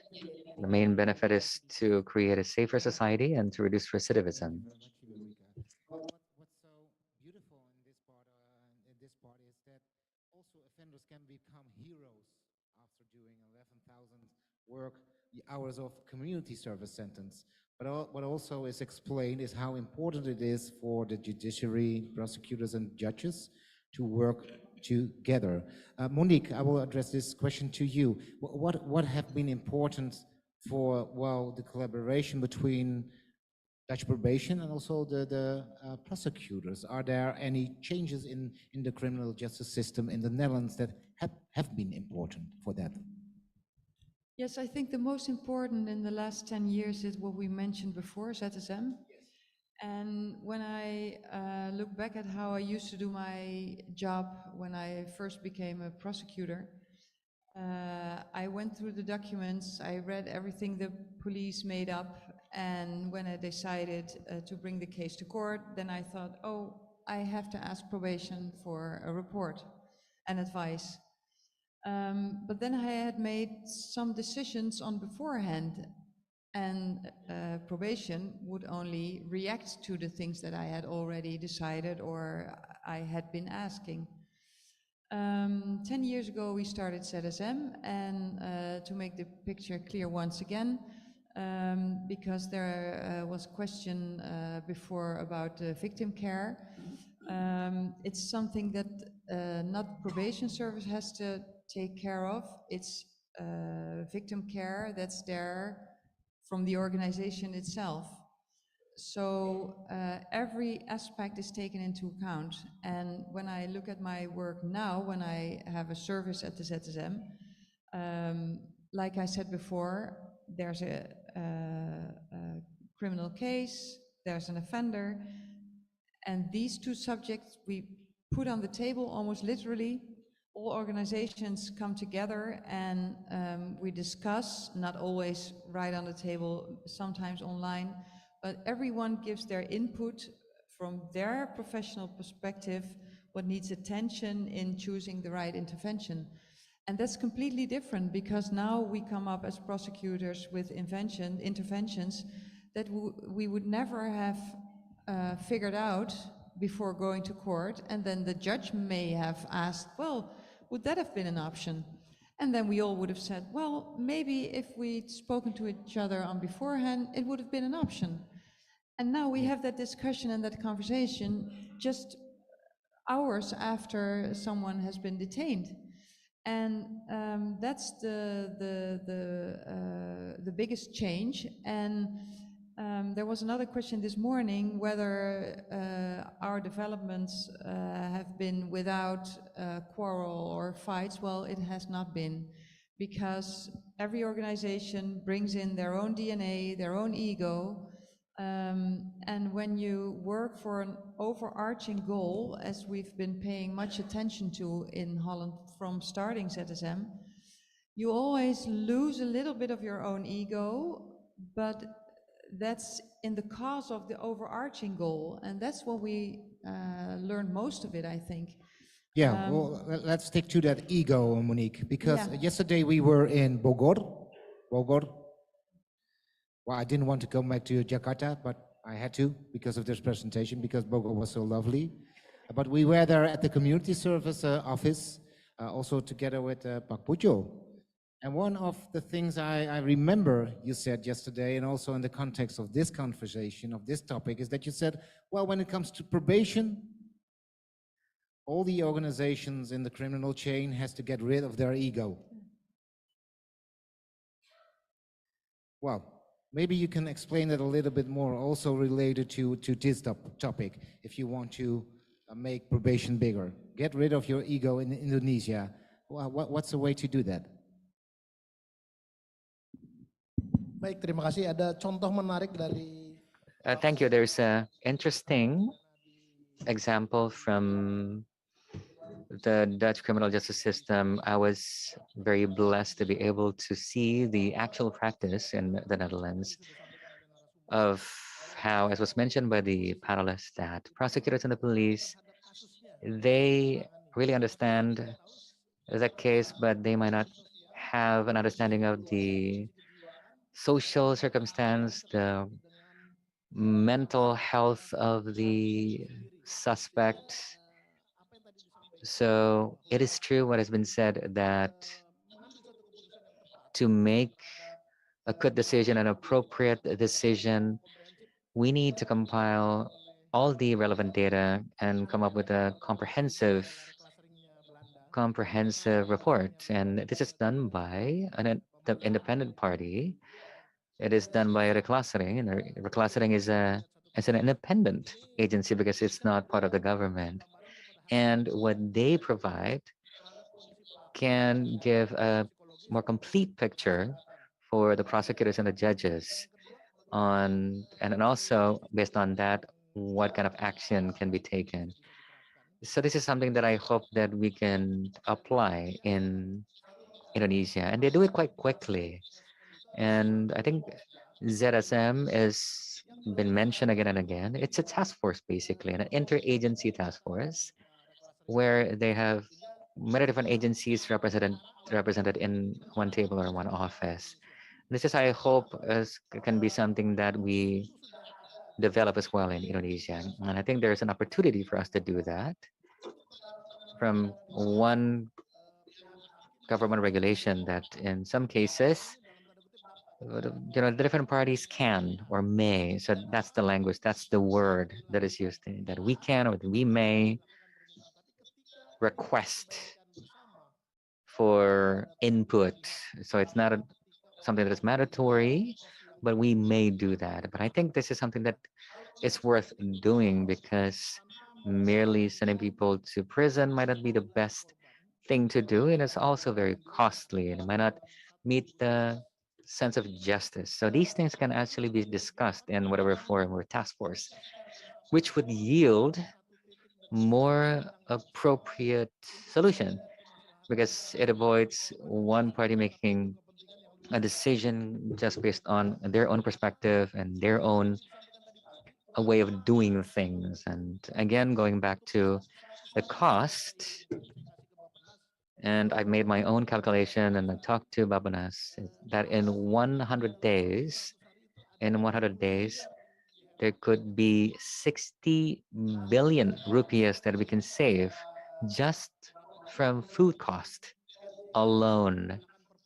So if we employ other approaches, probation, RJ, we can save a lot of money as well. And if we add the information, other types of data, we understand that there's 800 billion. It could be 1 trillion for just 1 year. So again, what was mentioned by Joachim about whether we can apply this in Indonesia, I think it is clear that we in every agency, we have the same orientation, the same reference. And at least in terms of restorative justice, because all the agencies, they refer to restorative justice. They have the spirit to develop restorative justice, even though there are different terms, requirements. It's different from one agency to another. But the underlying spirit is the same, is to reduce social impact. And there's a good shared goal fundamentally.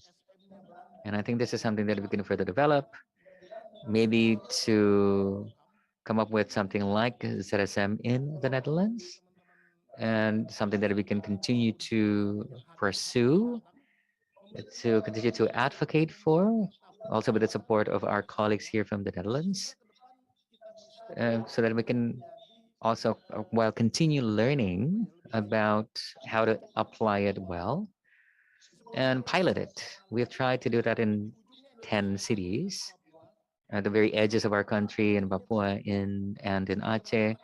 We have had a good implementation of RJ, and it has been successful, especially in those locations, maybe because they also have some informal dispute resolution mechanisms, and they also apply customary based practices. In Palu, in Gorontalo, for example, in Sulawesi, there we've seen some successes. They're not all successful, but we've seen good practices as well. And we can't really blame them for being unsuccessful because we understand that some of the challenges have come from the lack of legal basis. So they are waiting for, can we do this? What's the legal basis? What about the regulations that would say explicitly that we can do this? And but people who were successful, they've said that, oh, this is our initiative. We were just trying to do something good.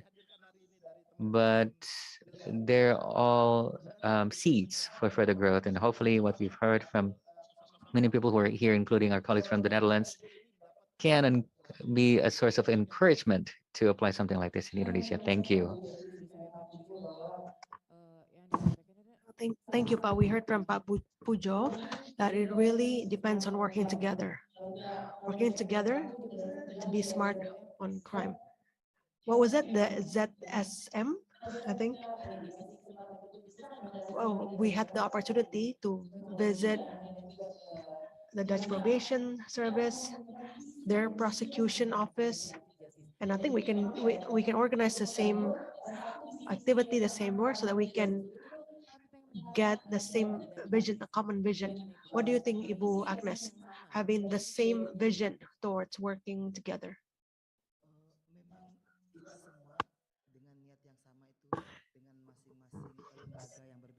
I think that is correct. Working together, maintaining the same vision, upholding restorative justice, and it's still with the individual implementation at respective agency. Although we have to encourage a more speedy overarching regulation, by having an overarching regulation that would even enforce better, because I think now individually we have implemented that. The AGO has its own internal rule. Likewise, the Indonesian National Police, likewise, Bapas. The state has not provided us with an overarching rule, an overarching regulation. That's something that we must urge to allow for more expeditious rule that will allow us to have a uniform step, so that incarceration is not the sole option. We should be able to assess their individual profile, family background, the motive, the reasons for committing crimes, and many other things. That's all. Thank you. Thank you very much, Ibu Agnes. The words working together. I think this is something that is really crucial. Okay, Yohum, there's a question from an online participant. In the Netherlands, I think this question has been answered already, but I'm just going to say it anyway. Do you have a special forum in the Netherlands to specifically handle restorative justice? Do you have a special forum, special platform to uphold restorative justice, and how does it work? I think this has been answered already.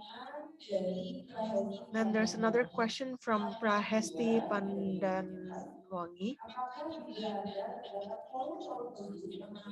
Do you have special forms handling restorative justice, and how does it work? Sorry, same question anyway. Would you like to answer that again or reiterate the answer? Yeah, shall I start? Ferry it up. Restorative justice in Indonesia is a far more broad perspective than it is in Holland. In Holland, when you take it literally, we have restorative justice in the justice chain as something that could go together with either another intervention or incarceration even. It's not as an intervention on itself in the justice criminal chain. It is in civil or other specters of the law. One of my colleagues told about it on Monday in the afternoon. In Holland, we apply it when, for example, a case has been handled on ZSM and there is something that needs to be settled with the victim, and it's something that cannot be paid in money, but there are other things that need to be said, to put it simply. Then we can ask mediators, either in or out court, to take that into account. So it's not a special organization. We have mediators from a professional organization, but it's not the restorative justice as such that is one of the interventions.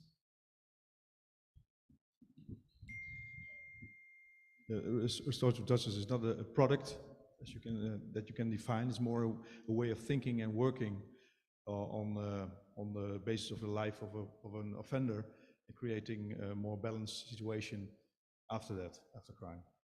And it could be very different every case, but it's always from the perspective to restore. Restore is the key word, I think. But there's a specialist sitting over there. Maybe you could add something to this, make it more clear. Annemiek, yeah, because it's a question, online question. Maybe you can explain how that works in the Netherlands. Thanks again. Yeah, I'm working at Restorative Justice Netherlands, and I was the vice chair for many years of the European Forum for Restorative Justice, and I'm also a substitute youth judge in the Court of Rotterdam. Yeah, restorative justice is indeed an approach. It's about restoring the harm after conflict or crime. In the criminal cases, we have three options. It is HALT, this measure for youngsters, this diversionary measure, which is made in a very restorative way. That is what I just explained. Then we have mediation in criminal cases, whereby the prosecutor or the judge can refer a case to mediation. So, and there we have indeed mediators involved and a mediation bureau within every court that is deciding or that is checking with both parties if they are interested when the prosecutor, for example, has referred the case to mediation.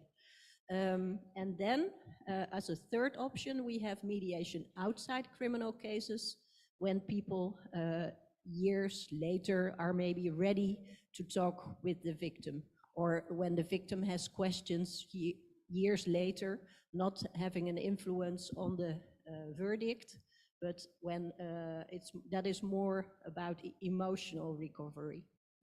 And then in a broader sense, we also work with restorative justice in schools, in society, in a neighborhood resolution and so on. So when you look at the very broad sense, there's a lot happening. When you look at criminal cases, not so much is happening yet if you look at the figures, but it is a development, and what I see, what has grown a lot in the Netherlands is this cooperation within the justice chain, which is very important. Is that enough for now? Okay, thank you. Johan? Yeah, I do have one more question. Time? Yeah, no, we're on time. Everything is going well. I do have one question for my Indonesian colleagues. That's about creating supporting-based society, despite the fact that, well, maybe a lot is not possible in the legal framework yet. But I'm just curious, what is the best way to promote probation service and also restorative justice in Indonesian society? Because it works different than the Dutch society, obviously. So I'm just curious what could be, what could work to expand the work of probation and to making sure people understand the work of probation and restorative justice from the perspective of the prosecutor and also from the perspective from probation. So Ibu, yes, what is your opinion about that?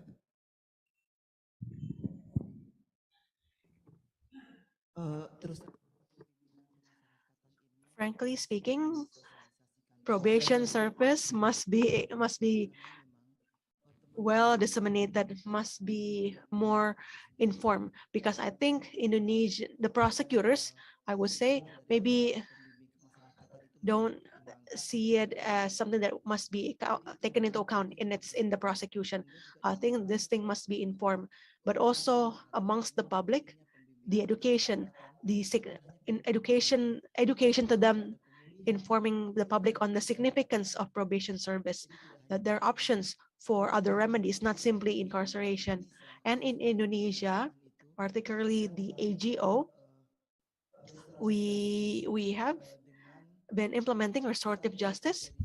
However, there are criteria in place that when the maximum sentence is less than 5 years and it's a first time offending, and the ability to restore to its initial condition, or if there's a, they can reach peace or consensus amongst parties. However, following restorative justice, there needs to be a counseling or facilitation to the suspects who are given restorative justice. Whom are we going to place them under? Well, it's absent now, because now we can entrust them to the head of village, the head of neighborhood, but that's something we must take into account. Perhaps the probation officers must take over the function of restorative justice, because at the moment it is not regulated. So the AGO now, as I mentioned, is implementing restorative justice, and we conclude the process. So, and we give them back to the society, and we would then trust them to the neighborhood, the head of the urban village, and that's it. That's limited to that. But in the future, I think we need reinforcement of regulations. And how are we going to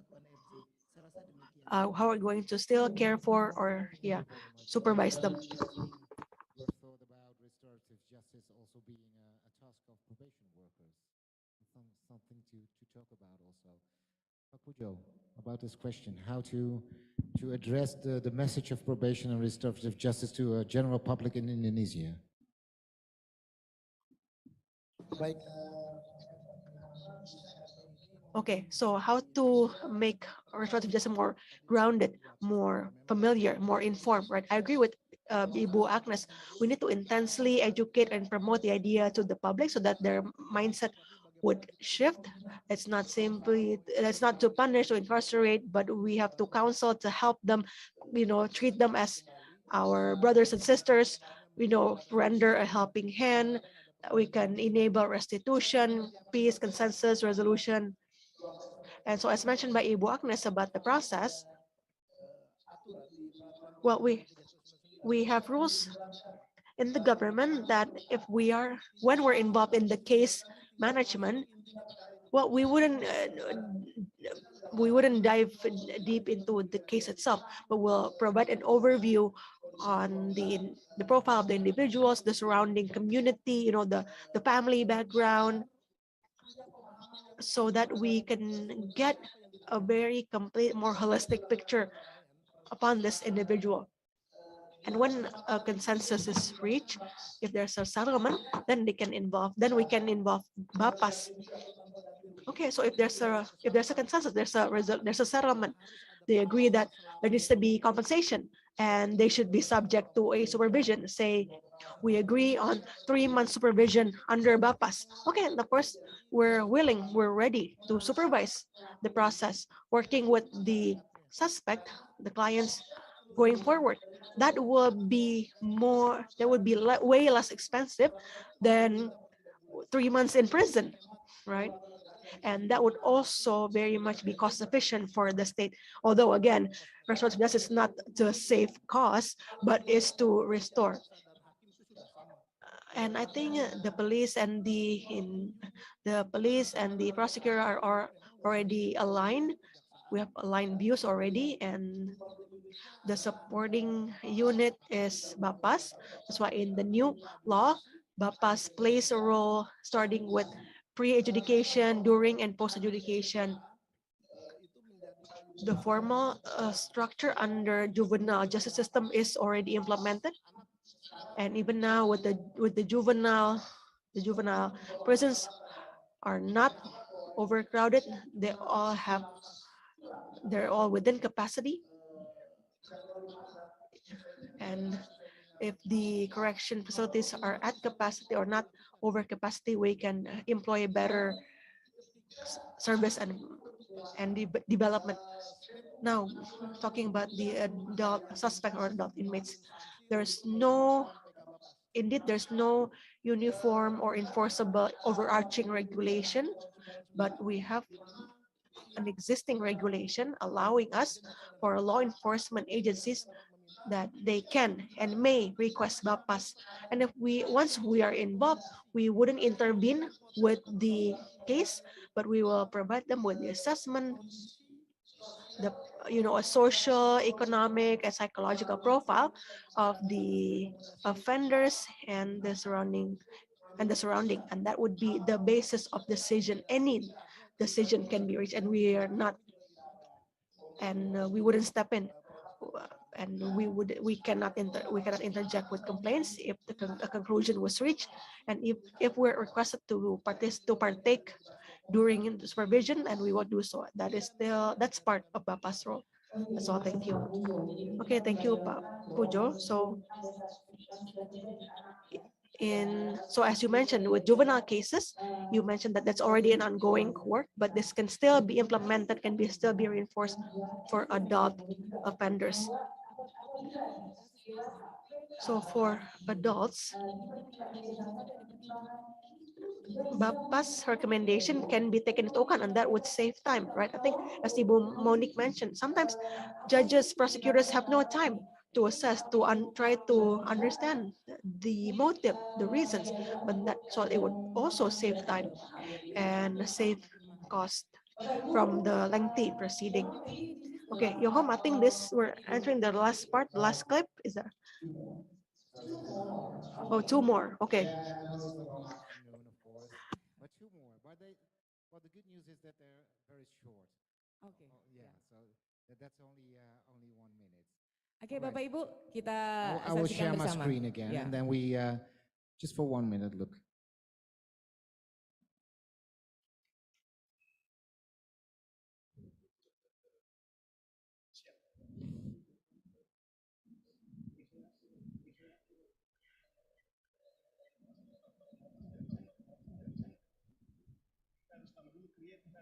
Ya Bapak Ibu itu tadi juga sudah. Ya Bapak Ibu itu tadi juga sudah. Ya Allah. Dat vergt echt hele diepe bewondering. Omdat regisseringsmedewerkers zoals ik ze ken, en ik heb er veel aan meegemaakt en ontmoet, het is ook een vorm van een zekere roeping. Want je trekt niet altijd op met de meest makkelijke mensen. Je moet ze corrigeren, maar je moet ze ook steunen. Je moet ze ook bemoedigen. Ja, dat maakt dat dus de regressering niet alleen belangrijk is voor de justitieautoriteiten, maar ook van cruciaal belang is voor de persoon van de verdachte of de persoon van de veroordeelde, omdat er vaak niemand anders is die dat kan. No probation service can be an island. We can't help offender in society on our own. You have to have a really good cooperation with the court, with the prosecutors. Well, that's short, isn't it? That's short, isn't it? Okay, yeah. As the director of the Croatian probation mentioned, well, we have to work together. And in the end, well, the taxpayer is paying for the prosecution, is paying for probation. It's the taxpayer that is also willing some service from us, of course. Monique, but I do have a question for you. We know and we realize that working together is essential. And now it seems in this presentation that everything in the Netherlands is going very well when it comes to cooperation. But I know that also Ferry sometimes doesn't sleep because he worries about work. That's true, isn't it, Ferry? Yeah. So also in the Netherlands, we do have our challenges in the system. Can you mention one of those challenges in the system when it comes to working together? Well, there are a lot of challenges. The one thing that we have not talked about this afternoon is that it's important to talk about how many cases you can deal with from the probation service to the prosecutor to the court. So the workload. Yes, it's about workload, it's about delivery times, and those are the subjects that we have a special probation prosecutor for, and that's someone that talks with a colleague of Ferry every month, and they discuss subjects like this. So we have targets on how many cases we can handle as a prosecutor, but also how many reports probation service can offer.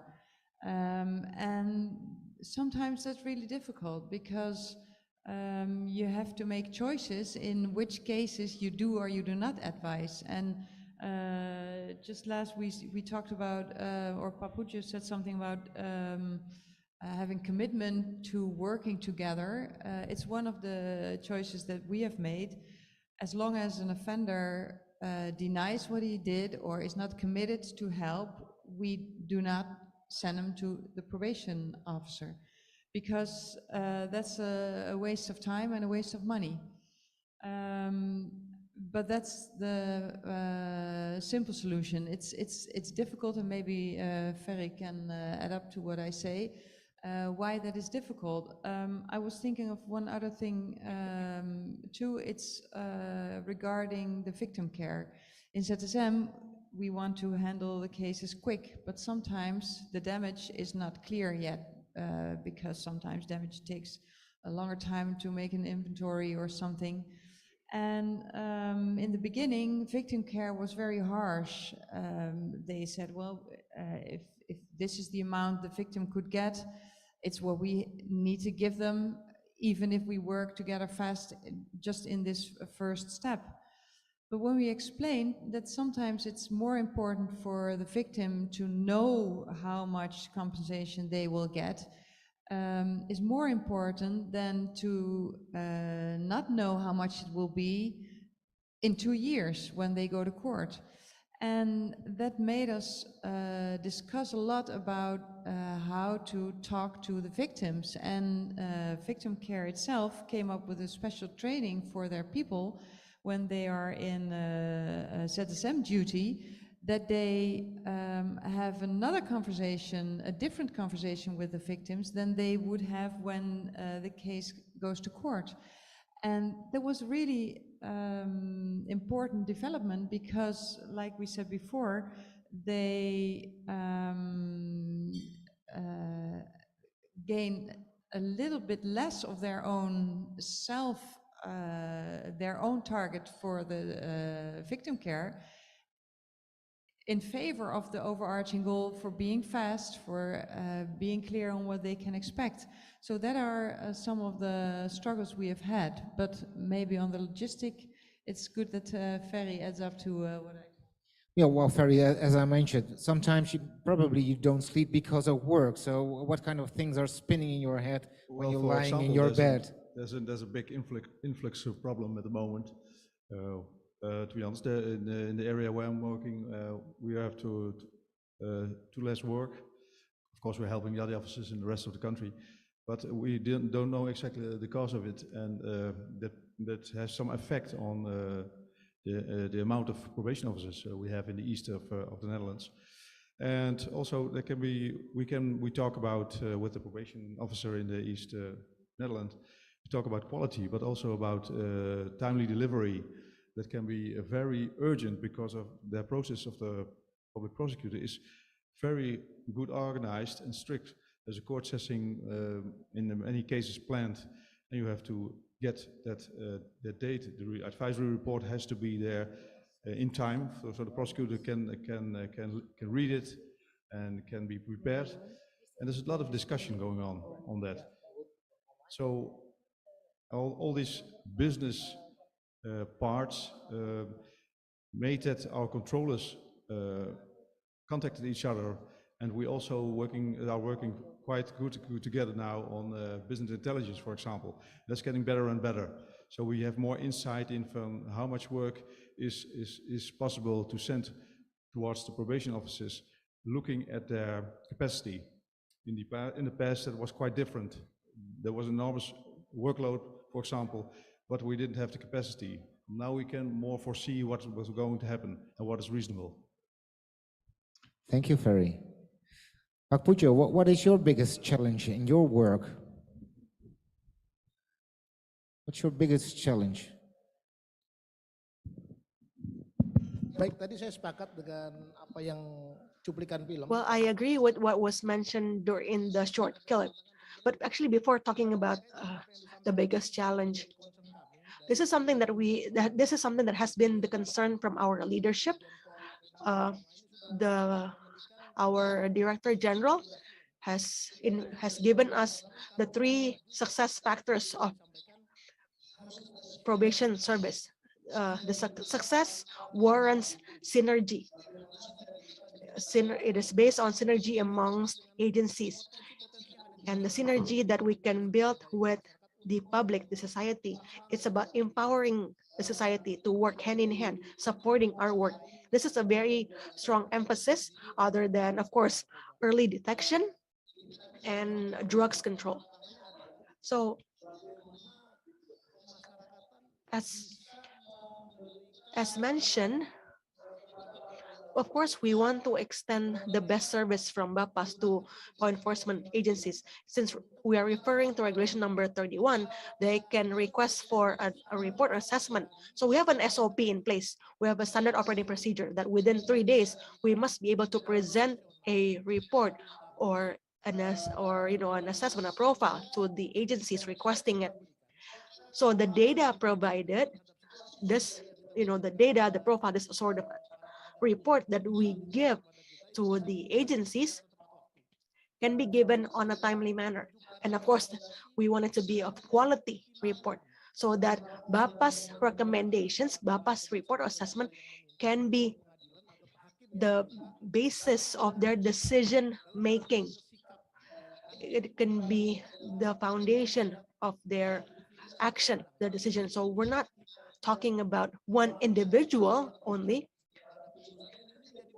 but because frankly, the failure in treating one person could be a huge burden that the state must bear, right? But it's also a personal burden for the probation officer.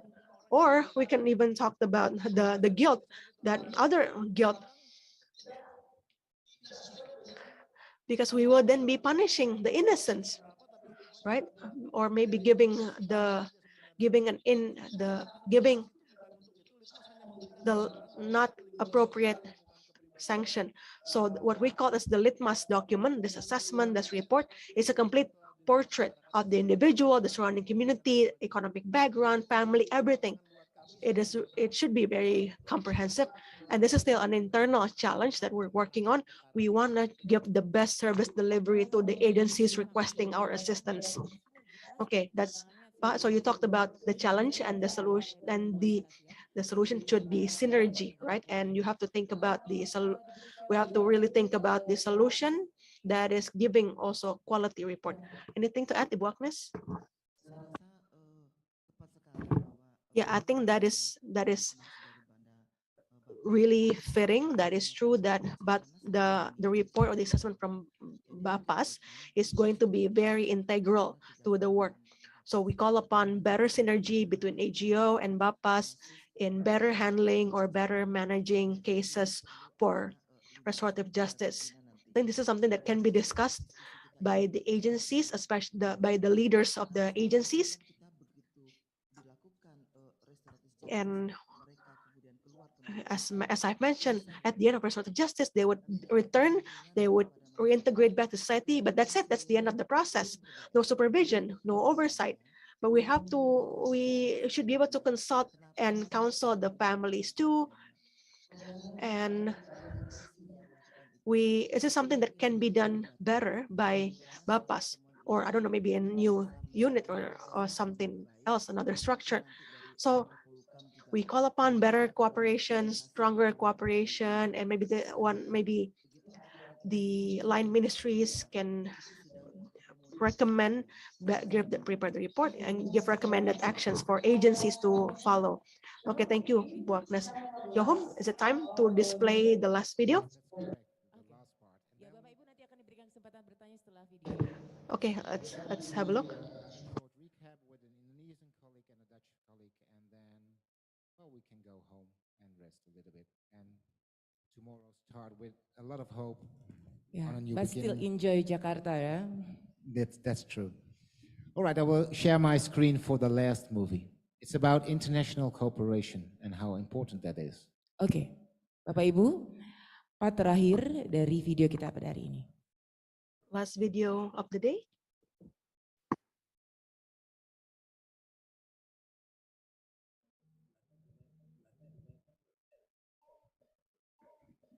I'm really grateful to international cooperation. We are a big family of professionals and friends who are really exchanging the European best practice and helping each other.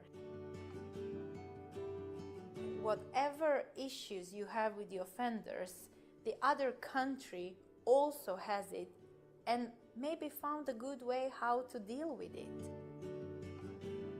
But it's always important that you never do a copy-paste, because every country has got some cultural differences, a little bit of specifics when it comes to offenders. So you get a good idea from other country and then you tailor it to make it your own, and that's the beauty of international cooperation.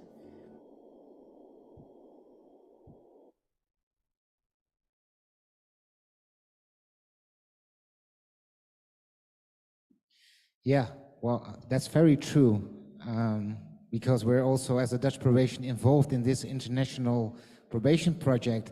And it's easy to say, well, copy-paste from the Netherlands to Indonesia. But I've been the first time in Indonesia, and I'm here for 4 days.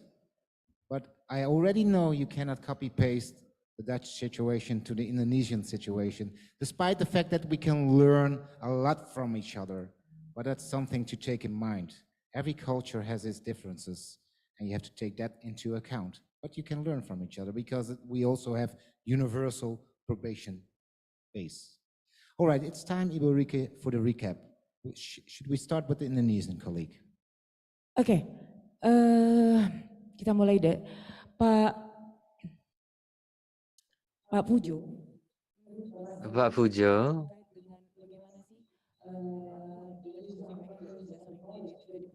So it has been said that we've done some sharing of knowledge, and what about international cooperation? What are your comments on that?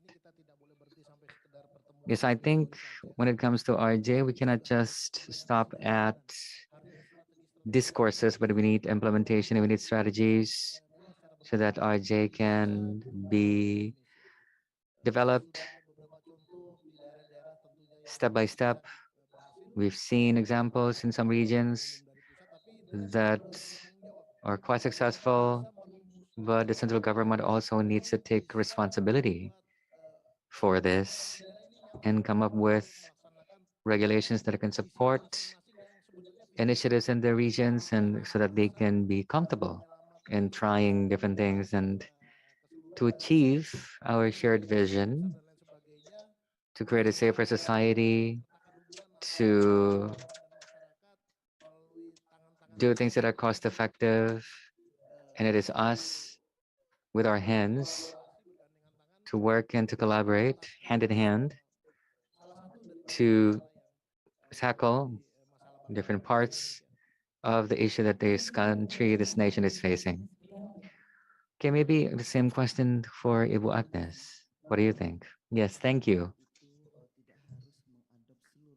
Yes, we shouldn't just adopt everything from the Netherlands, but we need to adjust it to our particular situation. We know that Indonesia itself is a diverse country. Every region has its own tradition and culture, but we can take a lot of lessons from the legislations and the practice from the Netherlands and see what we can apply. Yes, we do need to learn a lot from other countries, not just look at our own situation. This is to facilitate progress, and we have started doing this. We've made the initial steps from 2020 to 2022, and hopefully we can be even better after learning from other countries' experience, in this case the Netherlands, and to decide what would be best to apply here in this country. Yes, there are many differences, but of course we hope that we can establish a shared vision for probation in this country and have a shared understanding of restorative justice here in this country. Thank you very much, Rika. Maybe you also, Ferry, because you're involved in this project with our Indonesian colleagues from the start, I think, from the beginning. A short reflection on that, and also you, Monique, because you're fresh in this project, so that's also good. One who was there for a very long time and one who is just beginning in this project. Ferry. Thank you. When we started this project, we're just investigating what's happening in Indonesia, what's happening in the Netherlands. What can we bring each other, just while exchanging information, telling about our practice. And I saw an attitude of hearing, listening, and a little interest, and exploring a little bit. Now we are 3 or 4 years furthermore in the future, and looking at the future. But I see a big change. I see a lot of sense of urgency, a lot of motivation, but also a big motivation, especially in the people in the field, for these changes to bring them on and to develop, and using some things from the Netherlands, that situation, and adjusting them to the Indonesian society. But the same, we're the same. We're learning from you by hearing your ideas, your expectations, your problems. I always recall the situation by solving problems in the neighborhoods using, for example, the Kepala Desa. That's something we lost many years ago in our society, and that's something we have to bring back to the Netherlands. So thank you for that. And to end this, I would like, when we started this afternoon, there was a quiz on the screen, and we saw some figures of people in prison in different countries.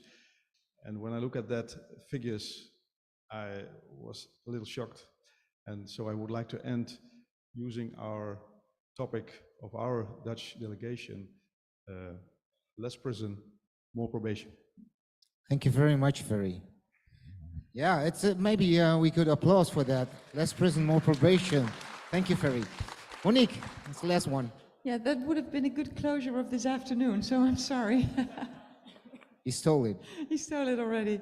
Yeah, well, being here for the first time with INLU, not for the first time in Indonesia, but I'm really touched by the way that both delegations open-heartedly talk to each other. Sometimes we are vulnerable in admitting in things that we meet as a problem or as dilemmas, and we are also open in trying to find solutions by learning from the other one. And of course, I know that from working together in Holland, but it's really very encouraging that I also see it here between two nations, two complete different countries. And you know, cooperation in Holland is very easy because we only have 12 provinces. Indonesia has multiple more islands to begin with, so there's no way we can compare the way we are organized here compared to Holland. So I'm really encouraged, and I have a lot of faith and trust in the development that we both have to make in our crime justice chain. And Ferry said it already yesterday in Bogor. It was really something that I take home, the way we have input from the context of an offender that we take into account when we start the case, but we don't take it with us in the solutions. We stop with the help of probation, but I think we in Holland should far more use family, colleagues, other surroundings of the offender. So that's something that I really take with me, and I want to discuss further in Holland. So thank you for that too. And it's good to exchange our experiences, and it's been very worthwhile visit. So thank you very much. Thank you very much for that, Monique. Oke, Bapak Ibu, kita sudah hampir di akhir diskusi. Ladies and gentlemen, we've arrived at the end of the discussion, but we perhaps can listen to some responses from Raymond. We will listen to responses from Raymond Svennehuis. He's the policy officer for the Dutch probation, and also Pak Samir from an Indonesian colleague. Raymond, if you could come to stage, or do you want to stay here because you made your notes, of course, and it's safer to be behind your desk as a policy officer, so I will give you the mic. Terima kasih. Yes, sorry for sitting here because I have all my notes on my computer. So first, I just would like to, well, I can say this without having to look at my computer. I'd just like to say that I'm very honored and happy to be here. So terima kasih, thank you very much. We have been working for a couple of years now with our colleagues from BAPAS. We've been working, I apologize, working for a couple of years now with our colleagues from BAPAS, and I really feel honored to be part of this adventure. And I do hope that we have many more years to come in our cooperation. And if I look at the discussion we've had today, I'm sure that there is lots and lots to learn for us in the Netherlands from your practice and the other way around. So looking forward to the next chapters in our cooperation. So I would like to say a few things about what I saw happening during this panel today. The topic was, of course, on probation and prosecution, how they cooperate together. Do they have different goals? Do they have the same goals? Where do they differ or are equals?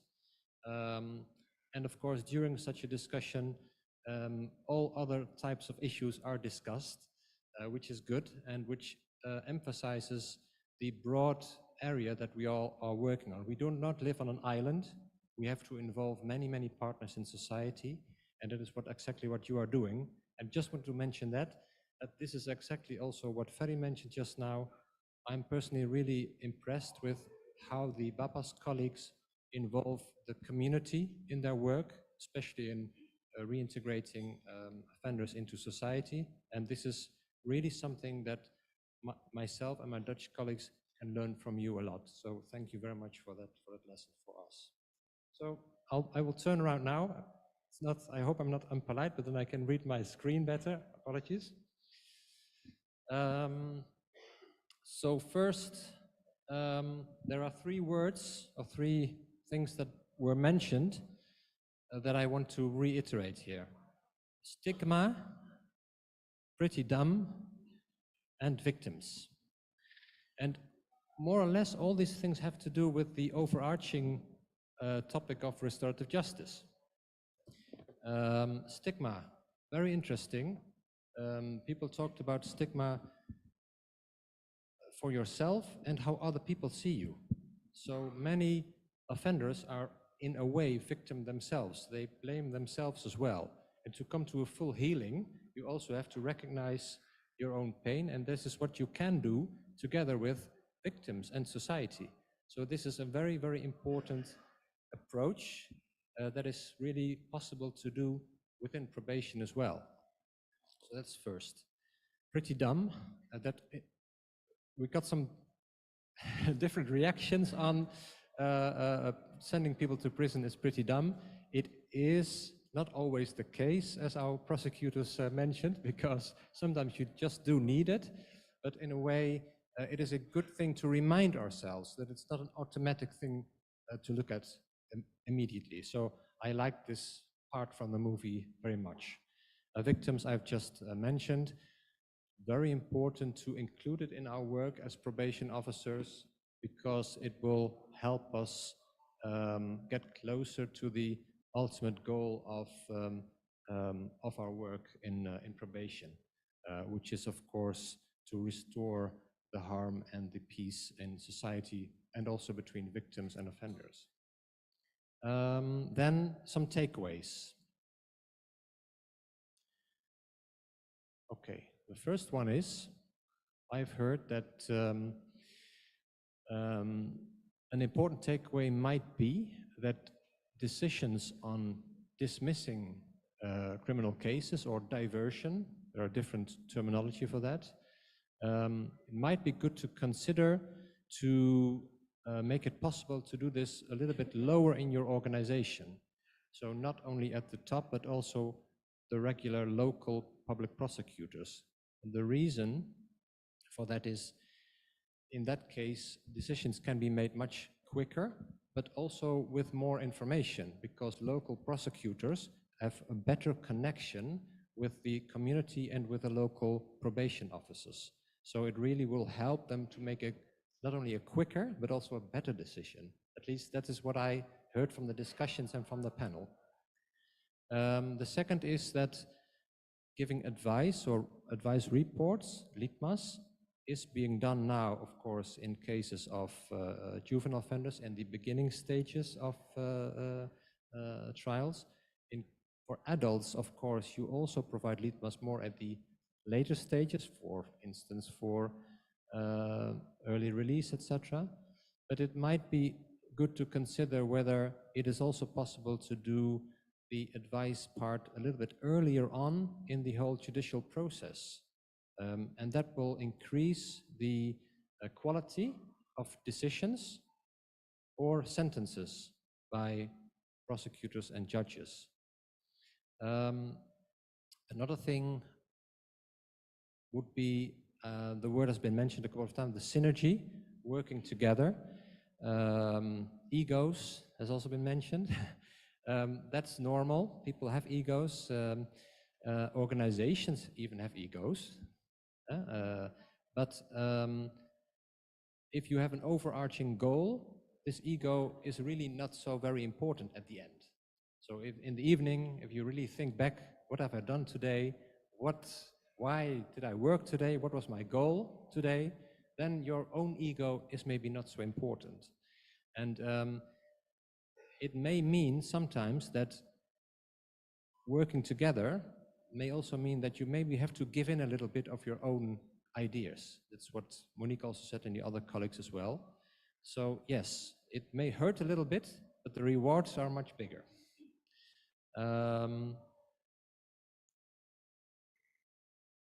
Well, and the last thing would be, I guess, everybody agrees that probation work deserves a little bit more attention in society. This is always a complicated issue. Marketing probation or giving a little bit more knowledge to the society about probation is important work to do. I think this is something that we have started today.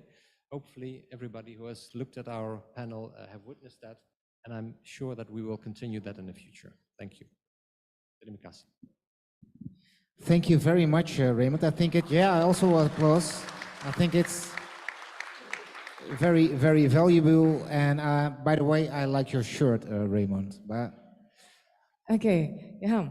Bapak Ibu tadi sudah kita dengarkan dari. So ladies and gentlemen, we've heard from Raymond. Next we'll listen to our rapporteur from Ministry of Law and Human Rights, Mr. Emir Aryansyah. or from the political coordinating ministry for political, legal, and security affairs. He is the coordinator of the implementation of RJ in Indonesia. So what do you think?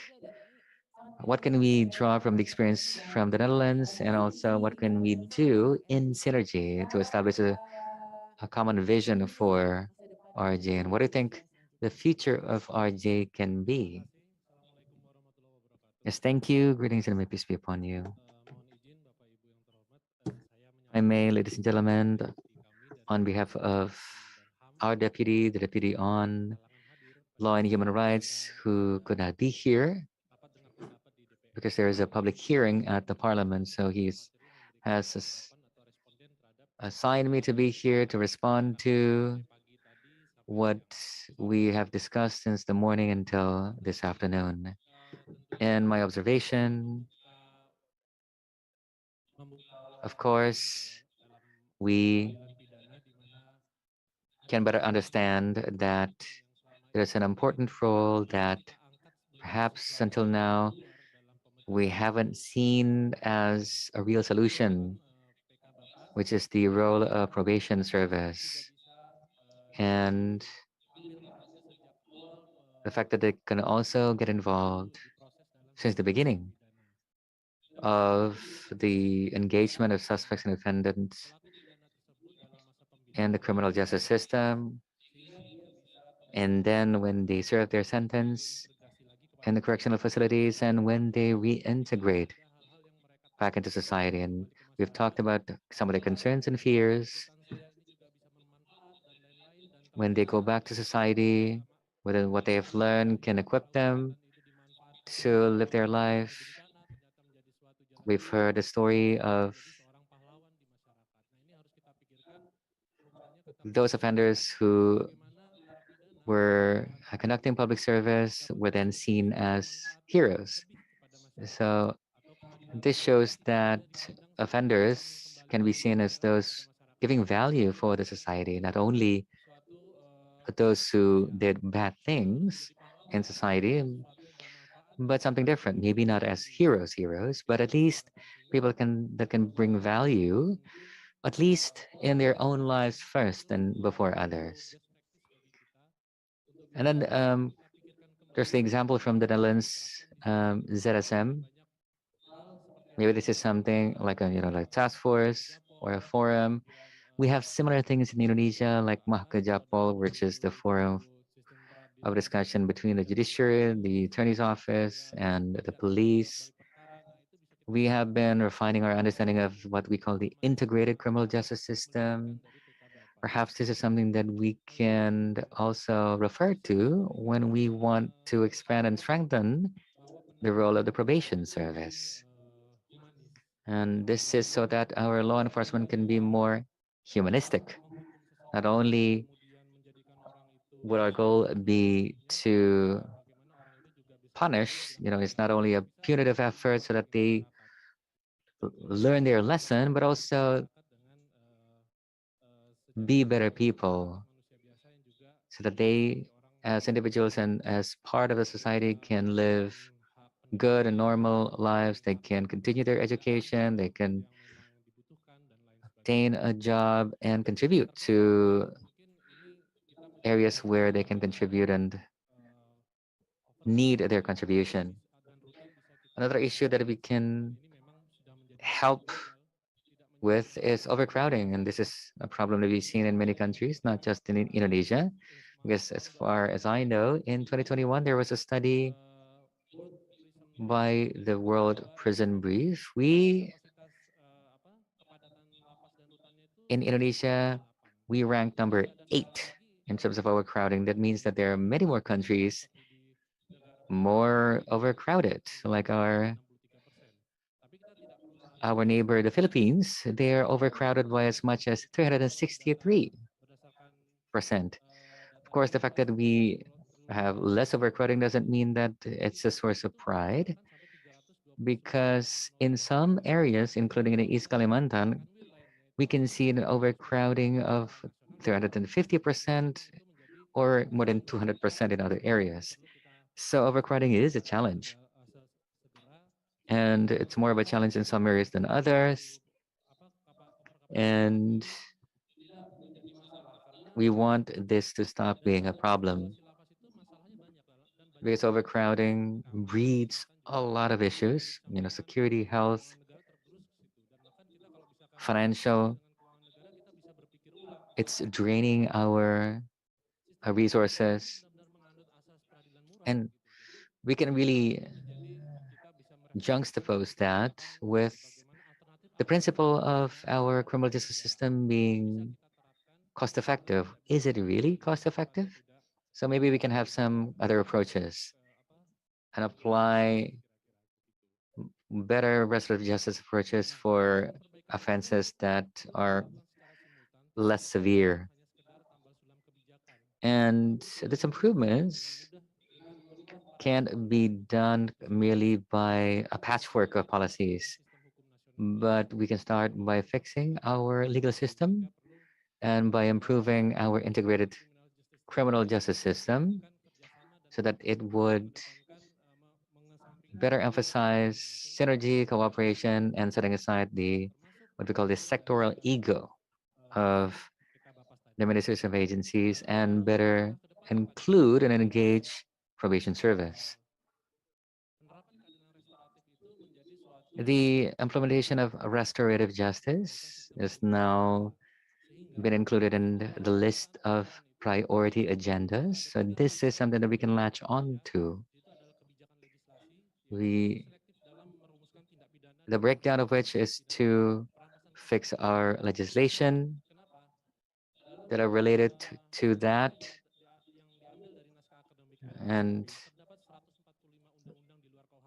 we found that there are more than 140 laws outside of our criminal code that contain criminal penalties. And this means that there's a huge possibility of people getting criminalized. From 1998 to 2019, we have so many hundreds of legislations and many of them contain criminal penalties. And they are punitive in nature. And I think we need to shift the paradigm from punitive to restorative. Another issue is law enforcement policy. We need to think about how to avoid overcrowding and not make imprisonment the primary tool. This means that the police, the prosecutors, and the judges to think about this before they send people to prison. Think, what's the situation in the correctional facilities? And would imprisonment be appropriate in this case? Maybe we can apply alternative sentences. Another policy that is related to this is the issue of the enforcement of court decisions. Of course, we need better programs in the correctional facilities. And as was mentioned by Mr. Director and Ms. Director, that the coordinating ministry for political, legal, and security affairs, we need to do our work to synergize these things. And yes, one of our vision and statement is to have a harmonized legal policy across ministries and agencies. We have a team that synchronizes and coordinates the implementation of RJ. And many of the stakeholders are represented in that team. And this is a place for us to have discussions and decide on concrete steps for the full implementation of RJ. Hopefully with this team, we can have better synchronization of policies issued by each of the ministries and agencies. Because we cannot say that we have poor policies at the moment, but they're not perfect as well. We know that when the police, for example, issue a police regulation or the AG issues and AG regulation, they do it based on research. So they're not bad, but we need improvement as well. That's all from me. Thank you. Thank you, Pa Emir, for making so many good points there about what we can do in terms of restorative justice. And to link it to our theme today, what we need is to work together. Yeah, if you allow me, just one more video, only 10 seconds. Okay. And then we'll close. Okay. Because it's beautiful. Yes, because this beautiful. Bapak Ibu, ini adalah video terakhir ya untuk sesi kita pada hari ini.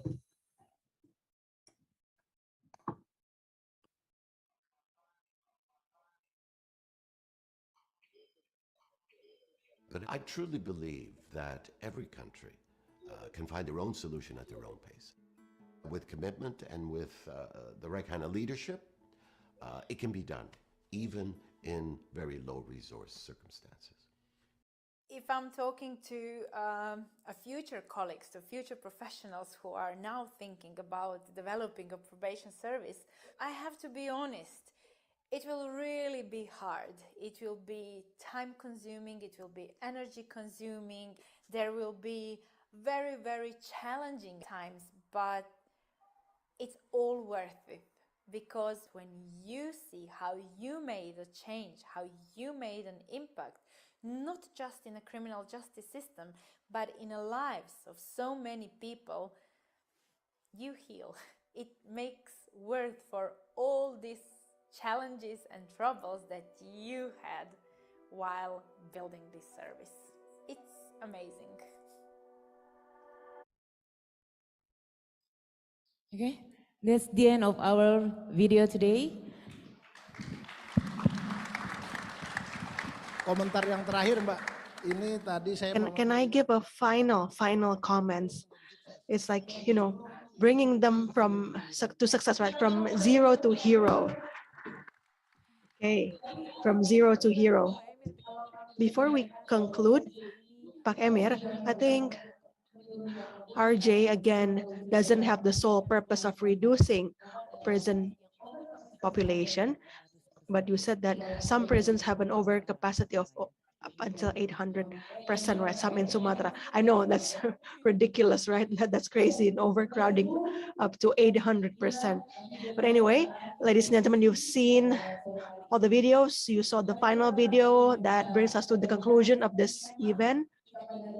Let's recall the theme again: working together, be smart against crime. I think the word in Indonesia is synergy.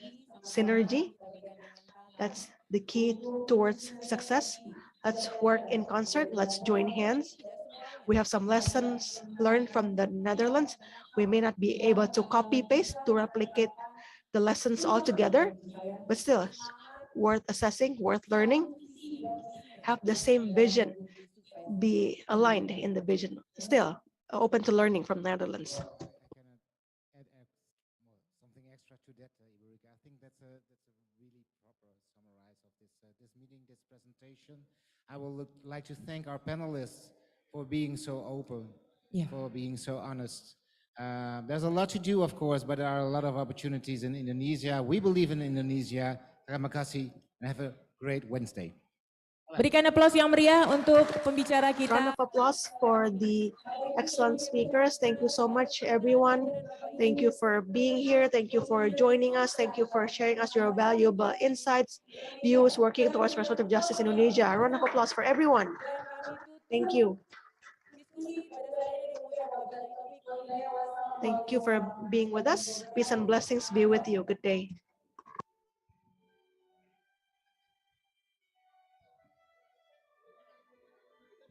Please stay. Bapak sekalian mohon di tempat dulu karena kita akan. Ladies and gentlemen, please stay in your seat. We have a very short closing session. Please stay. Adeline, would you please come forward and give a token of appreciation to Pak Pujo and Ibu Agnes, please. Audience, please be seated. Please kindly be seated. Just will stay for a very short closing session, please. We'll witness the presentation of token of appreciation by Adeline, to Pak Pujo, Bu Agnes.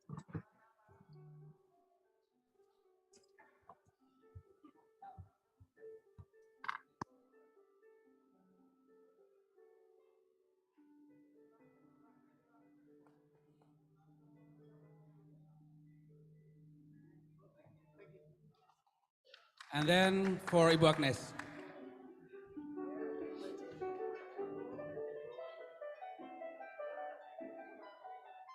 Selanjutnya mengundang Pak Kalapas kelas 1 Cipinang, Pak Tony I'd untuk like to invite Pak Tony, the warden of Cipinang Correction Facility, to present the token to Ibu Monique and Pak Ferry.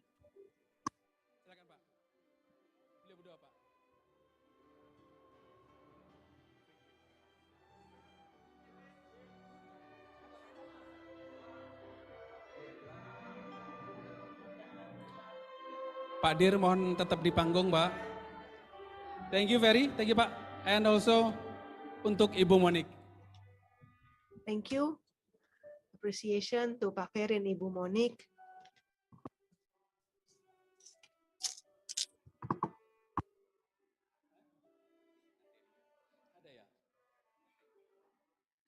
Thank you, terima kasih Pak Kalapas. Thank you Ibu Monique. Thank you Pak Tony. Again, thank you Pak Ferry. Thank you Ibu Monique. Thank you Ibu Rika, Ibu Agnes. Thank you Pak. Pak Dir mohon tetap di tempat. Pak Yohom, will you please come forward? Pak Yohom, please stay here, close to the director, close to Pak Pujo. Penutupan sebentar. This is wrap up session. Please stay for a very quick wrap-up session. 2-minute like closing statement for the whole panel today. Yes. Thank you, Sigrid. Well, it has been a very long day, but also a very exciting day. And only 2 minutes. Well, I think that's too short to summarize the whole day. But as many of my colleagues also mentioned, and also Raymond, there's a lot of energy towards probation. There's a new energy towards probation. And I think maybe we can create what is also on the present we gave to colleagues of Bapenas and Ditjenpas, is that we can create a new hashtag also in Indonesia, and the hashtag will be less prison, more probation. All right? Beautiful. Thank you Pak Yohom. Pak Pujo, kalimat penutup untuk sesi hari ini Pak. Okay, final remark, Pak Pujo. What a day. We have heard so much from the speakers. I hope that this can be, this would give us more insights. Definitely we'll learn so many commonalities, so many things we share in common. Let's work towards optimizing RJ. Keep marching on. Let's bring them from zero to hero. Excellent. Thank you so much, gentlemen. Thank you, everyone. We'll see you next time. Please stay and attend INLU events. Thank you. Peace be with you.